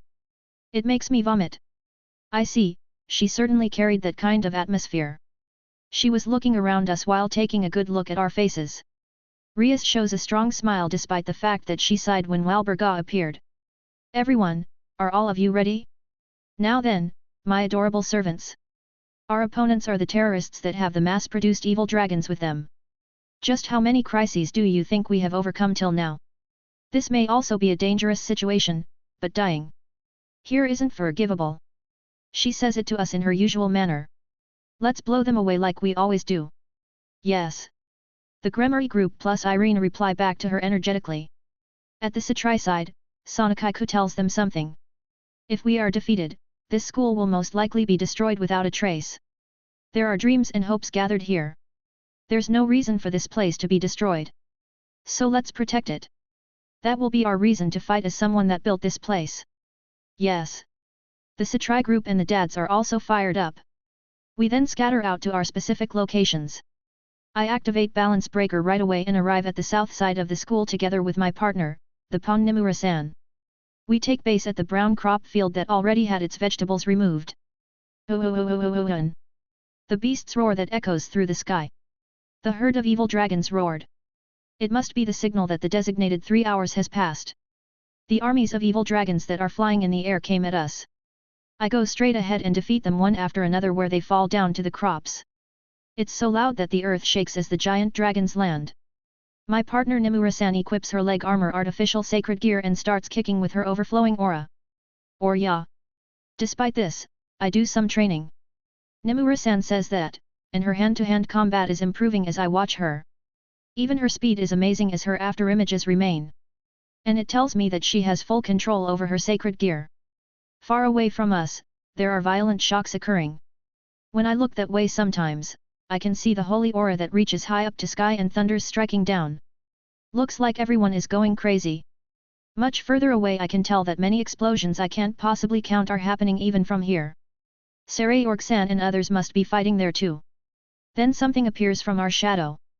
It's a giant creature made up from darkness. It appears from underneath me and Nimura-san's feet and it starts to take on the evil dragons. Looks like Gasper is creating and sending his beasts of darkness from the school. The beast of darkness attacks the evil dragons together with us. It sure makes me feel stronger. But I don't think the number of evil dragons are decreasing.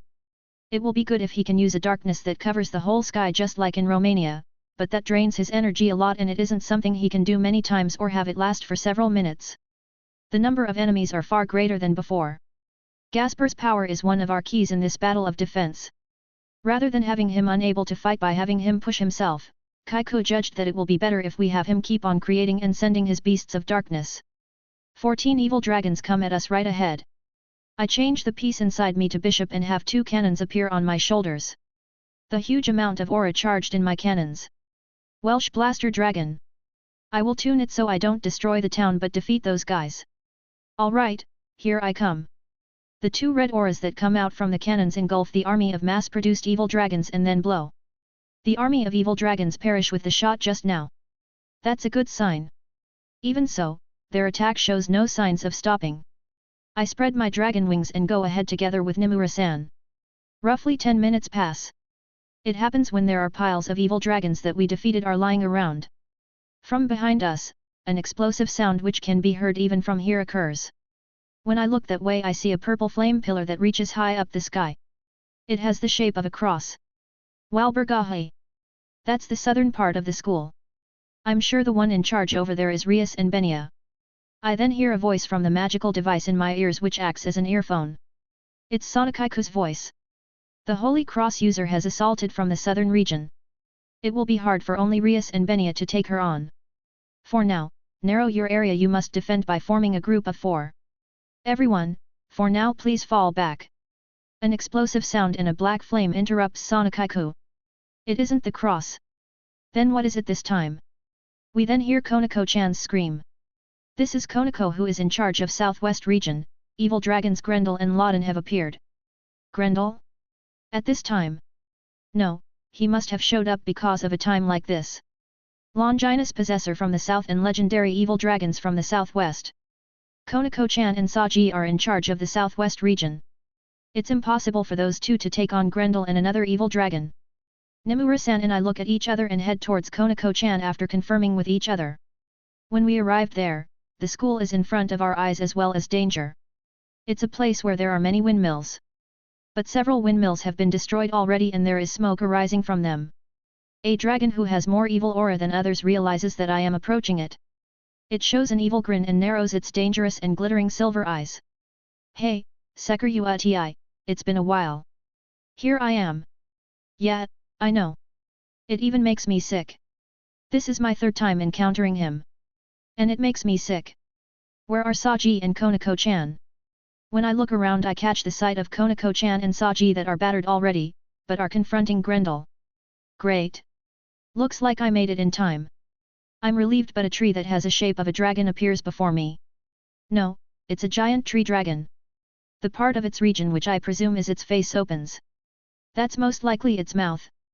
Then the shining red things located at the dent must be its eyes. It catches me within its sight and then a voice can be heard. This is my first time meeting you. Insomniac Dragon Lawton is my name. I'm mostly in charge of barriers and protection walls, pleased to make your acquaintance. So this guy is one of the main culprits behind this attack. And the one who covered this whole region with a barrier is this guy. If I remember right, he's proficient in defending and sealing, right? He was apparently one of the trials the first gen Heracles had to face, but I think I heard that it got defeated by having Hydra's poison thrown in its mouth. Sadly, I don't carry a useful item like that, and even if I did, it probably got rid of its weakness by the power of the Holy Grail. Grendel says it to us who are making a stance at him. I heard, you know? You guys made a thing called school, right? He points its thick fingers towards there. He then says it as he makes more evil grin. If I try to destroy that, then all of you will have fun with me more seriously, right? This bastard. Just how much can he? Saji and I raise our anger at his words that's trying to play with us. The four of us here, which includes me, Konako-chan, Saji, and Nimura-san, need to defeat him here. No, in worst case scenario we have to hold him here till the magicians complete their teleportation magic circle. Of course we will beat him around as much as we can. Grendel expands his wings and roars. Then, let's start. Will I destroy that school or will you guys destroy me? Let's see which one does that first. He then blows air into his stomach immediately. He's trying to breathe fire. He turns towards the school. He's planning to shoot it out. This bastard is trying to shoot a giant fireball at the school. No, you won't. I try to smash him by moving to his side, but a barrier wraps around me. It feels as if I entered a giant bubble. I look towards Lawton. The tree dragon is releasing a black aura while glaring at me with its glittering red eyes. Cool. I fell for it. I showed a hole in my defense because Grendel's fire took my attention. He put barrier on me then. Nimura-san and Konako-chan jump ahead to hit Lawton. You. Give senpai back. Nimura-san's powerful kick and Konako-chan's punch covered in toki. Both of them nail the target sharply, but the protection wall around Lawton blocks them as if they were nothing. It's futile. A mere attack won't break my barriers. It's not that the attacks of those two are weak. Konako-chan and Nimura-san's attacks smash the mass-produced evil dragons. However, the barrier created by this dragon blocks them completely. I try to attack from inside the barrier, but it doesn't even move. What's with this solid barrier? My punch is powerful enough where it can blow away normal defensive magic circle with ease. Grendel yells at Lawton after seeing me caught inside the small barrier. Oh I, Lawton. Seker Uti is mine. He glares at his comrade with eyes filled with murderous intent. No, they probably don't see each other as one. After all, I heard that Grendel even went against Aida. Lawton says it plainly as if he didn't care. It shouldn't be a problem. You had fun with this person several times already, correct? Seker Uti that is said to be focused with raw power as much as possible. I would like to test whether he can break through my barriers. Grendel glares sharply at him. While it turned into a situation where he would blow up in any second, Grendel steps back as he makes a sound with his tongue. Chi. That's why I don't like working with someone. Alright. Euclid will get noisy if evil dragons fight against each other. Then I'll just take care of these guys. This is the only time I'm allowing this, got it, Lawton? I won't take this request for the second time. Grendel leaves me and rushes towards Saji. Then I'll take care of Vritra. Hey, Vritra on. This is bad. He will be too much for the current Saji to handle himself. I try to have Konako-chan and Nimura-san assist Saji, but both of them get cut off due to the attacks of the mass-produced evil dragons that are coming down from the sky. Looks like I have to do it. This isn't the time to reserve my stamina. It's time for my crimson armor. I then say the chant. I, who is about to awaken, am the Seker Uti who holds the truth of King up high. Holding infinite hope and unbreakable dreams, and walking the path of righteousness. I will become an emperor of Crimson Dragon. And I will lead you to the path of heaven glowing in deep crimson light. A crimson glow emits from my armor and changes its shape. At the same time I break Lawton's barrier. The powerful barrier that engulfed me perishes with the single punch of my true queen. Alright. In this form I will be able to break Lawton's barrier or whatever he uses. I try to go to Saji's aid after kicking him once, but another barrier envelopes me. And this time there are 2 or 3 layers of them. Loden's eyes at the dent of its face shines mysteriously. I see, so this is the rumored crimson armor. It seems like it can destroy my barrier, but I wonder if it works with 2 or 3 layers of them. I simply have to destroy them. I don't care what it is, so I punch the barrier front of me first. But another barrier appears as soon as I break it and it stops me from escaping. Simply attacking this won't be effective. He may be planning to have me use up my stamina by having me attack. Then I simply have to blow away Loden from this position using my Crimson Blaster. But I'm not sure whether it can also break through the protection wall around him. This is bad. This guy has the worst compatibility with me. For myself with firepower, there's a risk for guys like this who make the attack go elsewhere seal my move completely. If I have at least Drake return, it will become a different story if I can use those wyverns while suppressing my consumption rate. Darkness Gasper's beasts try to attack and destroy the barrier around me, and even if they succeed in making a crack, it gets repaired instantly. So their attacks lack criticality. While I'm trying really hard to figure out how to deal with this situation, a dull sound reaches my ear. A sound as if a bone got crushed. When I look that way I find Saji on the ground while he places his hand on his stomach. Grendel has a posture where he looks like just did a kick. Did he receive a direct kick from him? Saji has his black flames waver, and he's trying to take the enemy head-on by connecting the line to him. But having an exchange of blow with Grendel who is insanely strong in it is impossible unless you are the same power type as him. No, this is Saji we are talking about. He must have dodged it. But Grendel is also fast. Grendel must have kicked Saji while following his move. Goo ha ha ha ha.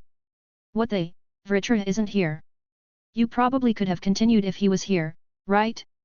Well, someone like you who only combined other sacred gears can't take me on, you know? Unless you have high offense and defense like the Sekar Uati over there. Grendel laughs. Yeah, Saji doesn't have Vritra with him now. In order to help Drake and Albion, he went into the depth of the sacred gear together with Fafnir. After Grendel glances at Saji once, he walks towards the school. But Saji doesn't give up and stands in front of him. I won't let you go there. He makes a wall with the black flame and surrounds Grendel in every direction. Grendel gets rid of them by simply swinging his arm. Even so, Saji continues to increase the number of lines and connects it to Grendel. He's probably thinking that making Grendel's power weaker as much as possible is a good idea. Nimura. To Zhao-san. I'll connect these lines to you too. Saji tries to connect his line to his comrades. He's planning to connect that and change the evil dragon's power to a power for devils. If that's possible, we can trim away the enemy's power and make it our own. It will be throwing a rock and getting 2 birds. You are in the way, damn Brayat.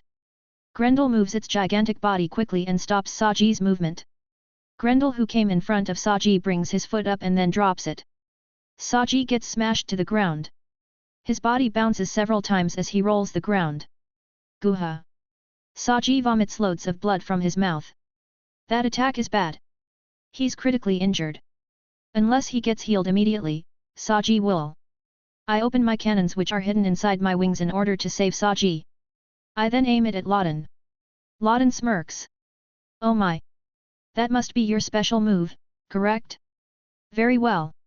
Shoot me. I will definitely block it. Keep on saying that, shithead. I send my aura to the cannons and build up the energy. Konako-chan and Nimura-san continue to defeat the mass-produced evil dragons. While trying to approach Saji. Genshiro-senpai. Please run. Geez, move it, all of you. We can't allow you to die here. Both of them try to rescue him desperately. Me too. I'll destroy these barriers and will go to him right away. I confirm that the cannons have the energy charge from inside the barrier. I then release it towards Loden. Goo. Crimson Blastier. A huge amount of crimson aura gets released. It destroys the barriers around me with ease and is heading towards Loden. The moment it hits the barrier which he activated, the crimson aura makes an explosive sound while making a bright flash. What lies behind the explosion after the wave of aura settles is the evil dragon Loden who has smoke coming from his body but is still alive. There are parts on his body that have been blown away, but his main body is unhurt. I become speechless after realizing once again how hard the evil dragons are. I don't know what to say. All of them are rock solid. The Gremory group that has high fire powers are being treated like kids. For the third time, barriers envelop my body in many layers. This again? Loden laughs quietly. Good attack. I never thought it would penetrate my protection walls. But my body is also quite hard, you know?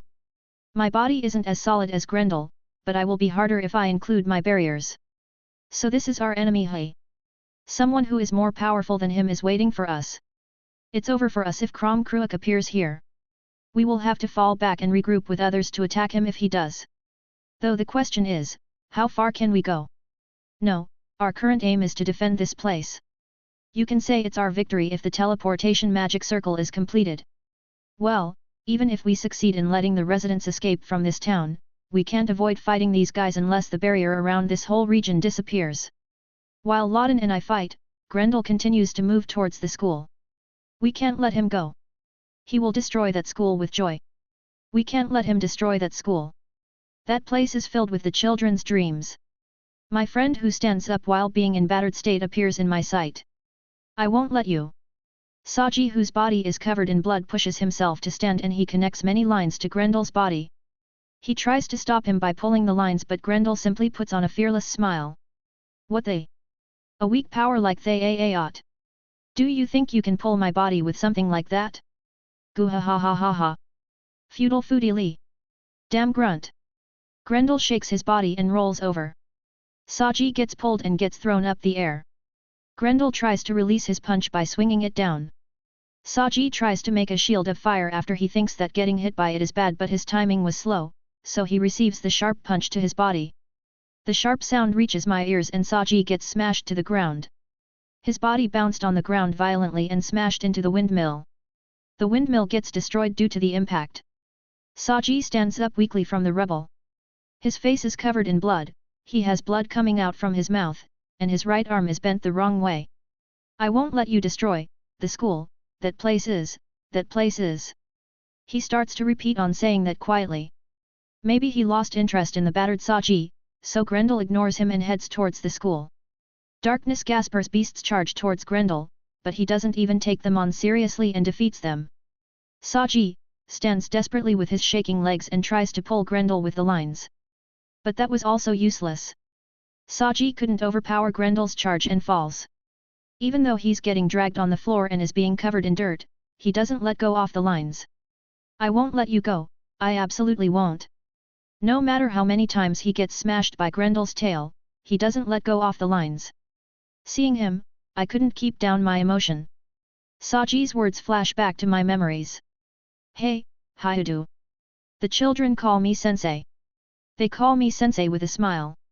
Even I'm far from being one. Hyudu, I came to realize it once again after engaging with children here. I will definitely become a teacher. Though I need to promote to a mid-class devil first.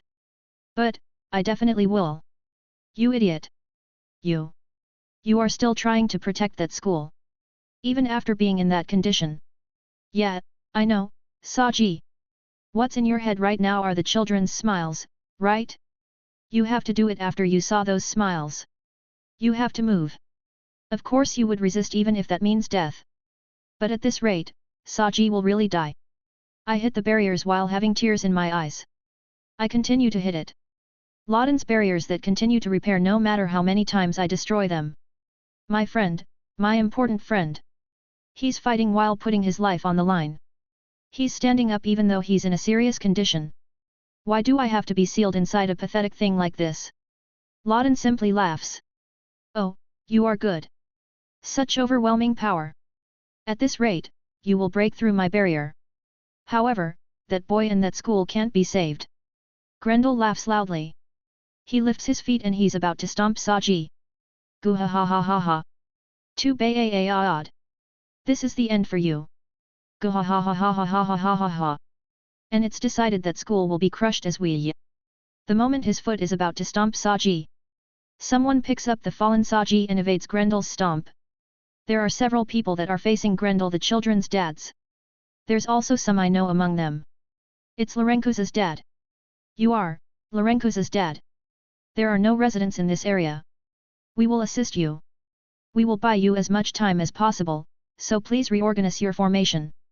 Konako-chan and Nimura-san finally get away from the mass-produced evil dragon's assault and arrive at where Saji is. They fall back after picking him up. The dads stand in front of Grendel boldly. Bring it! Damn evil dragon! We won't let you go to that school. The dads don't flee from Grendel even though their bodies are shaking in fear. Grendel laughs lively after seeing that. What the heck? Mere grunts trying to interfere with my fun? Geez, grunts should die as grunts. Grendel sucks in air to his stomach and breathes out fire. The dads activate the defense magic circle, but they get shattered and blown away by the force. Please run. At this rate, all of you will be killed. Even though I screamed at them, the dads faced Grendel although they were covered in wounds. Before the fight, I had a little chat with Lorenko's dad. Lorenko's dad took out a badge from his pocket and showed it to me. It's an Oppai dragon merchandise. There was something my son took an interest to. It's the Oppai dragon. The reincarnated devil, Ise Gremory, cooperates with many of his comrades and defeats the enemy. The main character, who is usually goofy, fights while putting his life on the line. My son became addicted to your program. He became captivated by it. Lorenko's dad looked up at the school and smiled. When we heard about this school, this was what Lorenko said with a bright expression. I want to attend this school. I will attend this school and become a devil that fights for others. I was happy. My son shared his dream with us. My son who usually shunned himself. Lorenko's who wasn't blessed with talent. He attained a dream. You have no idea how amazing this is. That boy learned magic. He was able to use magic. My son could do something. For my wife and me, it was something which felt like a dream. As he showed me his smile, he said this to me. For my family, this school is our hope. It's our dream. So we can't allow it to be destroyed. We can't allow it to get destroyed. Even at the cost of my life, I'll protect my son's dream even by a little. Grendel's fireball hits the dads without mercy. It makes a violent explosion. Lorenko's dad who gets blown up in the air and gets smashed to the floor without being able to do anything. Lorenko's dad who gets blown close to me has his armor cracked, and blood spurting from his whole body. Lorenko's dad apologizes to me. I'm sorry. I could only do this much to you, I shout while I shake my head. Please get a hold of yourself. You have a duty where you have to watch over his future. Don't die. Asia. I shout Asia's name. We need her healing power. Please heal Saji and the dads. We can't allow these brave warriors that tried to protect that school die. They have to survive. They need to survive for the children that will attend this school. I then hear Asia's desperate voice through device. I'm sorry, Ise-san. Other people were also injured, please hold a bit longer. When I look around, I can hear lots of explosion, impact, and earth tremoring from afar. Everyone is defending this place desperately. Everyone is standing up even if they are injured. If I'm the only one being caught in a barrier without being able to do anything, I won't be able to look at everyone else in their faces. I then prepare for shooting Crimson Blaster once again. Loudon simply laughs fearlessly. I see, so you will shoot it once more? Very well. Then I shall take you on once again. Though it would be the same result. Stop saying rubbish. But, the mass-produced evil dragons are gathering while we are doing this, so the four of us and the dads have been completely surrounded. Even if I'm able to break through here and escape, Saji and the dads, I'm not sure whether they will survive. Anyone is fine. There will be a chance if someone comes to our aid. I must use it here. Konako-chan becomes determined and is charging her ki. She must be planning to use Chiron mode. That's her last resort. If she uses that, there's a chance that she will faint. A situation where we find ourselves helpless. The situation of the battle here is getting worse. It happens when I was biting my teeth hard due to the frustration. One of the evil dragons surrounding us jumps up high. No, that's wrong. I become dubious at the way it jumped unnaturally. That evil dragon wasn't the only one that did a weird jump. They start to get pushed up one after another. Yes, I find myself in a situation where the giant evil dragons are getting thrown up to the sky. Such strange phenomenon is approaching me. What appears in my sight is a very dense toki. I finally understand. The mass-produced evil dragons were punched up to the air. That person. That man. He opens the path by blowing away the giant evil dragons with his fist only. That man appears manly while he beats the evil dragons, while having a golden lion accompany him. Saray Orgbale appears as he defeats the evil dragons. Grendel laughs seeing that. Oh I, who's that bastard that's smashing the evil dragon, grunts. Loden answers. He's most likely Saray Orgbale of the House of the Great King. I hear that he had poor demonic power since birth. Apparently he fought equally with the Seker Uti over there, only with his bare hands. While piling up the evil dragons he defeated, Saray Orgsan arrives to our place. Looks like I made it just in time. I man cry at his words. Saray Orgsan. Yeah, I'm sorry for arriving late. We are at advantage at the battle up at Agrias. So they sent me here. I came here by force using my Toki to go past the Holy Cross's flames. I see, so they are at advantage up there. My spirits build up simply by hearing that. No, thanks to this man coming here, Saray Orgsan directs his fighting spirit towards Grendel and Loden. I hear that you are after that school. Everyone here including myself devoted ourselves to protect this town and school. But this man is showing more battle spirits than all of us. The devil called Saray Orgbale is right here who is glaring at the evil dragons, Grendel and Loden. I won't allow you. I will have you die, evil dragons. Our counterattack starts here. Life Point 4. The Youth Devil. Part 1. Saray Orgsan who is facing Grendel. Grendel laughs fearlessly. No, he's building up his tension in joy. Goo ha ha ha ha. I heard that there is a great King Bale who swings his fist like an idiot, so were they speaking truthfully? Evil dragon Grendel. I have heard about you. I heard that you are an evil spirit that enjoys even death. Goo ha ha ha. I never thought the great king of devils would call me an evil spirit. I don't care about such things. The problem is whether you can fight me or not. Saray Orgsan says this to Grendel who has evil aura coming out from his body. Then come at me. The giant evil dragon's fist gets released towards Saray Orgsan. He came head on. Saray Orgsan doesn't dodge but takes it on purpose. His body that is covered in Toki is more than tough since he has iron-like defense, so he even endures Grendel's powerful hit. The man, Saray Orgsan, then strikes back. Humph! Saray Orgsan who has jumped up releases his punch which is covered in Toki towards Grendel's face. The impact and shock created by the collision vibrates the air violently. While having blue blood come out of his mouth, Grendel laughs as if he's seriously happy. Oh ho, seriously? I never thought there was a devil who fights with his body only and uses hand-to-hand combat. And he even manages to hit me back. Grendel who is shaking in joy yells at Loden. Loden! I'll take this guy. Yeah, let me. This guy is a shitty devil that I will have major fun to toy with. Who besides me will blow this guy away? Grendel directs his will to fight towards Saray Orgsan. Loden shakes his head in astonishment. But a communication-type magic circle appears around the ears of the two evil dragons. Devil symbols appear on it, and it seems like it's telling them something. From the looks of it, I'm guessing that Euclid is giving orders to those two. I will have myself fight here. It has just become good. Looks like Grendel is arguing back to the one he's talking to. Then Loden sighs. The barrier around me suddenly disappears. This is what Loden says with an unpleasant voice. Very well. I will head there then. Saying that, Loden makes a teleportation magic circle, the dragon gate, appear below his feet.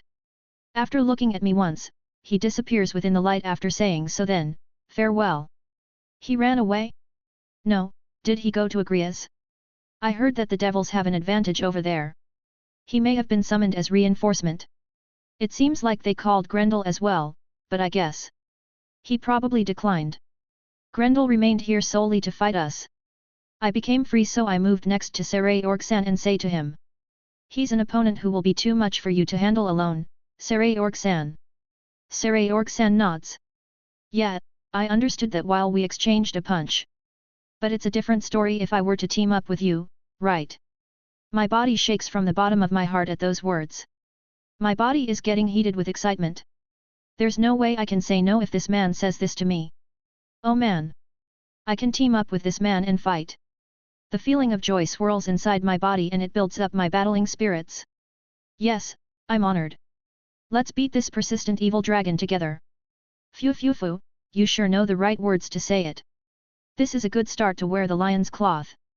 Saray Orksan stands next to the golden lion, Regulus. He then says it as he points at Grendel. Evil dragon Grendel, I determine you as a sworn enemy of the underworld. Regulus. Yes sir. Regulus then starts to emit golden lights. This phenomenon I know it. Saray Orksan then howls loudly. My lion. King of Nemea. You, who has been called Shishiu. Answer my howl and turn into my armor. This whole region then shakes. It blows away the surroundings, then Saray Orksan and the lion burst. Balance break. Balance break here. It appears while flashing the surrounding with bright golden light. The great king covered in a golden armor. This is Saray Orksan and Regulus's balance breaker Regulus Ray Leather Rex. He stands next to me while emitting an explosive amount of Toki. He was my enemy back then. But it's different now. He's a dependable comrade with who I will defeat the shithead in front of me. Grendel simply laughs lively by seeing myself covered in crimson armor and Saray Orksan covered in the golden armor. That's it. I won't be able to have fun in killing you if you don't become like this. That instant, Saray Orksan and I went ahead to hit him at the same time, but Grendel takes us head on. Saray Orksan and my punch hit towards Grendel, but he blocks it by crossing his arm. A powerful shock vibrates the surrounding and our double punch breaks through his guard. He becomes shocked the moment he had his guard broken, but he becomes happy as he puts on a taunting smile. Saray Orksan and Grendel start a brawl where it doesn't feel like there's any size difference. The Shishiu's fist reaches the evil dragon's face while Grendel's punch strikes Saray Orksan's whole body. Each of them hit each other in their vital spots. They punch, they gouge, they kick, they hit, and they punch each other again. Even though their blood taints the surrounding, even though you can hear dull sounds from their bodies, the Shishiu and the evil dragon doesn't feel like they will stop their barbaric bout. Both of them are the embodiment of power. There's not a single technique, demonic power, or magic involved. Simply a clash of power and power. A clash of spirits between the pure power types where no one can get involved. I have to join in. I'm also the Sekiruti that is called the power type. I won't do something like not joining in when I'm present. After exhaling the air once, I charge towards Grendel. I succeed in punching the side of his face and joining in this hellish fight. Saray Orksan smiles once, and then we start to attack Grendel at the same time. My punch and my kick lands on Grendel, but at the same time, I get hit by his powerful attacks. Even if I get slammed to the ground, even if I get thrown up to the air, there's no way I can stop after starting this fight. Saray Orksan and I simply punch and kick the evil dragon that is the embodiment of brute strength itself. This is a fight of overwhelming the enemy. We simply need to overwhelm him. We are attacking to oppress Grendel, to make him go down by hitting, and hitting him even more. There aren't any tactics involved. Even if my armor gets cracked, even if my body is crying out in pain, we simply continue to punch and kick Grendel like idiots. Eventually Grendel changes his smirk into that of distress. Ha! Saray Orksan and my punch land sharply into Grendel's face at the same time. He get pushed back and falls onto his knee. Grendel starts to breathe heavily. He couldn't have breathed any air properly during our exchange of blows.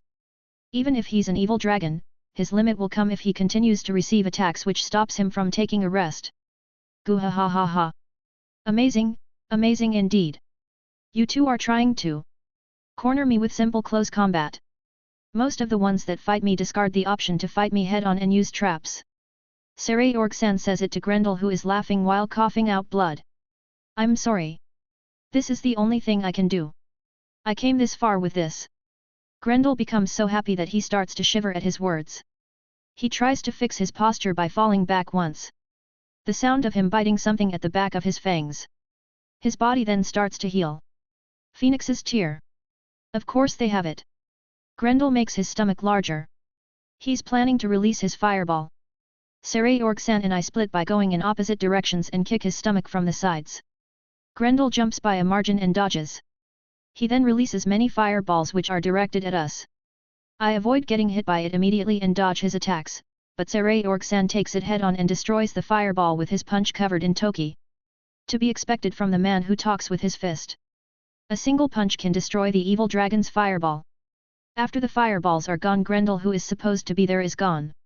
When I search for his presence I find him up in the air. He comes down at us at high velocity.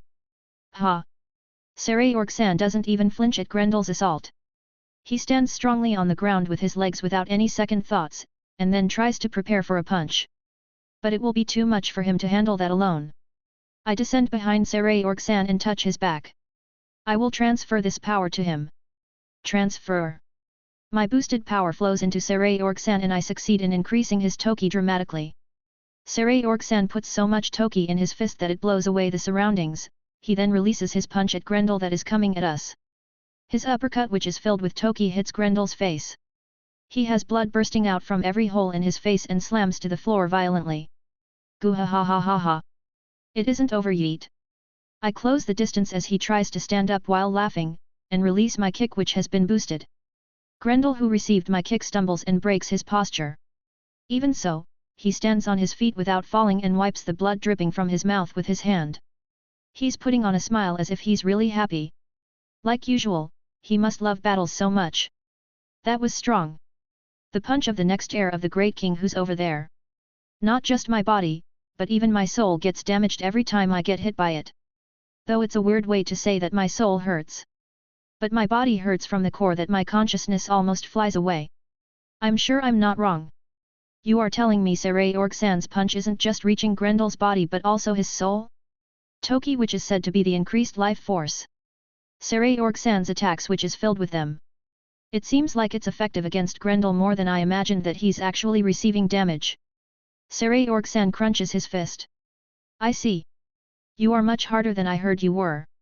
Maybe Saray Orksan also realized how hard Grendel is. But this man smiles instead. No, it isn't something where my attacks won't work. If I hit together with Sekar Uti's, then it's possible to land another punch above it. Yet. He's exactly right. I also feel the same.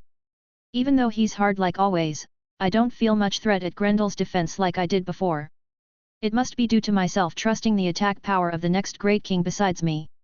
Absolute destructive power, which is different to Rias's power of destruction. I know because I tasted that myself. With Saray Orksan in my punch, we can overcome this guy. Grendel lessens his creepy smile, and after he bends his neck while making a noise, he comes at us. He's attacking head-on like usual. He comes hitting at us directly, stubbornly. We also start our assault. Just before both sides were about to clash head-on, he jumps and leaps above us. Grendel, who went up into the air, releases his fireball at us that are right below him. Saray Orksan and I ignore the fireball and jump to the sky. This heat is nothing. What can this fire even do? I can't show it. I can't show myself backing away while I'm standing next to this man called Saray Orkbale. I'm not allowed to show my pathetic side to this man who had a brawl with me. We overcame Grendel's fire and punch his stomach at the same time. I release my giant arm of that solid impact punch. Saray Orksan releases his Toki punch. The moment it hits him, it makes a sound so massive that it may have echoed through this whole region. So much amount of blood comes out of Grendel's mouth. This time, he received critical damage. No matter how solid he is, no matter how hard he is, that attack just now definitely worked. This time, we can finally defeat this guy. It happens when I was screaming in joy inside my head for our victory. A giant fire pillar appears next to me. A purple flame. It has a shape of a cross. When the fire disappears, I see Saray Orksan, who is burned all of his body and has smoke coming out of him. Saray Orksan falls at the spot silently. He was attacked? Why? Why did that purple fire appear here? I become shocked at the sudden attack. And it seems like this was an unexpected turn of events for Konako-chan and Nimura-san as well, so they don't know how to respond. I look around myself. I then hear loud laughter. From the sky. When I look up, I see someone above the magic circle above the air. Oh ho ho ho ho, I'm sorry for that. I couldn't help but to use an even stronger cross. Walburga of the Purple Flame? Why is that magician here? She should be at the southern region, wasn't she supposed to be fighting Rias and others? I have so many questions, but the fallen Grendel stands up and criticize Walburga, who is in the air. Oh I, don't butt in. Damn magician. Oh my. But, weren't you having a hard time? I sure would like some gratitude. Jesus Christ. To be in a verge of danger at a place like this. Saray Orksan, who is on the ground, has smoke arising from his body and he doesn't show any sign of moving. This is bad since that cross of fire is a relic. It's not simply a venomous poison for us devils but more of an instant kill weapon. Though he avoided being extinguished thanks to his toki, there's no doubt he has serious damage even if his armor has strong resistance towards projectile weapons since he got hit by it directly. And he most likely got hit by the cross of fire which is more powerful than the ones surrounding the region. If we don't heal him immediately, this person will. Then something which is black appears within my sight. I become alert thinking that it's a new evil dragon, but it's actually Gasper who became one with darkness. I am sorry, Ise-senpai. She started flying around the battlefield, causing disruption.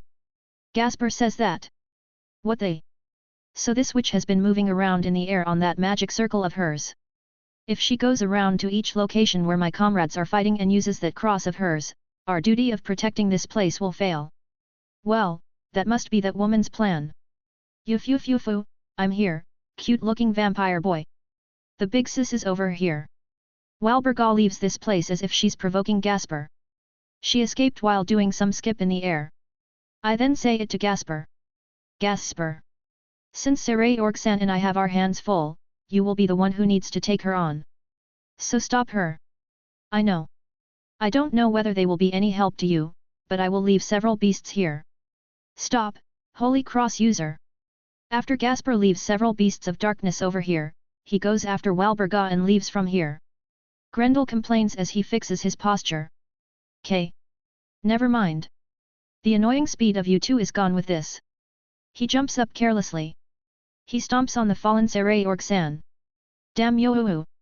I rage, but he continues to stomp on Saray Orc-san with disgust. Killing each other in a brawl is good but I love torturing people to death even moo-oo-oo-oo-oo-oo-oo. Goo-ha-ha-ha-ha-ha. What's wrong? Show me your punch, you are so proud, oof. I can't keep down my anger so I try to close our distance and kick Grendel, but he responds to my move immediately and jumps up. I run to Saray Orc-san's side. I become speechless seeing him. He has horrible burns on his face, he has both of his legs broken due to getting stomped, he has his left arm bent the wrong way, and he has blood bursting out from his whole body. Critical damage. He can't fight anymore. Shit. For this man to become in this state, with a cowardly attack like that. I embrace Saray Orc-san and I have tears flowing out due to the frustration. Don't cry. When I look at his face after hearing his voice, I see Saray Orc-san has his eyes open. Saray Orc-san leaves me and tries to stand up. His armor is shattered, his whole body is burnt, but this man tries to stand up gradually with his shaking body even though his pride was shattered. Blood burst from all of his body, and while he spits out the blackish-red substances from his mouth, the heir of the House of the Great King moves his body slowly. That's because there is an evil dragon he must defeat standing in front of him. He stands with his heroic eyes where there isn't a slight shadow in them. I then remember the discussion I had with Saray Orc-san. This huge, rough, and ugly fist of mine was something I trained in order to come this far. I must not fall. But, while I was teaching hand-to-hand combat to the children, I think I finally came to realize it.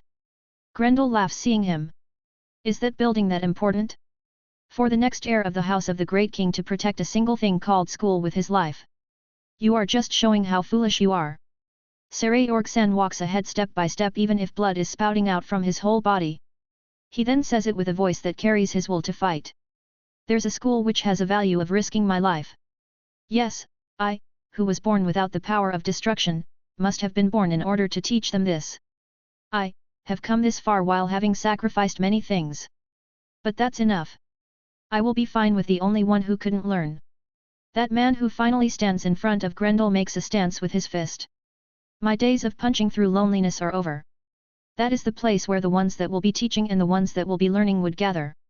To his fist a phenomenon of white light appears. Even though my fist doesn't carry the power of destruction, I will destroy you. My name is Saray Orc-Bale. The next heir of the House of the Great King Bale. Saray Orc-san who can barely move anymore jumps ahead. Even though Grendel doesn't have much stamina left, he takes him on head-on. Saray Orc-san puts all the toki he has into his right hand and goes hitting towards Grendel. Grendel doesn't have the time to dodge it and receives the hit but he counters it by slamming Saray Orc-san to the ground. While Saray Orc-san lays down on the ground, Grendel wavers his body. The evil dragon who has realized that he has received more Damage then he imagined shakes his head and says it as he puts on a smile filled with ecstasy. Gee! This sure can't be helped. Goo ha ha ha ha. A communication-type magic circle appears near his ear who is laughing aloud. After hearing something through the magic circle, Grendel changes his expression into that of great anger. You are telling me to fall back here? You must be kidding me. Damn it, I keep on telling you to stop using the Holy Grail for your advantage. After saying that, he makes a sound with his tongue. Did someone like Euclid force him to listen? A magic circle appears near him. The Dragon Gate. He's planning to escape. Grendel laughs as he walks towards the Dragon Gate. I will be leaving then. After I get my body tuned, I will come to fight all of you again, okay? Goo ha ha ha ha ha. If I have the Holy Grail, I will able to have fun in shitloads of figs. I jump ahead to stop him from escaping. Wait, Grendel. But the Dragon Gate starts to strengthen its bright light and it's getting ready for him to teleport away. Damn it. God damn it. Are we letting him get away again? Will he come and attack us again? Just how many times should we let Grendel escape? But Grendel who is walking towards the Dragon Gate stops. That's because there's someone who is grabbing him by his tail. I won't let you escape. Saray Orksan who is in a state that is impossible for him to stand is holding tightly onto Grendel's tail. Grendel becomes shocked at the reality he is seeing. Why you? Grendel starts to stomp Saray Orksan with his giant feet. His expression is filled with anger and also fear. You're too persistent. You damn Daenenial. I think there's a sign of impatience in the evil dragon Grendel's voice. No matter how you look at this, he has the upper hand. He's at an advantage. Saray Orksan's body already surpassed its limits, so he shouldn't be able to stand up. Even so, I don't think he will let go off his tail. I don't even think he will let loose of his grip. Saray Orksan who still has the will to fight in his eyes puts on a fearless smile. Fu, fu. Hyudois say, it seems my personality of not giving up, has also been certified by the evil dragon that is famous for being persistent. Saray Orksan stands up slowly while grabbing onto his tail. He shouldn't be able to move his legs anymore. But the Shishiu continues to move his move with his spirits. And yo. Saray Orksan endures the pain and shouts out with his soul. And he finally makes his stance in front of Grendel. Seeing that, the mighty Grendel backs away for the first time. The man who can't possibly move anymore. The man who is supposed to be dying. Without lowering his battle spirits, no, by increasing his battle spirits he stands in front of Grendel. You piece of shit. Why you retrying to stand up again? Why are you standing up again? Saray Orksan says it with his eyes filled with the will to fight. In order to destroy you. The words said by a dying man.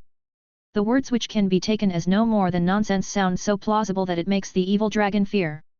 Saray Orksan then says. Hyudois say, I won't be able to take him down by myself. Let's finish this together. I answer back in delight. Yes. Saray Orksan. Let's end this. I jump forward and prepare for Crimson Blaster. Saray Orksan is still holding onto his tail tightly. With a single shout, Saray Orksan throws Grendel's gigantic body up the air while holding his tail. I release an explosive amount of aura at him. My Crimson Blaster hits him. Looks like Grendel doesn't have the time to dodge my attack in midair now. He falls together with the sound of explosion. Below my sight, there's one man who is getting ready. I then have a flashback of Saray Orksan teaching the kids how to punch at the gymnasium. Listen up. In order to do a punch, you would need to bend your hips and release your fist directly forward as if you are punching with your whole body. That's right, Saray Orksan. In front of me who said that in tears, the Shishiu's punch hits sharply, but accurately at the evil dragon Grendel who is the embodiment of brute power. Grendel vomits out what seems like the remaining blood he has left inside his body and slams down on the ground. Grendel who shows no sign of moving now says it with a voice that sounds like it will disappear. Damn it, seriously, me? Just like the time with that destruction princess. I am defeated by the bloodlines that carries the power of destruction, this must be a joke, damn it, why, am I? After confirming that the tough evil dragon has stopped moving, Konako-chan jumps ahead.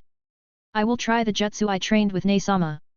Saying that, Konako-chan gathers the ki from the surrounding and by tuning it together with her toki, she makes a phenomenon occur where the light starts to emit from her body. That's the Chiron mode.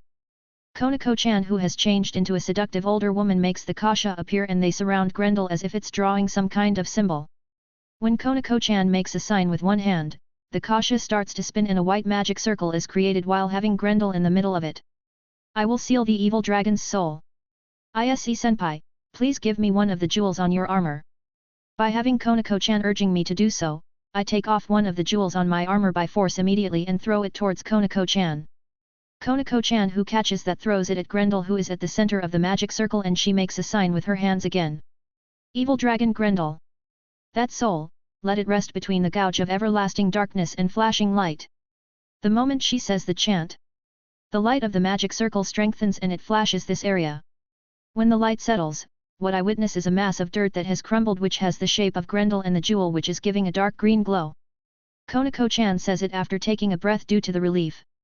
I talked with Ne-sama. Having them repair their bodies with the Holy Grail won't end this. Then we should just seal their souls. Since there is a technique among the practical use of senjutsu that seals the opponent's life force, we had been practicing it. But that will be impossible with just me. I then received advice from Ne-sama that it may be possible by the use of the Sekiru Uti's jewel. I ended up using it during the actual battle without any practice, but it looks like we managed it somehow. And she managed to seal him. Hey! That's amazing, Konako-chan. Certainly, if you do something about their soul, then they won't be able to revive with the use of the Holy Grail. The reason why they are persistent is due to the fact that they can revive even with the fragment of their soul. More importantly, their body turns into dirt when they get their soul extracted. Hey! No, can we really seal them with just this? Konako-chan gives me, who is feeling uneasy, additional information. Once we return, let's hand this to the heaven or someone and have them put many layers of barriers on it. This time we will have it sealed in a powerful barrier which prevents it from having his instinct leak. I see, that way, it will certainly seem like Grendel, who is sealed, won't be able to come out. Oh, so this is the countermeasure against the evil dragons. This way, we don't need to worry about the evil dragons we defeat to get resurrected by the Holy Grail. Amazing! With Konako-chan and Kurika, we don't need to worry about the aftermath of the evil dragon's hunt. The sealing of Grendel finishes and Konako-chan returns to her normal form, but maybe the fatigue got to her, so she falls on the spot. Nimura-san supports her, but we can't stay here for so long since Saji and the dads are also injured. I go and lift Sareorg-san, who has fallen down. Sareorg-san. I'm okay. Even though he can't move his body properly, Sareorg-san shows me his smile. We defeated Grendel. A complete victory. We finally won against that persistent evil dragon. We were able to defeat him without letting him escape thanks to this man's tenacity. Sareorg-san smiles with his swollen face. The children of the underworld are the treasure of us devils. So let's protect them together. Yes. Crime Force Dragon, Grendel. We finally succeeded in defeating him. This will be the first achievement of D times D. After that, the injured people get healed by Asia and Rasius-san, who were able to come here. No one had life-threatening injuries, but we did consume a lot of our stamina. Apparently the other members that were fighting elsewhere were having a rough battle like here as well. We then receive orders from Sonokai-ku right after this. She tells all of us to fall back and gather around the school. That's the proof that the new teleportation magic circle that is being made by Gondar-san and the magicians is almost complete. Part 2. We arrive right in front of the school as we take down the evil dragons that come to attack us. I witness my comrades struggling with their fight. You are late, Ise-kun. You are exactly like a protagonist of a story since you arrive at the climax. Kaiba and Zenobia are cutting down the evil dragons while breathing heavily. Kaiba's face looks really bad. He must have used Gram. I realized it right away since Shinrafu Kyokaiku is looking at me with eyes filled with sorrow. The members that start to gather here have their clothes torn and are putting on tired faces, probably due to the intense battles they went through. Gasper is the only one who isn't here. He still must be after Walburga and is flying around the sky of this town. Rias approaches Sareorg-san, who has his wounds healed. Sareorg-san. You came. Yeah, since we are at advantage up at Agrias. I give thumbs up at Rias and my comrades. We completely defeated Grendel. Everyone jumps in joy hearing that. Konako-chan shows the jewel to explain the whole thing. This is what Irina says after hearing the story. I understand. Once we get through this crisis, I will talk to Michael-sama about it. After that, we started defending in front of the school. We sealed the school and its region with Sonakaiku's water barrier, which has been enhanced with my power, so it's strong enough to resist the evil dragon's fireballs if their attacks were to come. We prepared hunting traps in various places nearby, and the traps will activate simply by having them approach it. Obviously we will be fighting the mass-produced evil dragons head-on. We will be having our comrades who has used up a lot of their stamina and the parents of the children assist us from behind while the ones who still have some stamina left face the evil dragons. The swordsman group consisting of Kaiba, Zenovia, Irina, the knight Meguri-san and Benya starts slashing the enemies while supporting each other, and the Rook group that consists of Rasius-san, Rugal-san and Yura blocks the enemy's range attack and counters them, so they are displaying good team play. Shinra Fukukaiku's counter-type sacred gear has also evolved to the level where multiple of them appear at the same time and reflect the enemy's attack. I will have you perish. The Kasha of Konako-chan in Chiron mode is the most effective. The evil dragons turn to ashes without being able to do anything. Her purification power is basically a one-hit kill attack. However, she won't be able to maintain that form for long since she's breathing heavily. The Pon Nimura-san supports Konako-chan. Humph. Eat this. People like Rias and Saray-org-san who can easily take on multiple enemies alone are taking down the enemies quickly. Akeno-san uses her defensive magic and thunder and light attack to give strong support to the two of them. Or yeah. The next person I need to transfer my power to is. I fight by flying around the battlefield while knocking down the evil dragons and boost up my power to transfer it to my comrades. The one who mainly orders me to transfer my power to someone is Sonakaiku. Ise-kun. Please transfer your power to one of the swordsmen. Kaiku gives accurate orders to us while she maintains her water barrier. The one who protects Kaiku is Saji, who has serious damage, and the two bishops consisting of Hanakai-san and Kyuzaka-san. I must heal. And the one who works hard and the one who supports us a lot is the healer, Asia. Even though the fatigue is showing up in her the most, she still continues to send her healing light to her comrades. While we are having such an intensive battle, a very bright light starts coming from the school. That's the light of the teleportation. The magic circle gradually starts to expand where it covers the whole school. If we use this, we can send the civilians in this town outside. After that, we need to continue fighting until the barrier around this region disappears. It may become a battle where we will use up a lot of our stamina, but it doesn't mean this barrier will last forever.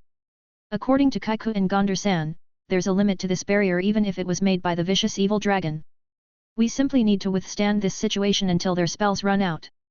That's what's going through my mind, but everyone becomes dubious since the teleportation doesn't begin at all.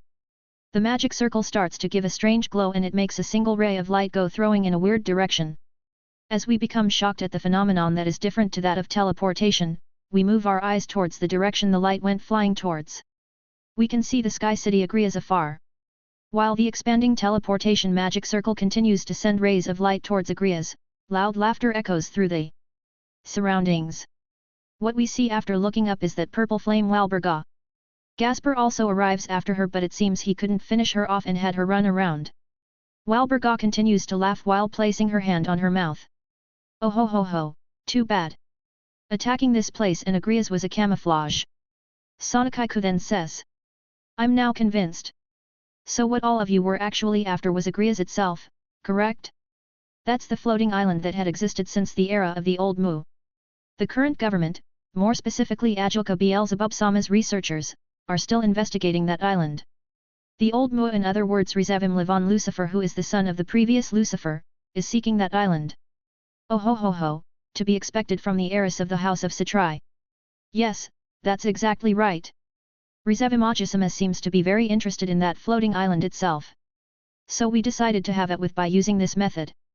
By using the teleportation magic circle of the famous magicians gathered in this town. There's a magician who is connected with us among them. We had the magic circle that was made by all of the magicians get tuned right before it activated and have it aim towards Agrias. Looks like our plan was a success. Damn it! There was a traitor among the magicians? As I become shocked, Rias, who is next to me, says it with a bitter expression.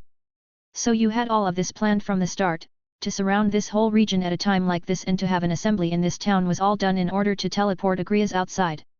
They won't be able to take Agrias if they did it normally, That's why they put a barrier around this region. But they wouldn't be able to steal Agrias with just that. That's why they used the assembly of the experienced magicians that had been researching about 666. They sent their spy among the magicians' assembly. And if they manage to seal a portion of the magician's magic and seal them here, this is the kind of discussion they will have. Let's create a new kind of magic circle that is big enough to teleport the residents of this town outside. As a result, they made that and it worked. Until the last second before it activated, the spy who is also a magician changed a section of the spell. The changed spell releases the teleportation light towards Agrias. Agrias that can be seen far away gets covered in the teleportation light. Sonokaiku then looks around the student council members. Hanakai-san and Kyuzaka-san of the student council react quickly and run down to the underground shelter. They must have gone down to check what's happening down there. But I also have come to understand the situation. The reason why they waited 3 hours was because they knew it would take that much time to complete the teleportation magic circle. This was also a setup to steal Agrias. Just how deep are they connected with the underworld? Rias realizes that and she crunches her fist tightly.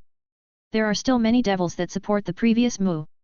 Especially the name of Lucifer is still great.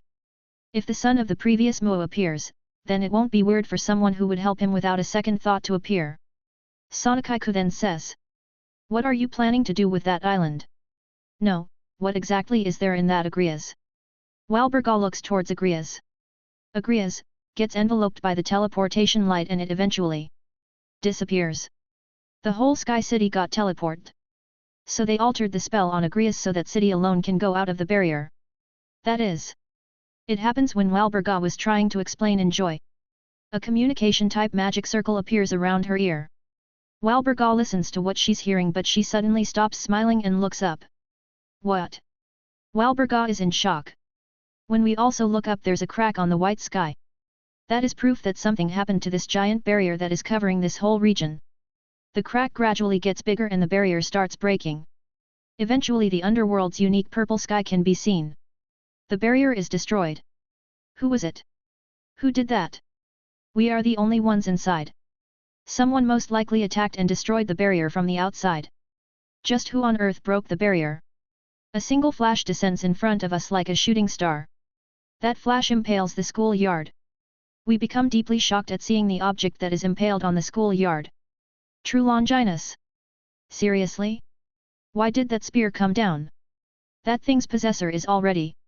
Everyone becomes speechless seeing that. Even though we wait, the owner of the spear doesn't show up. Then the holy spear disappears by teleportation. Walburga then sighs.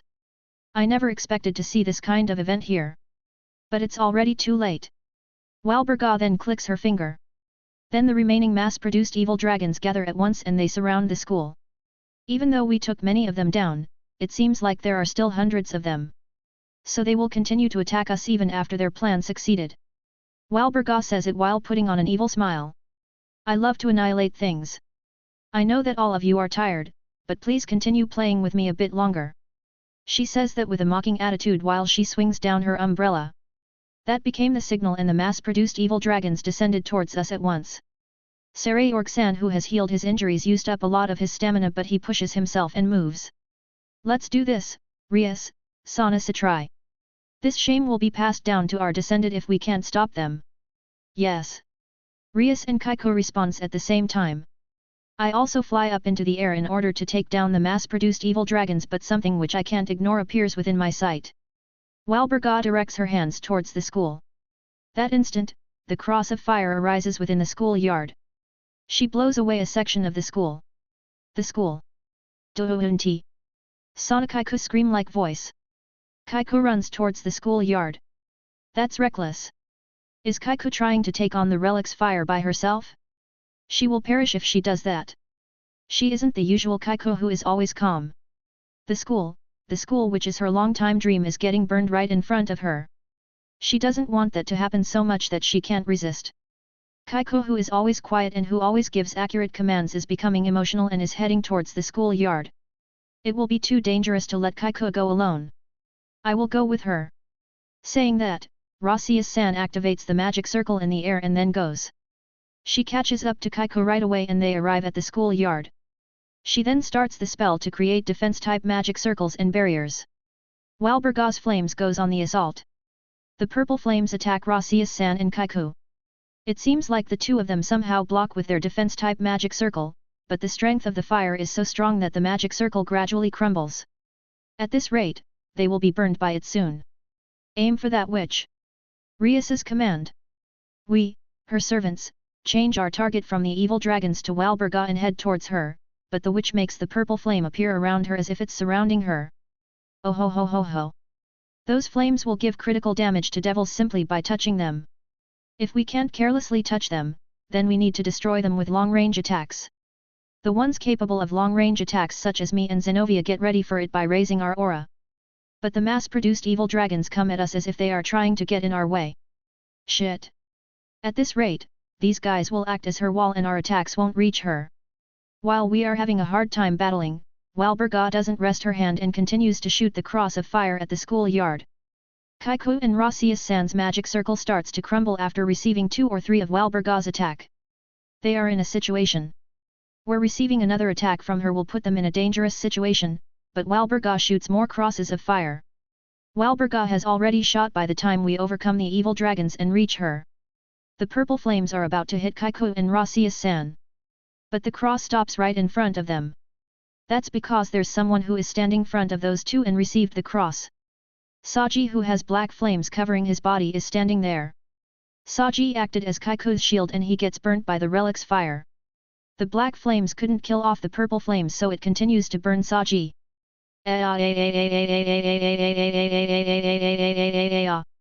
Saji screams out in agony.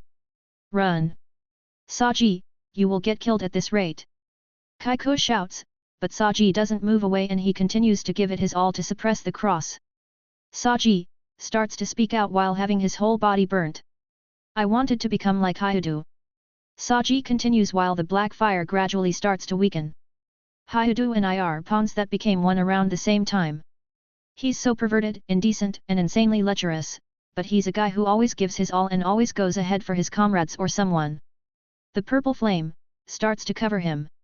I wanted to become a man like Hyudu, who is strong and on whom people would depend. But, even if I get a step closer to him, Hyudu goes 5 or 10 steps ahead of me. No matter how much I train myself, he continues to surpass me by miles. The moment when I realized it and went, I won't ever be able to surpass him, I become so frustrated in myself. Fighting spirit returns back to Saji's eyes. The black flames start to increase gradually. I can't become Hyudu. But there's something I can do. I found something what I want to do. Saji shouts from the bottom of his heart. I will become a teacher. Those children. I'm going to teach the students who would attend that school. I will teach them that there's something only they are capable of doing. Behind Saji, Kaiku is crying. She must have realized it. That the readiness of her servants and her own dream has become Saji's dream itself. Walburga laughs with delight when she hears that. Oh ho ho ho ho ho ho ho. It's useless. That's because that school will be burned, and even more burned by me right this instant. Now then, let's burn it. Walburga puts her hand forward in order to increase the output of the cross. That instant. Next to Saji, a giant black snake appears. It's Vritra. Sorry for coming late, my other half. Vritra? You returned from the depth of the sacred gear. Vritra smiles fearlessly while having his eyes glow at Saji's words. Yeah, I did. But you know, my other self. It seems like you have matured quite a lot when I was away for a bit. Yeah, it feels like I can do it now. Since I lifted the weight on me. Saji mutters that. A suspicious-looking aura starts to envelop Saji's body. I have seen that before. Yeah, it's the same phenomenon that occurred when Kaiba became a holy demonic sword wielder, when the hero faction enhanced their sacred gear, and when I wore the boosted gear scale mail. Vritra then howls. Relic user. Do not underestimate my black flame. Yeah, let's do this, Vritra. I sure did waste time in reaching it, but I can do it now. With you, my other self. I have waited so long for you to realize it. Now, let's show them. The power of my evil flames which made me be called the prison dragon. Saji and Vritra get covered in black aura, and the jet black flame starts to wrap around their bodies. Balance break. The black aura explodes, and the one that appears is my pal that is covered in jet black armor. He has lots of tentacles like things growing out from his armor and they have jet black flames ignited. Saji, who has just reached balance breaker, shouts. Malbolge Vritra promotion. I know, we who are like the hellfire of hell. Which one is stronger between our black flames and your purifying purple flames? Let's have a battle to decide it. Saji's voice is mixed with Vritra's. Now I understand, those two fused. They were able to reach it because the thoughts of those two became one. So there's also a balance break like this? Rias then says. Malbolge. It's the floor which is one floor above the deepest floor in hell. It's said to be the place where those who have evil minds and have committed sins get sent to. Saji makes the cross of purple flames vanish with ease and jumps towards Walburga. The evil dragons attack him, but the many tentacles on Saji's armor captures them. The moment they are caught by the tentacles, the evil dragons get all of their aura sucked and they turn to dust.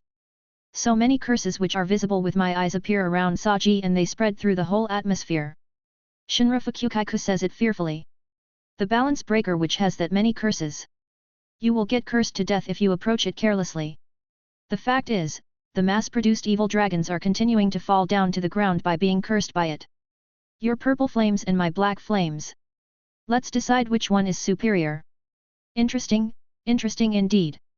Saji and Walburga, who happily accepts his challenge, start a battle of fire versus fire up in the air. I want to help, but there are still many mass-produced evil dragons left. Fine. Then I will tag along with this battle to annihilate all of you. I raise up my spirit, but I hear Asia say with a loud voice. I sensed Fafnir-san's aura. He has most likely returned with Drake-san and the others from the depth of the scared gear. Oh, so that's what's going on. The return of Vritra means that the other dragons has returned too.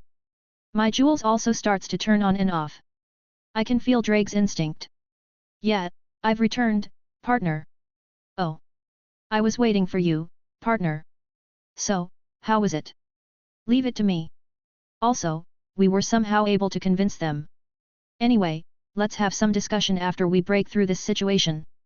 All right. Then let's finish this quickly. Asia opens the dragon gate to summon Fafnir. Answer my voice, Golden King. Crawl on the ground, and you shall receive my reward. Please come out. Gigantes dragon. Fafnir-san. After her summoning chance ends, the dragon gate makes the glow even stronger and then explodes. The one who appears along with a golden aura is Fafnir, who is wearing a chef's hat. Wait, a chef's hat? Why the heck is he wearing that? Then a BGM which isn't fit for this situation starts. The BGM reminds me of the cooking show you often see on TV at noon. Fafnir opens its large mouth. Hello, and welcome to Fafnir's 3 minutes cooking. Fafnir says something which makes me think there's something wrong with his head and makes a kitchen appear next to him. Why did a kitchen appear? I can't stop retaliating to him. While the only thing I can do is just watch him, this is what he says. Today's dish is Diavola Asiatan's fried pants. Leaving us aside who are all speechless, Fafnir shows us the flipboard with the ingredients written on it. These are the ingredients. Diavola Asiatan's fried pants. Ingredients. Asiatan's pants onions, sliced, ×1. Garlic, sliced, ×1 olive oil. Red capsicum, sliced, ×1. Salt and pepper, small quantity, baking powder. My brain can't catch up to this. What is he planning to do? But I do know something perverted is going to happen. Isn't this just too insane? We are full of questions. When I take a look, I witness the mass-produced evil dragons have stopped their attack and are watching this while tilting their heads in wonder. Seriously? These guys stopped their attack for this? Fafnir stands in front of the kitchen and he starts to chop the ingredients he prepared while having his eyes glow. First, you chop the ingredients besides the pants. He then says this to Asia next. Asiatan, give me your pants. Why yes. It seems like Asia had only the option to agree to this, and this is what Fafnir says while he takes the pants from her. Just like this, the ingredients must come from the farm right away. It is very fresh and new. After you have a good sniff at the pants, you put powder over it. He sniffs the pants right in front of us and he starts putting the powder over it. He then puts those pants in a frying pan filled with oil. You put it in right away in order to have it fried. The sound of the oil boiling echoes throughout the battlefield. During this time, everyone besides Saji and Walburga stops their movements and all of us simply watch this. Even the mass-produced evil dragons are. Hey? For some reason there are several evil dragons who are unexpectedly interested in this. What they? Are you telling me that this cooking has some effect that charms the evil dragon? Fafnir takes out the pants from the oil as if he thought it's the right time to do so. He places the fried pants on the plate with the ingredients he finely chopped before. He then says this proudly. It is done. My style, the Diavola Asiatan's fried pants. Clap clap clap clap. Several evil dragons that are watching him start to give him a clap. Fafnir then puts the Diavola Asiatan's fried pants in front of him. Now then, I will dig in. Bite and gulp. He gives his impression after he puts it in his mouth and starts chewing on it. I want you to stay as you are. Tears. Several evil dragons that were watching him start crying. What they? What do you have to do in order to make this happen? Asia then falls. Zenobia holds her. Asia, get a hold of yourself. You need to stay strong. I want to become a crab. No, that's wrong, Asia. That phrase is supposed to be I want to become a tool. Irina becomes surprised at the conversation between those two. Zenobia. You sure know a lot. I really do admire you. To be expected from the excellent student who scored an average of 90% for the end of the semester exam. I really don't know what's going on here, but it's certain that the evil dragons have stopped their attack for a moment. Can Fafnir's weird space also stop mass-produced evil dragon as well? Oh well. I'll stop thinking about the hard stuff. By the way, Drake. I want to confirm this with you, but, were you able to convince the past Hakuryu-ukos? Why yet, kind of. It sure does feel like a vague answer. I do have the records of it just in case, so you should watch it. Though it isn't something I would recommend. I don't mind, so just show it to me. I close my eyes and search deep into the sacred gear. Then Drake shows me the recording of the past Hakuryu-ukos. The faces of the past Hakuryu-ukos with smiley faces appear in the recording. Hello, the current Sekuryu-uti. We are the remaining thoughts of the previous Hakuryu-ukos. They are so sociable. You really did succeed in convincing them. We couldn't help but feel very dissatisfied at the actions you have caused. Yes, I'm sorry. I need to sincerely apologize about that. Well, since this is a recording, I won't be able to give them my response. For that reason, we created the Victims Association, but it seems like we lacked information. So they are going to disband the association. Hey. Oh man, I really am grateful about that. While I feel relieved by it, a man who looks stronger than others says this. We were able to reach the truth thanks to Fafnir. I heard a name that makes me feel uneasy just now. That feeling of uneasiness changes to words and it comes to my ears. Yes, the wonderfulness of pants. I become speechless. My mind freezes, but they continue to talk while putting on an expression as if they know the truth. All of us had a common connection where all of us have a lot of interest in the buttocks of the opposite sex. There sure was a Hakuryu-ukao senpai inside my jewel who said that buttocks are also nice. However, in front of the Hakuryu-ukao, we had no choice but to deny that. Having a fetish for the Hakuryu-ukao is unacceptable. However, Fafnir showed it to us. An extreme gem, Asiatan's pants. The Hakuryu-ukao senpai spreads open Asia's pants. He has it spread above his head as if he's holding a divine item. We were notified that in the current world, a cloth which covers the buttocks wonderfully like this exists. Its shape, its roll, and its hipplin when it is worn on the buttocks, no, the bum. Hipplin, hipplin, hipplin. The past Hakuryu-ukao starts to repeat the word hipplin with a fluent accent. Thanks to that wonderful treasure, we learned painfully that we were lying to ourselves. We heard that the past Sekuryu-utis vanished while saying zoom zoom eon. Then we shall say this to declare our peace to you. They put their arms around each other and shout this with a refreshing expression. Asiatan's pants, sniff sniff. And you call this convincing them, Drake-san? There are also things even I can't understand. Drake says that with a tired voice. Yeah, I can somehow imagine you recording this with astonished eyes. Even if they were able to overcome breasts and butts, this is just too. I did hear that they were having a hard time convincing them, but I never expected them to convince them with Fafnir's pants theory.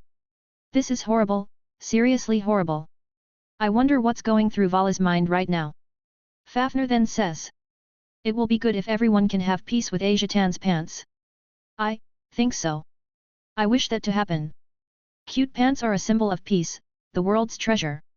My comrades are all either covering their faces or look fed up with it. Asia, the main girl herself, is still laying down. Rias then says it while shaking her head. There's definitely something wrong with the two heavenly dragons of this era. I'm included as well? I'm sorry. I'm basically the main cause of having Rias being called the Switch Princess.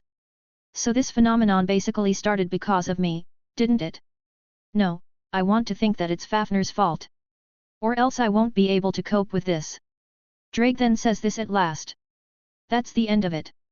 With this, we can use Hakuryu Akao's power. I see, so we can use it. Hey. Yeah, I got it. Yup, thank you for that. However, being able to stop the evil dragons, you sure can't tell what the two heavenly dragons and the Dragon Kings are capable of doing. A familiar voice reaches us. A red flash passes past us and it descends at the schoolyard where Kaiko and Rasius-san are at. Kaie. The red flash blows Kaiko away and envelopes Rasius-san. The one who is standing there after the light settles is Euclid Lucy Fugus, who is wearing the replica boosted gear. So that bastard decided to appear at a time like this. Hey. He is holding on to Rasius-san. Even if Rasius-san tries to resist him, she can't get away from him because he's holding onto her tightly. How do you do, D times D? Euclid. He shrugs his shoulder when I shouted. Hello there Sekiru Ti. He then starts to say utter rubbish while he holds on to Rasius-san. We, the Cliputh, will be using Ross Weiss and that island wisely. Now then. Since the teleportation of Agrias is over, I would want to leave this place since the Underworld's army will be heading here after they realize the strange activity happening in this region. But I guess you won't let me do that. All of us move quickly and made a formation where we surround him. Of course we won't. Release Rasius-san. Rias also releases her anger. I need to capture you and send you to Uni-sama and Oni-sama. That's right. It's exactly what Rias said. I will take him to Surtsk-sama and Grafia-san. Grafia-san is still being suspected because of this guy. I will end that crap right here. Euclid simply laughs. That sure scares me. Then I shall resist a bit. He clicks his finger. Then the evil dragons that stopped due to Fafnir's strange phenomenon get their sense back and resume their attack on us. But my comrades declare it with courage. We can't whine. I'm sure it will feel bad if we get beaten at the very end. Irina flaps her wings that has changed to 4 wings. Of course, Irina. Zenobia grips her dirndl again. I will also do my best. Fafnir-san, please lend me your power. Of course, I will support Asia Tan. Asia and Fafnir try to go all out for the climax. Ise-kun, Buku, we will leave Rasius-san to you. Kaiba goes and slashes at the enemies with Shinra Fukyukaiku after he says that. Rias and I get closer to Euclid once again. And a magic arrow starts flying at Euclid. When I look at the direction from where it came, I witness Gondar-san. She looks really exhausted, but she puts her hand forward while her body is moving side to side. My granddaughter, I will have her back. Gondar-san shows her strong will. Euclid then says. Our comrades have caused ruckus down below, correct? I judge that you have so much fatigue due to dealing with it. Rasius-san screams at her grandmother. Granny. Stop. You can't move anymore because you used up all of your power, right? I see. So she used up her magical power due to fighting the traitorous magicians that are connected to these guys down in the basement. The traitorous magicians were probably skilled magicians as well, so Gondar-san must have fought quite recklessly. Gondar-san increases her voice to her granddaughter's words. Be quiet. I can at least save you. Euclid takes a breath in astonishment. I'm sorry, but even if you are magician, you have no hope in opposing me in that condition. Euclid, who says that, activates a magic circle below his feet. Is he planning to teleport while holding on to Rasius-san? We make our stance, but Gondar-san brings out the last power she has to shoot out the magic arrows at Euclid's magic circle. That moment, Euclid's magic circle starts to wave and go in a different direction as if some error occurred, and at the last moment it explodes. The teleportation stopped. Teleportation seal. Oh my, you sure did a cunning move. After Euclid says that with hatred, he tries to escape by having the dragon wings appear. Euclid flies with insane speed. That bastard is trying to run away since he can't teleport. Hey! Rias and I try to go after him, but Gondar-san who falls on the ground says this to us. Sekuriti I dono, Princess Rias, please, please save my granddaughter Ross Weiss. Please, I beg you. Rias and I say this with a smile. Yes, of course we will. She's our comrade who we are all proud of. Rossius-san is our important comrade. We will save her. Definitely. Rias and I nod at each other and fly up the sky. When I chase after Euclid with Rias, we find Euclid waiting for us quite far ahead. Euclid points down while holding on to Rossius-san. He must be telling us to come down. He sure is full of it. Rias and I descend. It's a wasteland that is far away from the farming area. I look around myself but I can't see any building or people. I guess it won't be a problem if I go a bit reckless over here. I say it to Euclid who faces us once again. Grafia-san's brother, Euclid, what are you thinking? Why did you appear at this time? On top of that, as a terrorist. Is this a rebellion to the current government of the devils? I want to confirm his intention once again. Even if he's the mastermind of the terrorist, he's still Grafia-san's little brother. Euclid then says. There are many reasons, Hyudois say. My dissatisfaction towards the current government and questions I have towards my sister. I questioned myself during so much time. Hyudois say, please answer me. What is a devil? I can't easily answer the sudden question. Euclid also nods when he sees my reaction. You can't give a proper answer. I'm the same too. Are you telling me Rizevim's ideology pushed you forward? Everyone has their own kind of ideals. But I have judged that that person's ideal is necessary for me. Euclid then makes a deep sigh. I have thought that it is most important for devils to be a devil towards the humans and the other forces. That simply means that we have to be more evil than any creatures and beings. Regarding this, I have the same thought as Rizevim-sama. However, from here, it will be my own answer. Euclid spreads his arm. I will show all of the forces what devils are by using Rizevim. I will make them realize it. I want them to realize just how brutal and dangerous the evil species called devils are. For me, I don't care about ruling and politics. No, that goes the same for Rizevim-sama. At the final stage, I want to show what devils are to the human world as well. So this guy is also acting for a reason which doesn't make sense. What does he mean by showing others what devils are? The smiles of the children I interacted with at that school flashes back in my head. Are the children of the underworld who don't know anything involved with this? Hey, are they?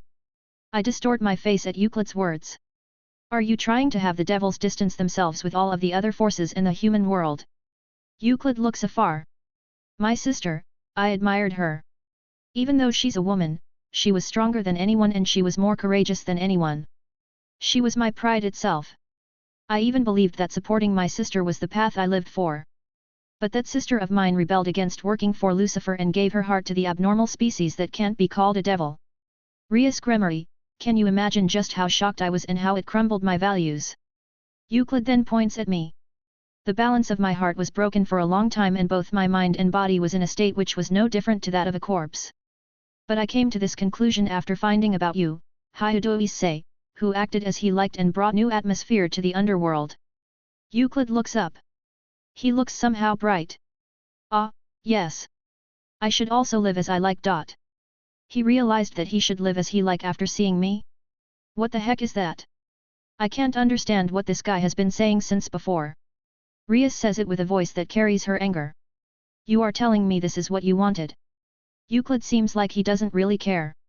It was a simple thought. For the devils to have a hero. Children see that hero and get influenced. But that doesn't seem like a devil. If that's the case, I came to the conclusion that I want to show the children what a devil is. You are telling me that the devil you are speaking of is Rizevim? Don't start saying utter crap after appearing after so long. Rias continues at my rage. Her expression is filled with tears and rage. You are twisted. Our species itself is in a dangerous situation, yet, you crave for chaos instead of peace. Euclid tilts his head at Rias's words. Twisted. Rias Gremory, from where to where is it twisted? My actions? Or the annihilation of the mist that wasn't supposed to happen? Our existence is supposed to be the extra, the deviated beings, just like in the Bible and documents relate to it the exceptional beings. The irregular beings like your brother and Ajoka Beelzebub was born possibly due to the corruption of our mythology. No, we are probably aren't the devils from the Holy Bible anymore. He's going to show what devils are to the children? And my action became the start for his actions? I shake my head. So you performed your exaggerated ambitions in such ways, hey? But... yeah, but it's different. Their ambition and their dream has nothing to do with those children. Those kids have nothing to do with them. Either way, aren't you trying to destroy the current underworld? Then, I have to stop you. Euclid makes a faint smile when he sees my aura exiting out from my crimson armor. Yes, that's how you are supposed to be. A hero needs to protect something recklessly. Unlike Rizevim-sama, I won't deny a hero from the start. That's why you are fitted for being my opponent. Rias then says. Then what was your purpose for targeting Ross Weiss? Is it because she seems capable of reaching 666's secret? Even so, wasn't that a reckless action for you to appear in Tokyo while knowing the danger you put yourself in? Yes, it's exactly what Rias says. No matter what reason he had, appearing in Tokyo itself to recruit Rossius-san to his group was a daring move. Aren't sneaking into cities something you need to be cautious at doing if you are a terrorist? Once your plans get revealed, it will be harder to sneak in the next time. And sneaking in while knowing that doesn't seem like you have any sanity unless you have a good reason to do so. He says it while he looks at Rossius-san. This person is intelligent. She also has potential. If she comes to our side, we can use her wisely. After all, what she was researching wasn't the method to unseal 666 but the opposite. It was to put seal on it. Rias and I become shocked hearing that. Rossius-san's rumored essay wasn't about unsealing 666 but to seal it. Euclid continues while he strokes Rossius-san's hair. Also, Ross Weiss resembles her. She really does resemble her. Rias asks him while putting on a doubtful expression. Who does she resemble? My sister Grafia. Rias, Rossius-san, and I become speechless at his confession. He says that she resembles her, but their faces don't look alike. Though their silver hair and the atmosphere they carry may be similar. Euclid continues while putting on a faint smile. This person may become my sister. That's very important. Yeah, I finally understand. When I first met him, he said tell my sister. He, Euclid, is chasing after Grafia-san's shadow? Perhaps the actions he took till now and his insane words are all connected to Grafia-san?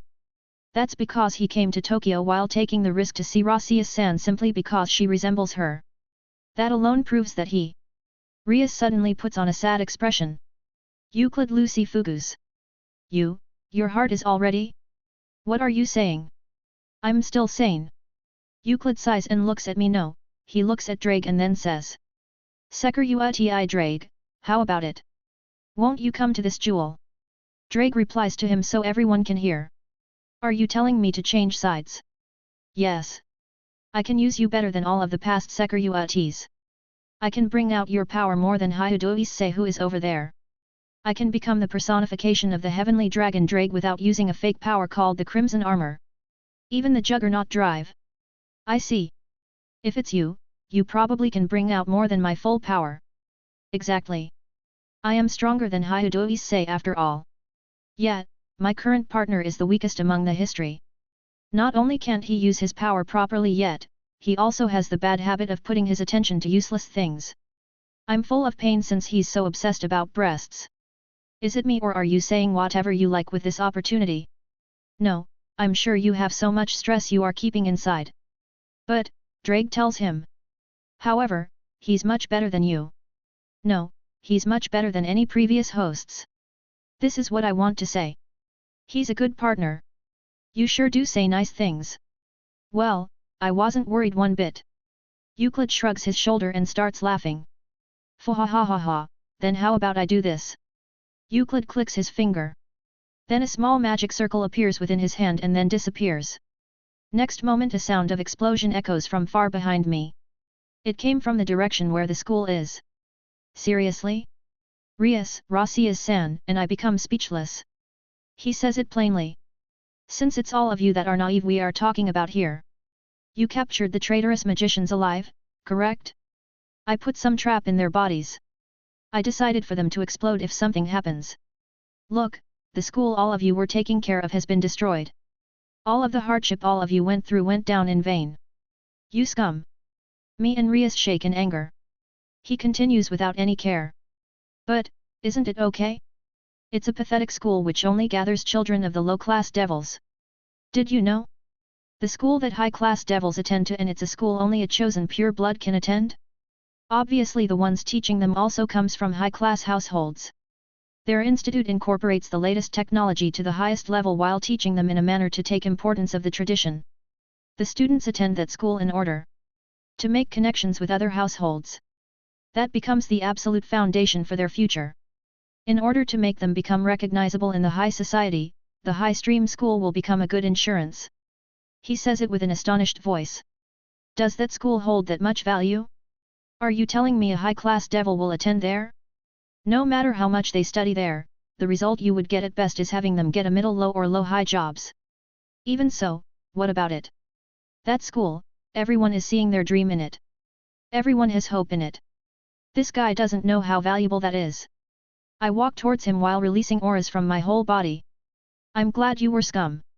Since you are Grafia-san's brother, I thought you were helping reserve him after thinking really hard about it. From all of the jewels on my crimson armor, the wyvern flies out. Thanks to Drake coming back, its function also came back. If you were opposing us while having complicated feelings, I would be a bit troubled in whether I can beat you with my fist when I had to finish you off. I'm really glad that you are an insane scum. I won't hold back. I will beat you today and take you to Grafia-san. I stand in front of him while having a huge amount of aura come out of me. Yeah, this guy is one guy I can't forgive. I won't be able to keep myself calm unless I beat him personally. As a Sekiruti. As someone who look up to Grafia-san. As Rasius-san's comrade. I then say it to Rias. Please get away from me. I will finish this quickly. But I say it while putting on strong eyes to her who is feeling uneasy. I won't lose any more. I will defeat this guy. Maybe she realized that I won't change my mind, so Rias takes a step back.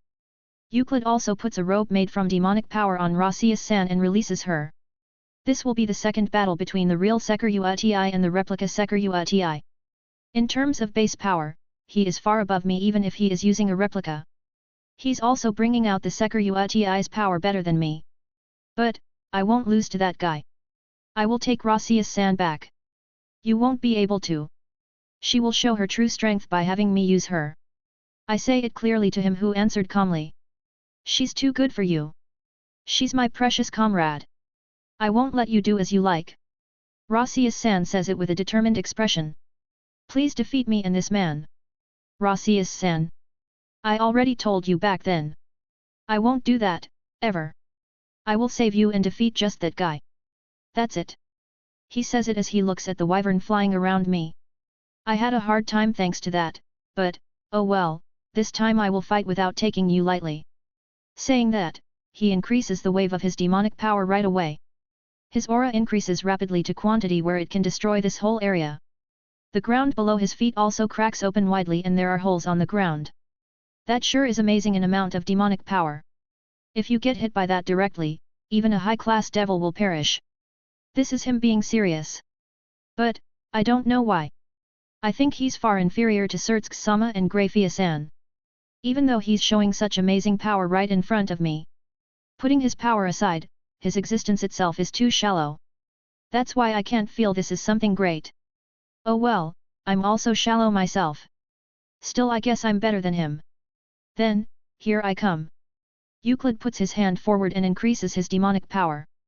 Boost boost boost boost boost boost boost boost boost boost boost boo. The sound which signifies the increase of power echoes from the replica sacred gear and it increases his aura even more where he shoots that out right away. Explosive amount of torrents of aura. Even I won't be safe if I get hit by that. But I move my wyverns and make them line up in a row front of me. Euclid's demonic power engulfs my wyverns. That instant. Divide. Divide. Divide. Divide. Divide. Divide. Divide. Divide. The wyverns makes a sound that signifies the dividing of the attack, and his attack decreases every time it passes through my wyvern.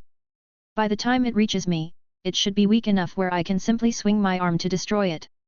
However, since I already showed that to him last time, Euclid should be aware of this. He moves right after he shot it out and he closes the distance between us. Euclid has demonic power charged into his fist despite moving at high velocity. I shoot out my dragon shot immediately. Euclid reacts to it right away and dodges it. But there's one wyvern behind him. Reflect.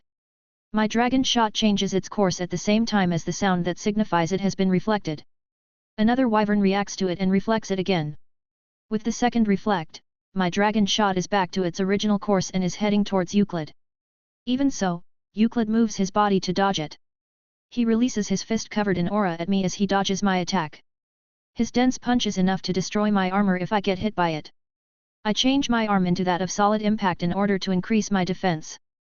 He then smiles fearlessly. It's futile. You won't be able to stop my fist simply with that. Euclid's brutal strike lands on my arms that is in a cross-guard position. A strike that even shocks the core of my body. But my arms are still in a guarding position. Euclid becomes stiff for a moment to this reality. He must have stopped because something he didn't expect happened. I didn't ignore this chance and I give a powerful punch to his face while having my arm in solid impact mode. Euclid gets blown back violently. His replica armor is badly destroyed. He asks me while moving his body weakly. What's the meaning of this? My fist was superior to your aura. Guarding it should have been impossible. But the moment I hit you, I felt that your power has raised. He sure has sharp eyes.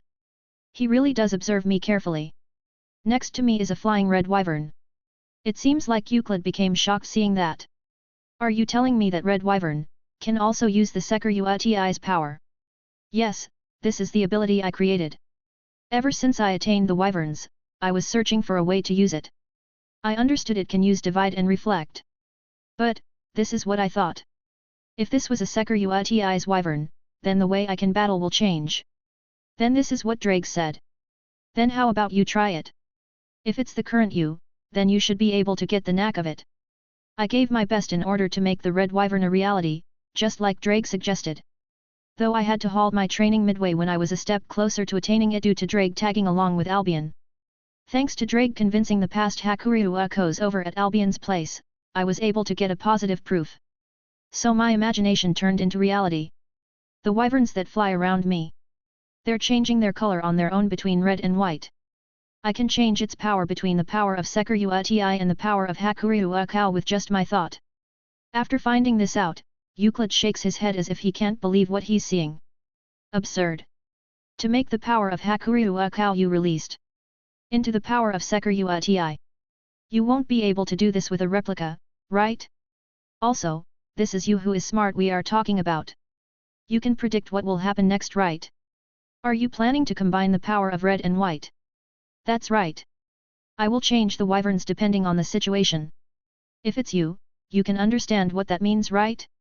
I go forward together with my wyverns. I sent several wyverns towards him before I reach him. He tries to repeatedly shoot his demonic power while he dodges it to the side. I made the wyverns line up in a line and change them into red. I won't lose to you anymore. I randomly shoot out my dragon's shots. Boost. Boost. Boost. Boost. Boost. Boost. Boost. Boost. My attacks passes through the red wyverns and they increase its output. My dragon shots that became massive takes out the aura he shot out and they continue to fly ahead. Euclid flies up and dodges my attack. But the moment my dragon shots hit the white wyverns I sent ahead beforehand. Reflect. Reflect. Reflect. Reflect. Reflect. Reflect. Reflect. Reflect. They all get reflected and they go after Euclid who went up the sky to dodge it. Euclid dodges several dragon shots, but he receives one of them ahead and his armor gets blown away. Now then, Drake. Let's end this. Yeah, let's go. Red wyverns gather around me and they start to boost my power. Boost. Boost. Boost. Boost. Boost. Boost. Boost. Boost. The red wyverns attach onto me and they transfer their power to me right away. Transfer. Transfer. Transfer. Transfer. Transfer. Transfer. Transfer. Transfer. My aura increases to its maximum output. My crimson aura continues to emit bright light and starts to envelop the surroundings. My power that has increased to an excessive level changes the power of Sekiruati into that of an irregular one. The chest and stomach area of my armor starts to move while making a sound and the appearance changes. I have something that is meant to shoot out something. This is exactly the same thing as the one I had when I used Juggernaut Drive and Great Red. Yeah, this is final trick and the forbidden attack the boosted gear has. The particles of dream we were able to turn into reality because we were able to have a mutual understanding with Albion. It's the Longinus Smasher. I move the direction of my body towards Euclid and start charging my aura. I can understand that an insane amount of aura which even scares me is gathered to my stomach. There's no way I can release this towards the ground. So I can only shoot by having my enemy move in the sky. Maybe Euclid also sensed the danger of it, so he tries to escape from here. It does frustrate me but I can't afford to get hit by it. Euclid tries to run away, but his body gets captured by magic ropes. Do you think you can escape safely after saying all the things you like to me? Also your demonic power has lots of useless aspects despite being powerful. I enhanced that rope by removing the useless parts. It's Rasia's-san. Rasia's-san removed the ropes he put on her by herself and instead put it on Euclid. She even changed it into her own taste instantly. Rasia's-san sure is cunning. To be expected from the woman I came to take a liking to. The bastard Euclid can even say things like that under this situation. Geez. He removes the magic ropes by force but he was already too late. I already finished charging. Drake then tells him. Euclid Lucy Fugus. One Sekiruati is enough in this world. It's necessary for you to be defeated by us. That's right. The Sekiruati. One Sekiruati is enough. A massive amount of aura is shot out from my stomach by answering my shout. Longinus Smasher. Vast amount of aura which taints the whole sky in a crimson color envelopes Euclid. The silver-haired man who is on the ground. He got his armor completely destroyed by receiving my Longinus Smasher and received critical damage. He has blood coming out from his whole body. He looks up at the sky emotionlessly as if he can't believe he was defeated. The sky is still tainted in crimson due to the influence of my Longinus Smasher. It's crazy. The aura even remains in the sky high. Don't use it repeatedly, okay? That's one of the forbidden powers that can even change the environment depending on the way you use it. Furthermore, a strong fatigue will hit you simply with a single use. That's scary. Yeah, I understand. I will use it with caution but only if a time like that comes. I really did get my whole stamina drained after all. I'm barely able to stand. Rias calls the army after she confirms the safety of our comrades. With the communication type magic circle. It's regarding Oros, Agrias, and also to capture Euclid. Euclid doesn't show any sign of running away as if he lost the will to fight. Euclid says it while he observes the crimson sky. Sister, do you really like red that much? I also became red, you know. New Life. Part 1. Oros where we are recovering from the aftermath of the battle. The town has scars left behind by the evil dragons in various places. The area around the school is especially bad. It's hard to find a house or crop field that isn't damaged. The school itself is partially destroyed due to Euclid's attack. We had it destroyed at the very end. But I guess it was fortunate that it didn't get completely destroyed. The underworld soldiers that came to the aid are investigating and removing the rubble both at the school and town. 3 hours passed inside here, but apparently only 3 minutes passed outside. They really did change the time difference of the space inside and outside where the 1 hour here was 1 minute outside. The mastermind, Euclid, was teleported to the Mu's territory earlier. He had a provoking smirk till the very end. Oh well, we will leave the rest to Surtsk-sama. The Witch of the Holy Cross, Walburga, retreated right away together with Aida and the remaining mass-produced evil dragons by using the teleportation magic circle. The relic user will become a threat to the devils. We won't be able to endure it if we don't build a countermeasure against it. Saji and Saray-Org-san who are really exhausted, and the children's dads who fought together with us were teleported to the hospital by having the medics take them after they had their external wounds healed by Asia. Their lives aren't at risk, but apparently they would need to stay in the hospital for a while. Saji, Saray-Org-san, the dads, and everyone else fought for the school while giving their all. Thanks to them, the children are safe. Not a single child that is called our hope was hurt. That will be something we can be all proud of. Saji, who has just reached balance breaker, was so exhausted that he fainted once he deactivated his armor. He already had to fight Grendel, so he hit his limit a long time ago. The children's parents and the civilians of this town are coming up to the ground.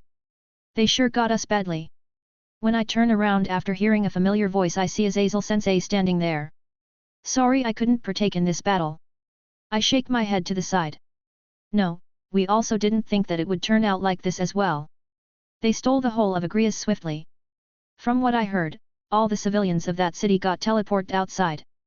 In other words, they left while taking just the city. I then ask Sensei.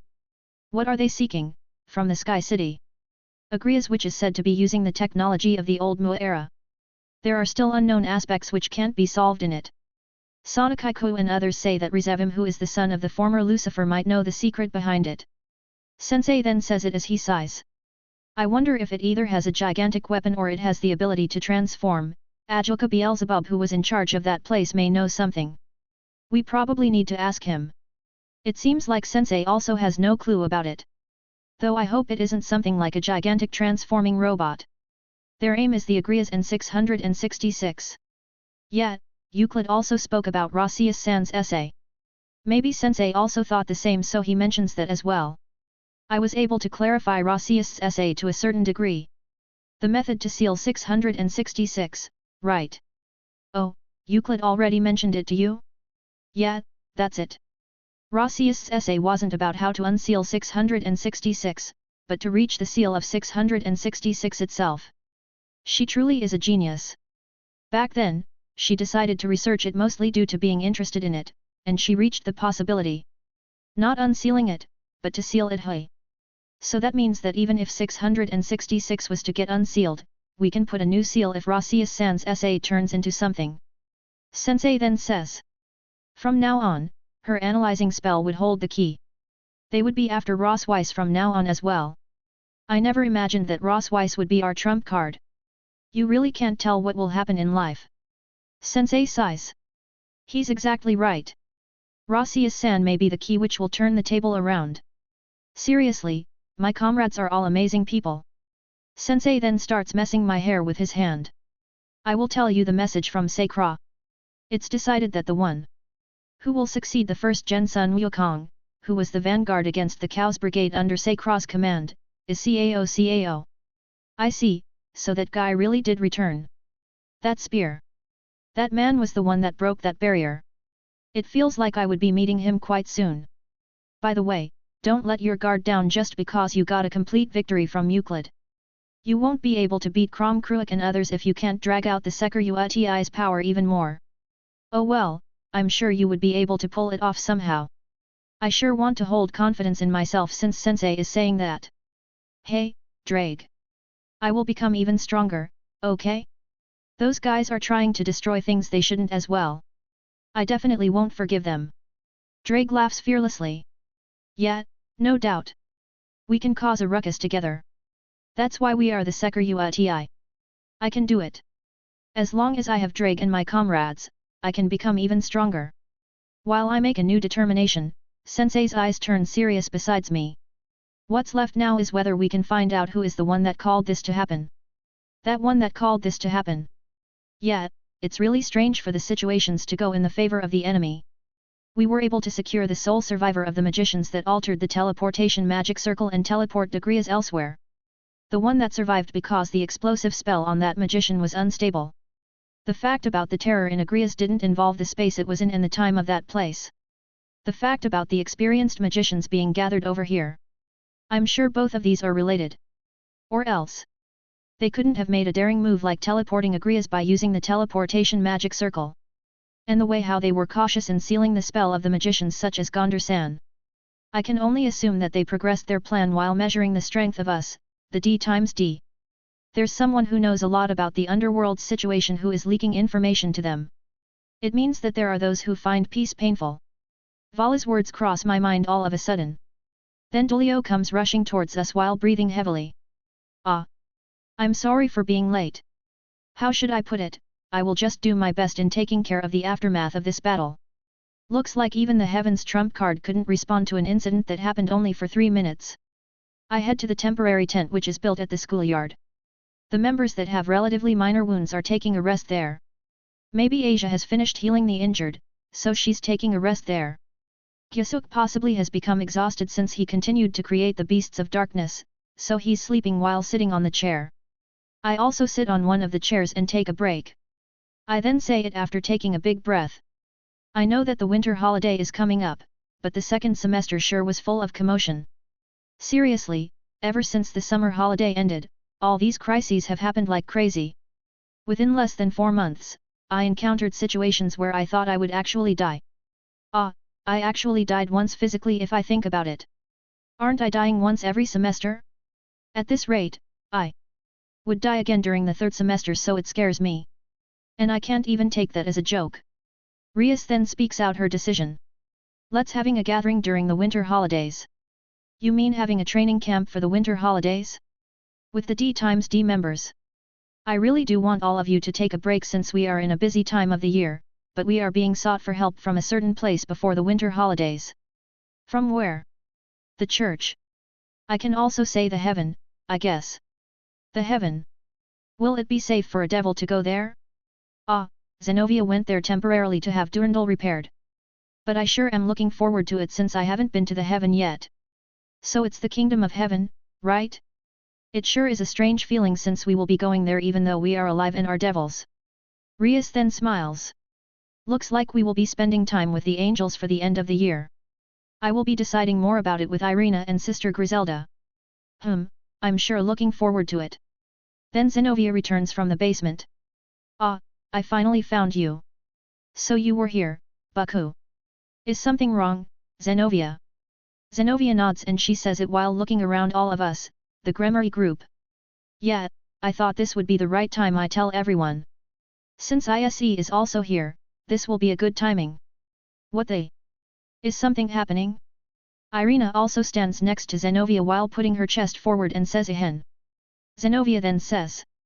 I heard there will be an election happening once we enter the 3rd semester to decide the student president. Yeah. The election will happen soon as we enter the 3rd semester. Yeah, Sonakaiku and Shinrafu Kyokaiku will graduate after all. They would need to choose the new student council members. Wait, don't tell me you're. I reach a certain conclusion. More like she's crossing her arm in confidence. Zenobia declares it while pointing up. ISE, I will run for the election. I want to become the student president. Kaiba, Konako-chan, Ravel, and I, become so shocked. Leaving aside the sleeping Gasper, it seems like Rias, Akeno-san, Asia, and Rasius-san knew this judging from their behavior. Wait. I could never have predicted that she will run for the presidency. So that's why she became enthusiastic at studying and school activities. Rias then says. We were also shocked when she came to consult with us. I never predicted that Zenobia wanted to become the student president. The reason why she started becoming keen towards school matters lately was due to this reason. Zenobia continues while nodding her head. I'm planning to participate in the election campaign. I guess I would leave the orc, but I have an ambition where I want to become the student president. So I ask for your approval. It seems like some crazy thing will happen. That Zenobia is running for presidency. There's no way I could have ever guessed her to appear for becoming the successor of Sonakaiku. I ask Rias. Is it really okay? For Zenobia to leave orc. She is still a member of the Gremory group and we have been acting while using the orc as the center of it. Rias nods. Yes, I think it's okay. Since the fact about her being part of the Gremory group won't change. I'm sure a school that will be run by Zenobia will be interesting. Oh my, you sure are easygoing. Is it really okay? Rias then tells everyone. We still have some days left, so let's make a plan before the winter holidays. Asia forgets about her fatigue and hugs Zenobia. Zenobia-san, I will help you as well. Irina also hugs onto Zenobia. Count me in as well. I'm quite good with religious propagation and religious proclamation. Yeah, I'm also fairly good with religious propagation. I will become the student council. Yeah.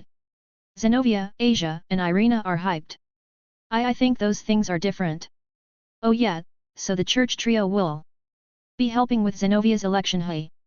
Well, I will help as well. Oh man, I really am surprised.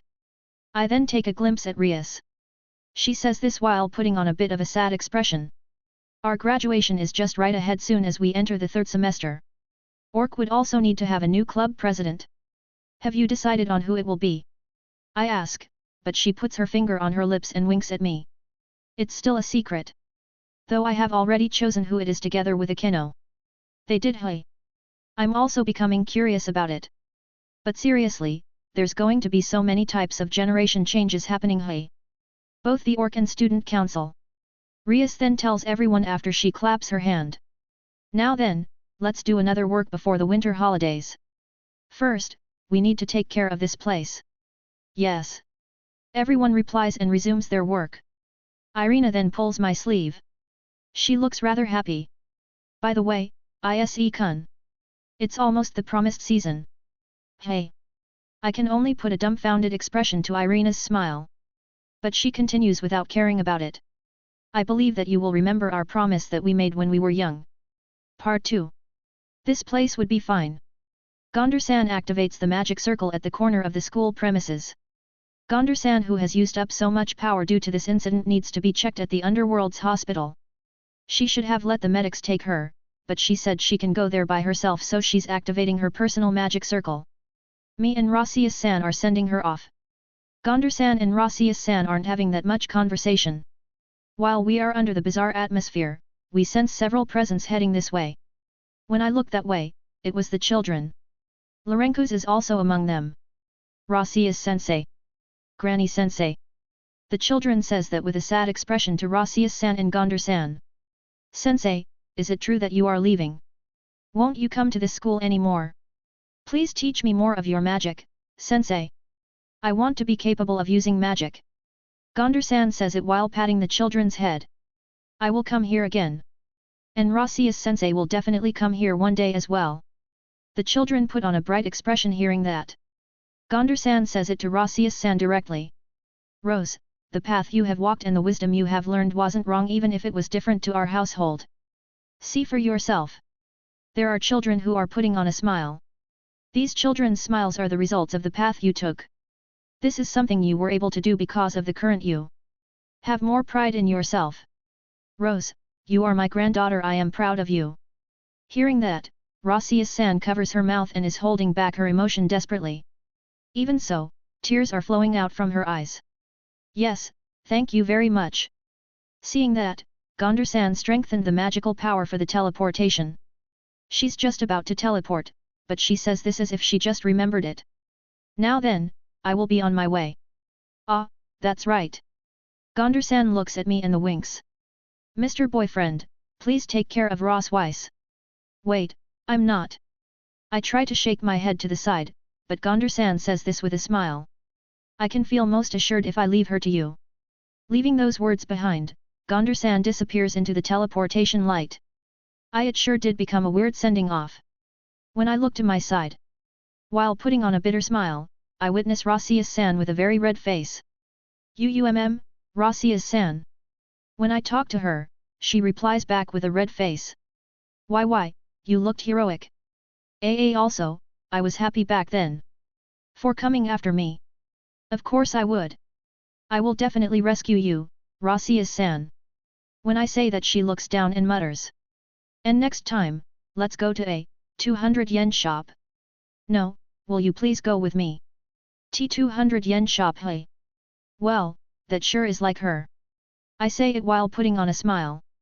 Sure. Rasius-san suddenly puts on a smile. But the children around her starts picking on her while putting on a taunting expression. Are you going to kiss? Hey, are you going to kiss him? Pai Dragon is going to kiss someone besides the Switch Princess. Rasius-san panics and says this with an accent. I won't do such shameless thing like kissing. It sure is like Rasius-san. Part 3. After I sent Gondar-san off, Rias and I are removing the school building's rubble while we are helping with the restoration of the town. We are finally alone together.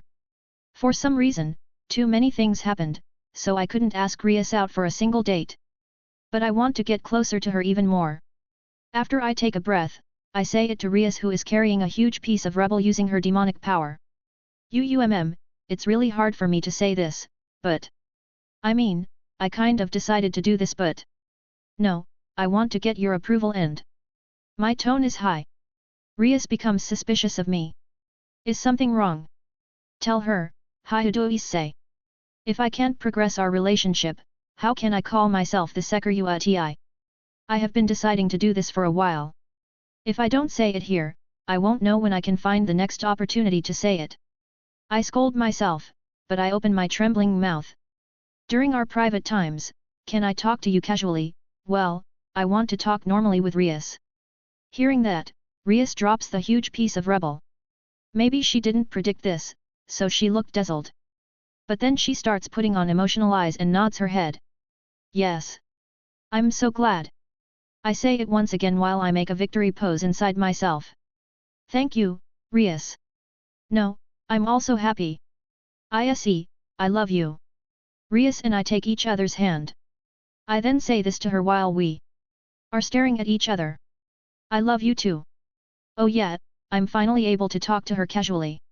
I was scared to talk to her casually since she is older and since she's my master. Even so, since we confessed our feelings to each other, I thought it would be okay to talk casually with each other. No, I had the strong desire to talk to her casually. I'm glad I said that. That's because, I love this person. I wanted to shorten the distance between us much as I can. While it became moody, I hear someone's cough. When I turn around due to the shock together with Rias, we witness Sonakaiku standing there. She saw us? Did Kaiku see all of that just now? Rias and I let go of our hands due to the embarrassment. Sonakaiku simply says this. Do you want me to build a memorial for you two here? We don't need it. Rias and I can't help but give such answer. Brother? Hello, Euclid. How do you do, Surtsk-sama? No, my dear brother. I never expected for you to come and see me. There's so much I want to say to you. But I want to ask you just one thing. Why? My sister, had you? I had nothing. That's simply it. Though it seems like your other brother isn't a failure like myself. He was strong, right? He's a brother whom I can be proud of. I'm sorry I couldn't be your pride. Are you also interested in the other world? I am not interested in it. I simply wanted to experience chaos. Brother, I want to ask you one thing. What is a devil to you? They're living beings, known as devils. Even though we have different values, we are a species that know both good and evil, just like the humans do. Brother, you really are naive. Emperor. Yeah. Thanks to you, we were able to get our hands on that whole sky city. For devils, the name Lucifer is absolute. If there are sharp-minded ones among them, then they would realize there is a traitor among the devils involved in this incident. But this truly is a hilarious story. For the traitor to be none other than that super popular player, Emperor Belial. I simply want to fulfill my true king's wishes. So what is this wish you want to fulfill by using me? Mr. Champion. I want to investigate a certain incident that had been erased by the current government in the heaven. I wonder what that may be. Sounds interesting. That town which is under the territory of Rias Gremory was previously the territory of my relative. But that person had been erased after getting involved with a certain government. The ones suspected to be involved in it are several people related to the church which was led by the father of Shadu Irina, who is the ace of the angels leader, Michael.